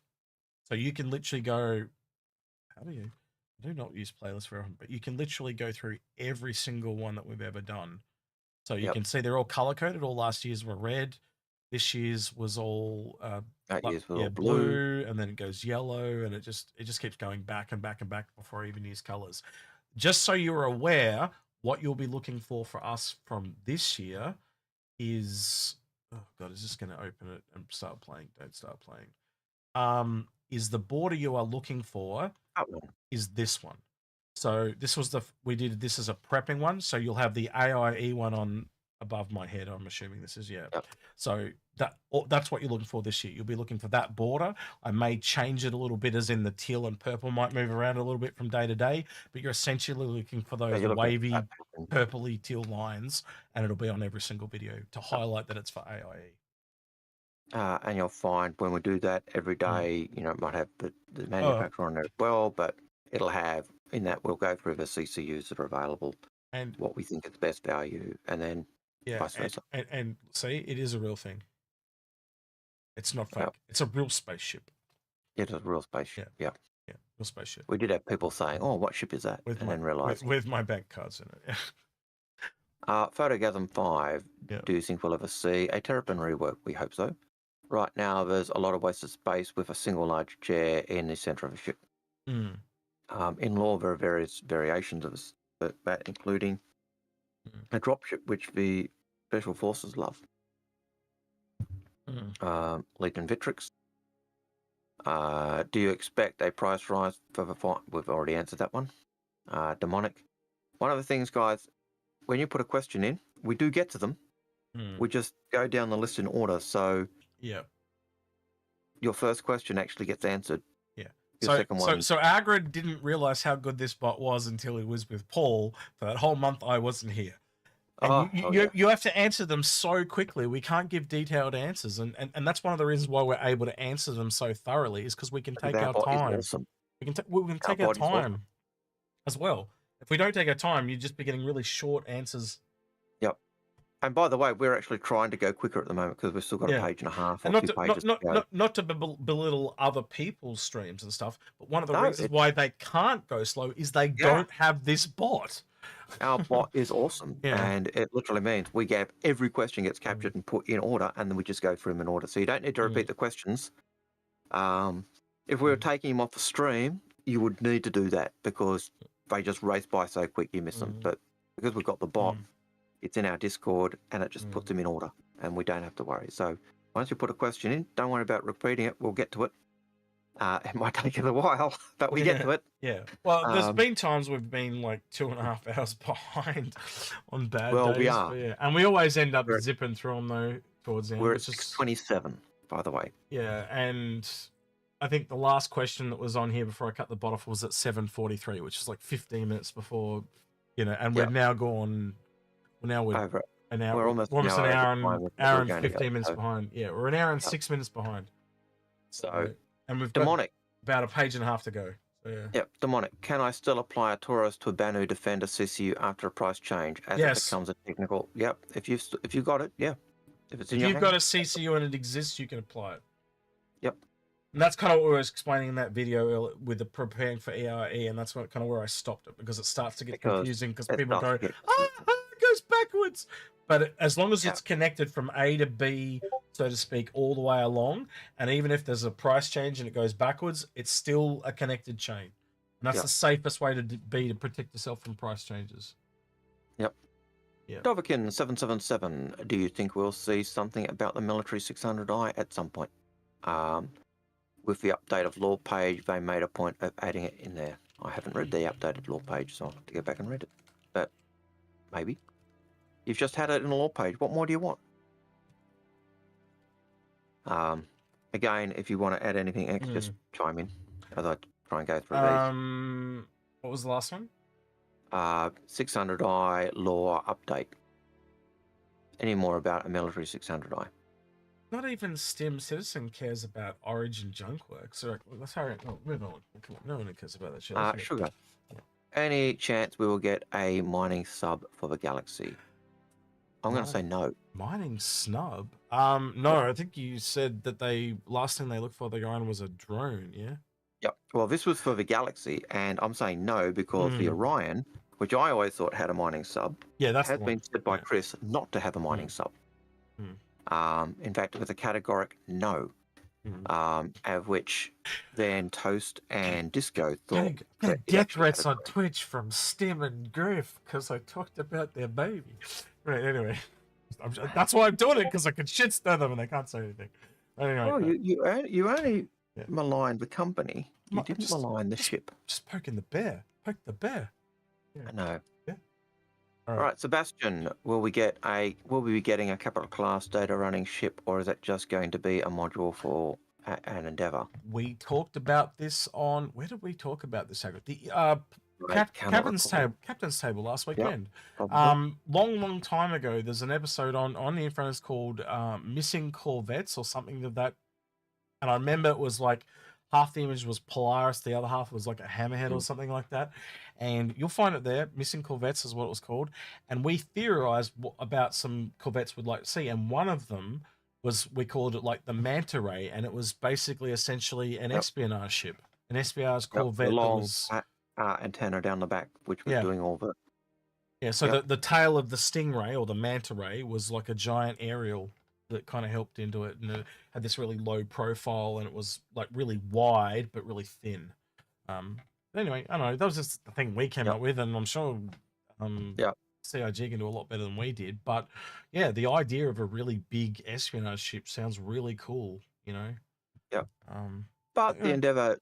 I think the Endeavour module certainly gives you, there's certainly a module what the Endeavour has that actually is made for number crunching and cracking code and encrypting code. So yeah, this Endeavour even ties into data running. Hey, look, JB. I've got no doubt when eventually we turn back up on the yacht club at some point and Soul Citizens at some point, I'm going to get my ass handed to me for those comments. You're so dead. Dead as a dodo. Personally, guys, you've just got to ignore it. Yeah. Just let it roll off like water off a duck's back. Oh wow! Look, Sax Gideon says live update to 321.1 incoming in 10 minutes. This will be a 0 downtime deployment. Awesome. So we're getting that final 2 live update for AIE. That's great news. And then followed by the next person, it's actually live. So apparently it's live right now with the patch notes. Go start downloading. Yeah. I'm gonna only when we've finished answering your questions, otherwise you'll miss them. Well, you can probably listen to the stream and download at the same time. I probably could. Most people do that. Yep. I wouldn't risk it myself, because Yeah, but your internet's garbage. Right, so there's a bunch of patch notes there. I'm not going to go through them all, but they're there. Added the SRV Argo, Crusader Spirit, and Tumbrel Storm. So, yep, cool. As Algared drops out with his terrible internet. Not AIE. IAE. No, it is. Expo. I had the date. Expo. It's the Expo. All right, and you even said IAE then. So everyone needs to take a double shot. Well, if I get it right, it's double, is it? Okay, cool. That's right. Just adding soft entry. Thanks very much. Be here a week. All right, everyone's sloshed. Yeah. Can you imagine if this is what I'm like now? Can you imagine what I'm going to be like in 2 weeks? Yep. I'm going to be in hospital, Algared. No, I'm look. Yep. I'm going to be honest with you. The number of people that help out on the Discord now has totally alleviated it the last few years. It's just the sleep thing now. But there were days, and Algared will testify to this, I'm pretty sure. I would wake up, and I remember there was one day I had 356 messages, and that was insane. And I never wanted to get to that again. And that's when I went, right, I need to get people that can help me. And I went from there, and it's never been that bad. Guys are very good at it. Like, and Lemming's probably our key guy for CCUs these days. He's usually on the ball with it. I still get him to look at my fleet because I'm so ragged that he'll kind of tell me what I need to pick up and stuff. Yeah, like you that. need to pick this one. I just ignore. I just buy what I want and make mistakes all over the place. But then that's okay. Yeah. But if you're a CCU guru, or you consider you want to help people out, jump on the Discord. There's a channel called CCU Helpers, and say I would like to volunteer, and just at a CCU helper, and 2 of them will vet you. They'll ask you a bunch of questions and make sure you know your shit, I think it's 2 of them, or like me and one of them, or you and one of them, or something like that. I can't remember how it goes now. But essentially, you get vetted, and you can come help out if that's what you want. You don't have to if you don't want to. So Demonic has just been chastised in chat. What do you do now? By Lena Maria, because he says, AIE, awesome intergalactic expo. No, it works both ways though. What is it? Aerospace Intergalactic Expo. It works that way too, so I don't see the problem. But, it's just Yoda speak, That's all it is Yoda. Luna Maria said, stop enabling with a laugh. Yeah. I just thought it was humorous. I must be getting tired. Oh, yeah, right, JB. Apparently I'm not the only one that says AIE, but maybe that's just me having a bad influence on people. Look, I know I say it, and it's you having a bad influence. Yeah. Oh, yeah. You put the first time you said it, I remember you put your hand in your hands and goes, "Oh shit!" Yeah, it was funny. Anyway, all right, we're gonna have to get through these. Do you want me to take over? Alternate. Alternate. Yeah. You do the next one. Give my voice a little bit of a rest. Oh, my voice is smashed already. That's why I'm coughing like crazy. All right, JB says, question, do you think the ships will increasingly price or get last chance to buy their old price, Warbond, etc., EG Tourist? Yeah, so usually when a ship comes out and goes live, they'll give you a Warbond CC for the old price. So if you pay cash, you'll get the old price. Yep. Blackhawk 125 says, do you think we'll see a repair module for the Galaxy? Never say never. But they did say others, didn't they? They did say others, so it's possible. So, but being salvage and repair, I think you're far more likely to see that one on the Caterpillar. I think you'd agree anyway, with me on next that. question. Yep. That's quick. Octavian says, what pledged dollar to UCA ratio do you think the biggest ships will end up with against the smallest ones? If a $100 ship is worth 1 million alpha UC, how much will $1,000 worth be? They roughly said 30 times. Or 10 times. So that was that was the interview you had, wasn't it? Yeah, and that's like 2014, so it's a long time ago. So he essentially said that Idris would be worth 10 times, Aurora will be about the same, and a Constellation will be 5 times. And I can remember him saying, making ships and saying they'd be like the price of a supercarrier. Yep. And that's why we say don't sell your fighters, because they're not going to they're going to stay the same. The Aurora won't go up in value. And if you think about it, it's because an org ship is for 10 people, like, 10 people like the Kraken or the Idris. I know the Idris is more, but I'm trying to give you a rough idea, right? How do you make it so people can buy that? Well, you got to reduce the price of one person who can afford it. It's simple as that. Yep. All right. You're up to the next one, Aaron? Yep. I think that was your question. Yep. So you're reading the next one? Or am I reading? You're reading that one. Okay. Doverkin777 says, question, do you think that we will hear anything about 600i military variant? We've answered that one. That's been done. That was a repeat. No one cares. No one cares. No, that's fine. Maybe. Never say never. Algared? I wish says, since RSI now seems to have 2 different design languages, Star Trek versus Star Wars, Empire Triangles, Do you think the old RSI ships will get redesigned to the new No. RSI design language? So again, look at the two heavy fighters from Anvil. You've got two different designs. One's the old Jace Aerospace from their much older designs, and then you've got the newer one, and they're 600 years old. You've got RSI that is 800 years old. I reckon you could have one conceivably for every 100 years if they wanted to. Yep. And that also gives so much depth to the game. It Yep. just takes it to a realism level beyond any other game we've ever seen. Just having manufacturers puts it against most games, but then having years of experience on top of that is just another level. Yep.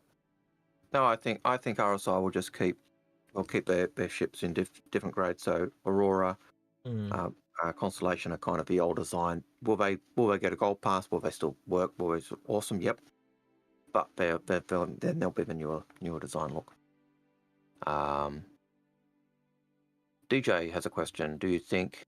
What do you guys think will be the best ship for grinding up and down? As you mentioned, I'm currently looking at a Taurus myself. Not sure if that will be the right choice or not. Pick the gameplay you like. Yep. So if you're into salvage, go a reclaimer. If you want mining, go on an Orion. Just buy the biggest capital of that and work your way down. And so just think of the gameplay that that speaks to you. And if you're into mining and you cannot afford, absolutely cannot afford the Orion, go next ship down. Yeah, Arastra. But currently, a lot of those big ships are significantly cheaper. And if you're into repair, it's a no-brainer to go for Crucible. Yep. Because it's still at $350. So. Yep. Same with the Endeavor. Yep. Yep. All right, next one. Oh, I'm reading the summary. Yep. Zex Tycoon says, question, do you think ships like the Mole still have a hover in place without a pilot seat in the Atmo? We don't know at this stage because that flight model is not in. But would you really want to hover in Atmo and it solely just is out of thing? And I wouldn't risk it personally. I think that's kind of what speaks to the importance of a pilot. That's why it is a full-time job. Yeah. Ace of Slade says, what limited ships will we see this year? All the ones that were listed in that Spectrum post before that I pulled up. So go to Spectrum, you can see all the ships that are listed and when they're available.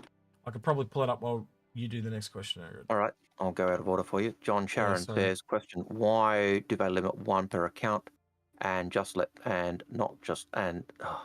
why do they limit one per account and just let people queue for one in order of seniority of backer? Not that you don't have a FOMO sale, but this trick to get master level stuff can sting.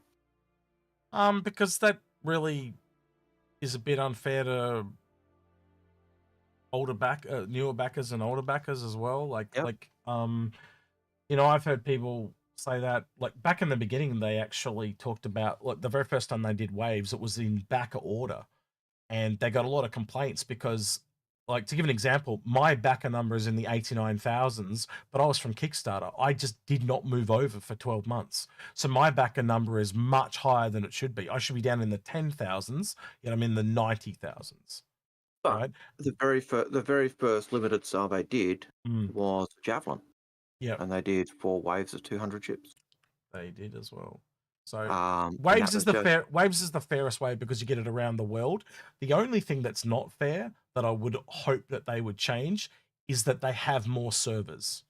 Yeah. So when they're doing like, let's just take Asia, Australia, right? I would hope that they'd have a server in Singapore rather than in the United States because it makes it more likely. And that wave style goes up on that server. Yeah, and then when you go around to Europe, it's a server in Europe, and then when you go around to the, you know what I mean? Because then it increases the chance that the people in that wave get it for that server. Because at the moment, there's a huge, massive advantage to living in the North Americas. Anyway, to get back to the question, they're the limited ships. No, they're the ones that went up in price, not the limited ones. Shit, I went to the wrong one. Did this again, didn't I? I went to the wrong one. That's okay. So while you do that, I'll go to the next question. Yeah, sorry, I got. Artemis TGM says, is there any IAE news trailer dropping today? Not that we've seen. There's meant to be one. I went and double checked it. Yep. It does actually say this week in Star Citizen. Here, I'll flick it back Yep. over It while I'm might on it. happen after we finish off at the rate we're going. Yep. Um, So yeah, there it is. There it says Thursday, November 16th. if we're finishing at normal time, yes, it would have come out after we finished. Yeah, clearly, it's not going to plan for them today. Over there because it's not normally they drop by now, but they haven't. Yep. So I think Disco's sitting there watching us and he's going, second they go off. Probably didn't like the comments we said about these bad titles of these videos, but I don't know. Yeah, getting back at us. Mm. What is your favorite IE paint this year? I don't really care. I'm not into skins. What about you, X? You answer that because you know I'm not really a skin man. Redeemer. There you go. Best looking skin for the Redeemer banner now. That's the one I'll be wearing. Yep. Although I do like the skins that I did show that are available for the Sulian. Yeah, they're pretty good too. They look pretty sweet. What was your favorite one of those four? Actually, we can bring that up, can't we? Ooh. While we're talking skins, because Agri and I do. Because they kind of look like marbly stone. Well, you're just not a big skin guy. So when you say you like a skin, I tend to take notice because you got a bit different. I had it here and it's now gone. Oh, while you're doing that, I'll do the next question. Mooncat, if I do not own a Best in Show skin, am I able to separately purchase a skin? No, unfortunately not. No, I do not believe so. They have literally monetized a popularity contest, and that's the worst thing about it. So yeah, I'll flick this back over. So these are the 4 Sulian skins. Yep. I kind of am partial to the white one for some reason. I think you like the white one because it's marble. I like all of them, to be honest. Probably more partial to the blue or the top right. But I do like all of them. I like that kind of marble. So which one do you like? The one up over there? 2 top ones, actually. The 2 top ones. The ones that kind of I'm going to be honest. I'd be picking the 2 bottom ones if I had to pick. But I like them all. It's 6 of one, half a dozen of another. You know, if I could only get one, I don't think I wouldn't be cut if I could. You know, if any of them. All right, Fancy Pants. Which one's the concierge one? Oh, the white one. You reckon? Yeah, I reckon it's the white one too. It looks unless there's an absolute gold one in there. It looks like the concierge one. You know that kind of white and gold logo. It screams that one. So yeah. Yep. Kind of reminds me of the yeah. I was going to say it reminds me of the you've got the 890 jump, the Phoenix in white. So something just came into my head that I kind of can't unsee now. I've said it. It's the Zion version of the cleaver, the Vandal cleaver. Can you imagine if it gripped on? Yeah. Anyway, oh no, sorry. Yeah, turn it around. Yeah, it could be.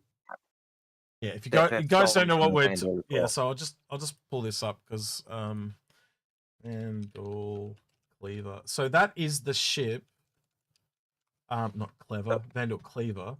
That we see the Vandal ripping into in the end of the trailer.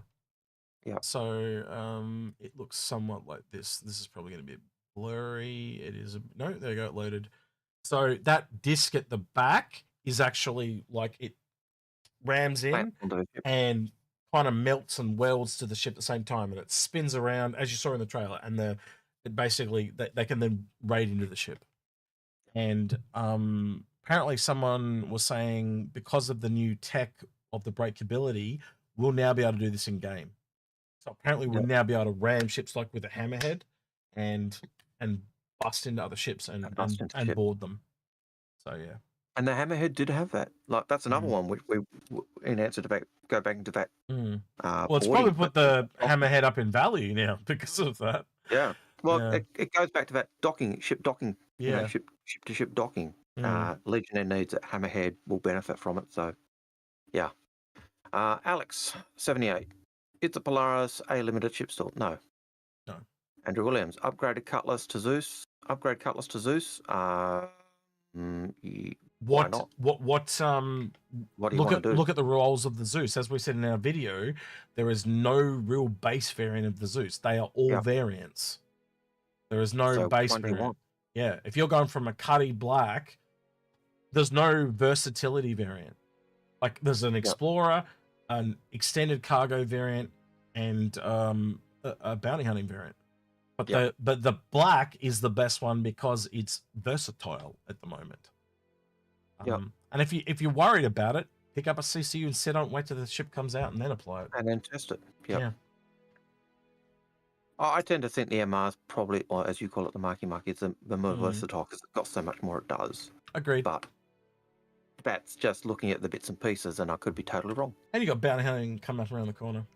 Yep. Shambasta, do you think they will have to reposition tractor beams currently? Most are not practical. Yes. Yes. And we've already apparently been told they are going to do that. Yeah. Sharpshooter 5K says, question, hey chat, does anyone think we will see an update about the 600 rework? Chat can get back to us on that. Right. TKRX says, question, do you think anything will be added to Cutlass Black to make up for the removal of the forward-facing tractor beams? No, because it's still got the tractor beams. It's just got the one. Yep. Focus wolf. Yep. And I'll unless I have something to add, I'll just won't answer. Yeah, that's fine. How do you think the Storm AA will be reloaded? Tractor beams and boxes. Yeah, I think you'll take off the box and replace it, a bit like a HIMARS. There's actually a picture. I'll open this. Hold on. You just give me 10 seconds, Eric. It's a bit like the high mobility artillery system. So can you wait, I gotta flick it over to this. Hang on. So this is from leaks. So these shows all the two different variants of the pods, and I don't know about you guys, but they show them in square configurations. So to me, they fit with inside a box and fly out of said box. So you can see one's almost like a cluster missile, and then there's the other ones are more like a standard missile. And doing the math on that, even if they're just standard missiles, that's a lot of missiles. That's 4 per box. Just don't see how all 4 of those could fit in the same box, but apparently they do. So you've got, what's that, 16 of the big one? 16 size ones. And I'm not going to count all the small ones, but that's a lot of 16 size ones per box. Yeah. Which makes sense because the others are size 4. Yeah. So 4, 1 size 4, 2 size 3. It's a lot of missiles. 4 size 2, 8 size. 8 size 1. No, it doesn't work. You'd expect half that number. But yeah. All right. TS Forest. Have you seen any indications that the carrack will be updated for cargo refactor? Every ship will be updated for cargo refactor. Eventually. Have we seen any indications yet? No. Nope. It'll happen. Ace of Slaves, will they switch the dropship seats in the Redeemer to the bottom of a ship? There's no reason to be where they are. No. And that was Algared and Paul's biggest complaint. Yep. No, they won't. But also, once you see the other modules, maybe it'll make more sense. Maybe it won't. You'll have to wait and see. But yeah, that's a wait and see for me, Algared. I don't know about you. Yep. Ditto. Yep. GJ, any chance I can get a CCU to a Hornet Hut Seeker in the near future? Because I need one. Valentine's Day. Yep. Only Valentine's Day. That's the only time you'll see that one. I think that's one of the few ships that is not available during IAE. That's correct. Or Invictus. It is Or Invictus. It's Valentine's Day. It's like St. Patrick's Day. They're exclusive to that singular day. But they come out every year. Yep. Drop Yoga. How do you start a CCU?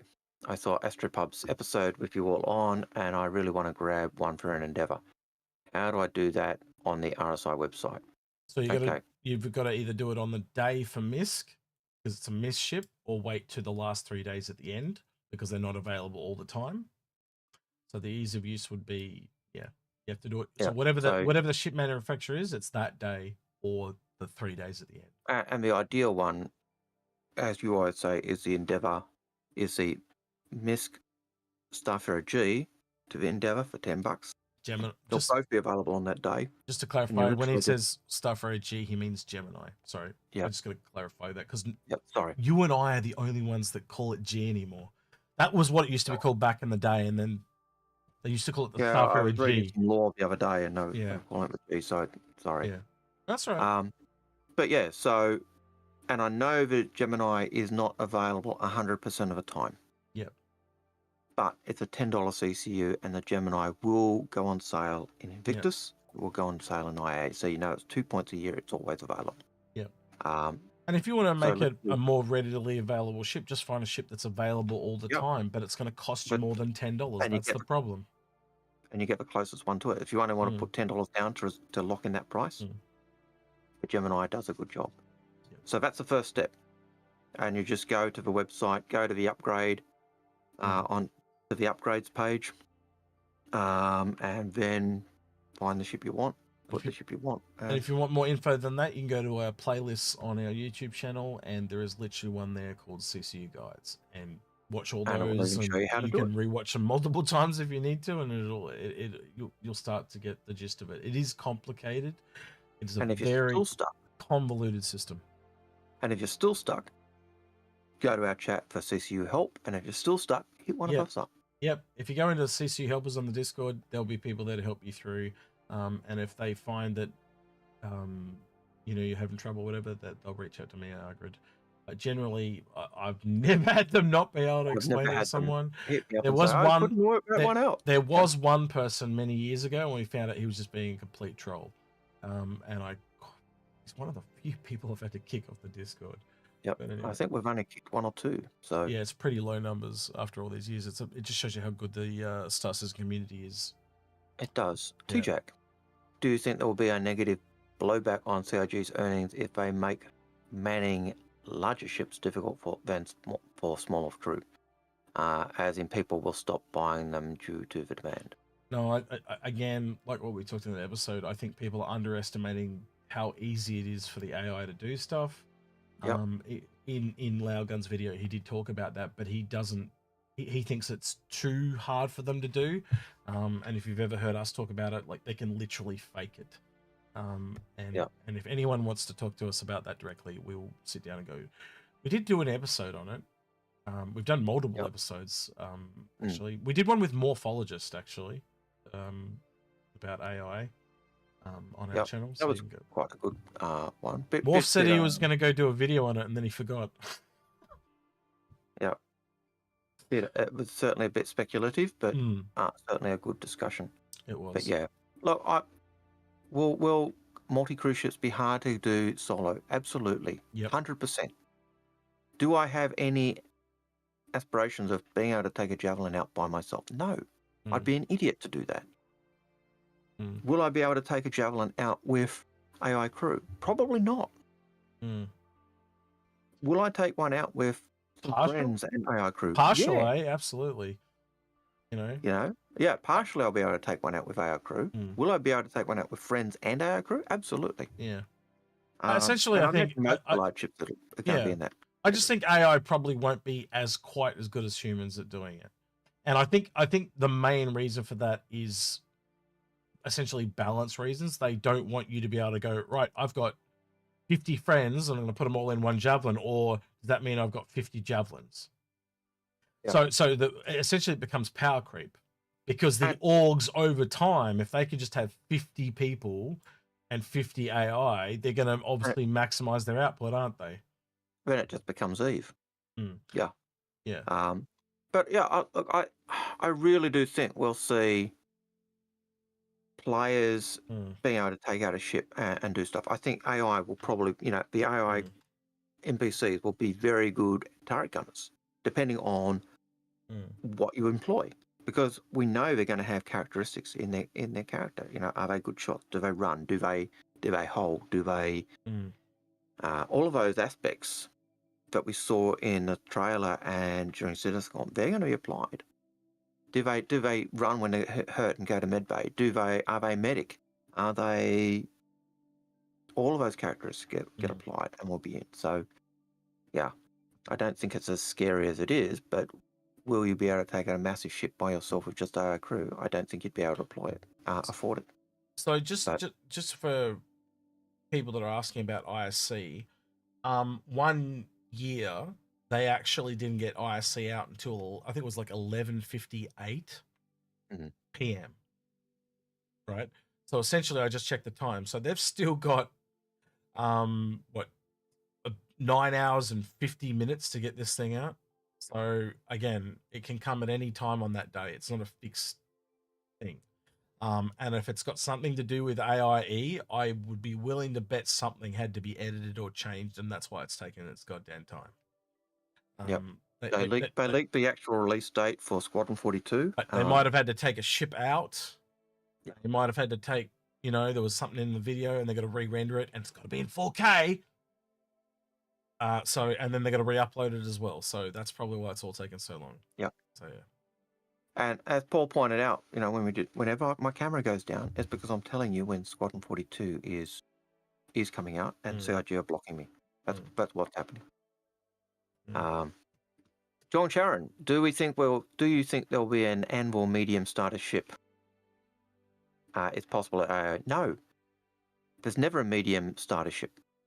Like the closest we've got is the Sulian, from what we gather, and that's medium because it's so tall. Yep. But we haven't also seen anything in the files or anything, or heard anything but an Anvil starter ship coming. So no. Jodomo, have you seen any information on a Drake capital cargo ship?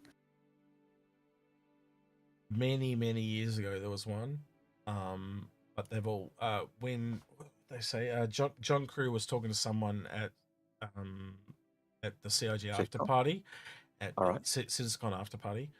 Did I say CIG after party? I'm getting tired. Sorry. And basically, he basically said, well, the reason they wouldn't be working on the Kraken anytime soon is they don't have enough art, essentially, or style guide between the Caterpillar and the Corsair all the way to the Kraken. And then someone overheard that and said, wait, does that mean we're getting like a Drake Corvette? And he just smiled to them and said, yes, it does. That makes sense. Sounds just like the John Crew I've been told everything about. So yeah. Yep. But it makes sense. Like, we know that the Caterpillar and the Corsair, they're like Connie sized.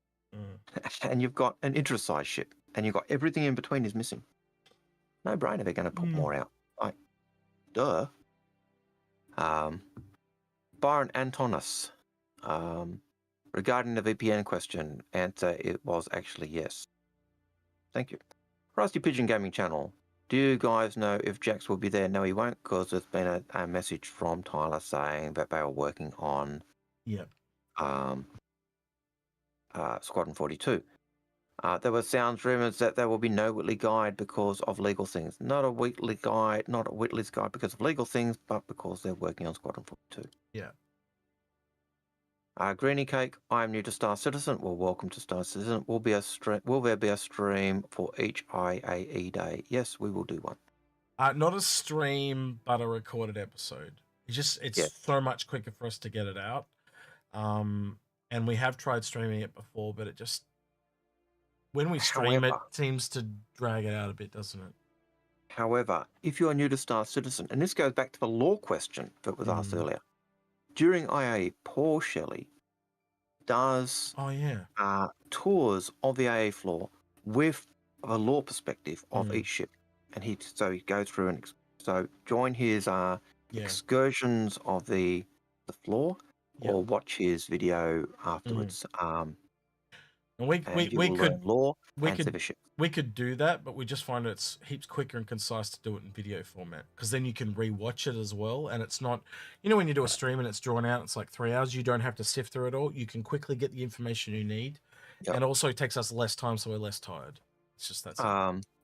And we also don't have the problems of both of us getting down there and dropping link and crashing and struggling with the lag. And we try to keep it out of game as much as possible because of all the shit show. Especially when everyone else is going down there. But you guys have done the free flies. The servers don't run too well when the free flies are on. It's just that simple. But Paul will be doing his law tours on IAE, and he'll do it every day. I may turn up just to troll him one day. I've done that before. I've just turned up to troll him and ask him random questions and just act like someone he doesn't know. Then he eventually figures out it's me as usual. Yeah, because you asked a foot question. Yeah. What's the foot of the Endeavour like? Yeah.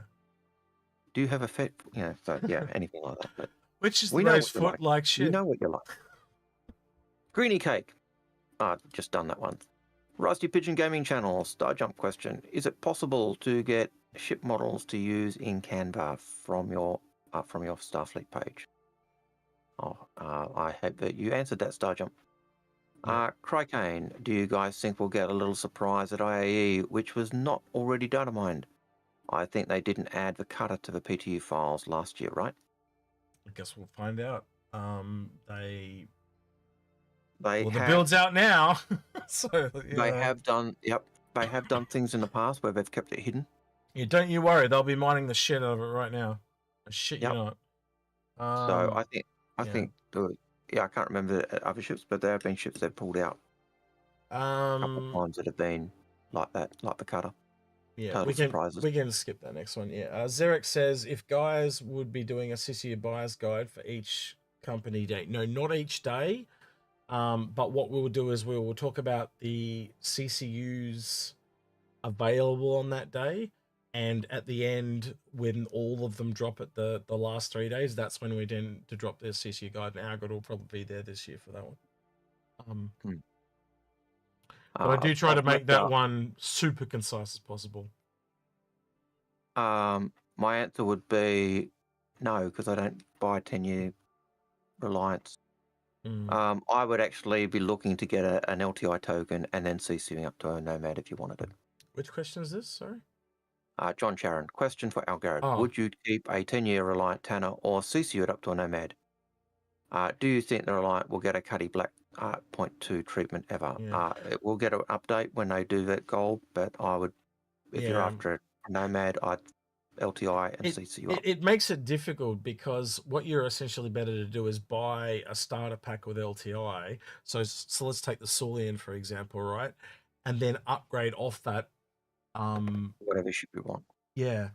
It makes it really difficult. You could also just go to the Nomad and have a Nomad. Again, it's how important is LTI to you? I would say when you're already at a Reliant Tanner. How much is it from a Tanner? It was like 75. Yeah, it's only $10. Yeah, go nuts. It's up to you. Like and most people would say 10-year is insurance is like LTI. I've got LTI in most everything else, so I'm just going to keep doing that. Axis 0096 says, question, do you believe we will get other larger quantum standard capable ships? They've said as much. Yep. So yeah. Maxwell TV. Why Mole don't have remote turret gun for co-pilot seat? So why doesn't we do not know why they do not have no, sorry, just the way he wrote the questions. Yeah, I don't know why. Because it's the way it's designed. Yeah. Every ship is designed with a flaw. Yeah. And obviously being industry, it's not as gun focused. Yep.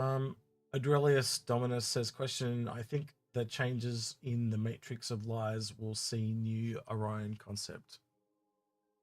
Okay, you're reading something I haven't seen, but yeah, sure.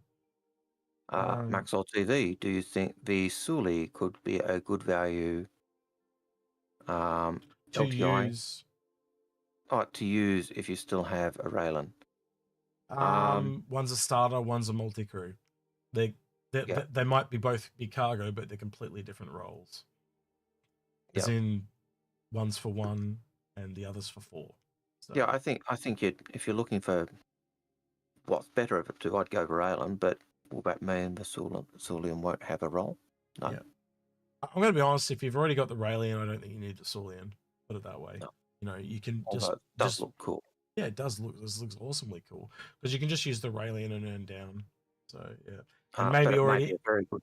And maybe already having the Raelian, you're already in good with the Zion, so they'll give you the Saulian easier. So yeah, and it may have a really good starter pack. Absolutely. Or that might be some of the ones we're buying out. We'll have to wait and see. Yeah, may well be. Tucky question says, when is the last time you tried the Starfarer and when did you think it will work? That thing's going to rework. Without a shadow of a doubt, they've said that as well. They know it needs to be looked at. It won't be till the flight models in. There's a whole bunch of things to come in for that thing to work properly. Armor on the Starfarer Gemini is another one. You know, actually being able to refine and all that shit. Like, there's just so much with most of the ships. Patience. We're getting there, guys. Yep. Get to the end of that road. Don't you worry.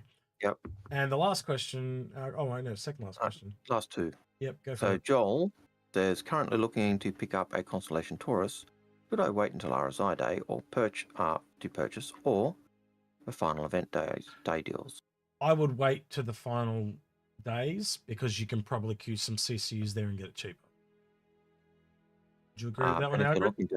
Yep. And if you're looking to pick it up straight away, then why not just pick it up now? Yeah, if it's available. It's available.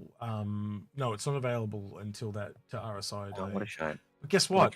What's the day after RSI day? All of them. Oh no, your best in show. Then all of them. Day two. Yeah, I'd basically wait to the last 3 days and just get some TCUs. Either way, you're going to get the price increase. I guarantee you'll get at least 20, if not $30 off that Taurus. Just with CCUs available on that day. Animal Zero with the final question of the day. Questions: do you think the Genesis Starliner will increase in size when it comes out? Absolutely. How long is a piece of string? Yeah. Yes. Of course. Yeah. Every ship grows in size. It's an old ship. Yep. Absolutely. We're finally all right, and we are done for the day. Thank you for everyone for joining us. It was a very long stream. Hour and 30 minutes longer than we intended. But we can only apologize on Disco Landed's behalf that there's no ASI out. I will actually very briefly check, and if ISC's there, I'll watch it and you can go. But I doubt that it's going to be there. Obviously, they're having some kind of technical difficulties, but that's fine. It's not up there yet. So, yeah, we can probably go through that. No, probably can't go through it tomorrow because we've got our, but if it drops sometime today, we could probably go through it, but that's about it. Guarantee you, we'll end this stream and it'll drop 5 minutes later. Yep. Jared's sitting there going, this guy's watching. He's sitting there with his finger on the button. Yeah. Like, can we go? Boom. Yeah. So, yeah, I'm sure you guys will enjoy it. I'm pretty sure we can all safely say it's got something to do with the Saulian in it at some point. So I hope you guys enjoy that one. It'll certainly be IA related. Yeah. But yeah. Absolutely. All right, yeah, thank you all for joining us. We will have to find someone to raid the Algared. So do you want to have a quick look and see... Oh, Space Tomato was up when we started. Yep. Thank you, Negativity, for $4.99 super chat. I was about to say, I've been working for hours and you guys are still here. Yes. We have. How the cookie crumbles. Right, so we got Loken there. I think we might raid an Inforunner. So we'll raid him today. Inforunner, Loken. Ask him how many days he's turned up at the AIE and why is it only one. Yeah. He's a busy boy. So we give him some slack. But it doesn't mean we can't give him shit at the same time. So as a teacher, I've got to commend him for putting his studies first. Yes, and as a rebelling person against my mother, Algared and Paul, I still think he's slack. So yeah, so say hello to Loken for us. I'm gonna have a quick look and see if I can find one for YouTube because YouTube's a lot more difficult. Star Citizen, Space Tomato was streaming when we started, but he's probably not. None of our regulars seem to be streaming at present. Yeah. But I can see. All right, so Twitch say goodbye to YouTube. YouTube say goodbye to Twitch. Have a good one over there, guys. Give him some grief on our behalf. Ask him how he did in Darktide too. All right, bye. All right, really quickly, I'm going to see if I can find... I'm pretty sure Space Tomato is giving up the ghost, though.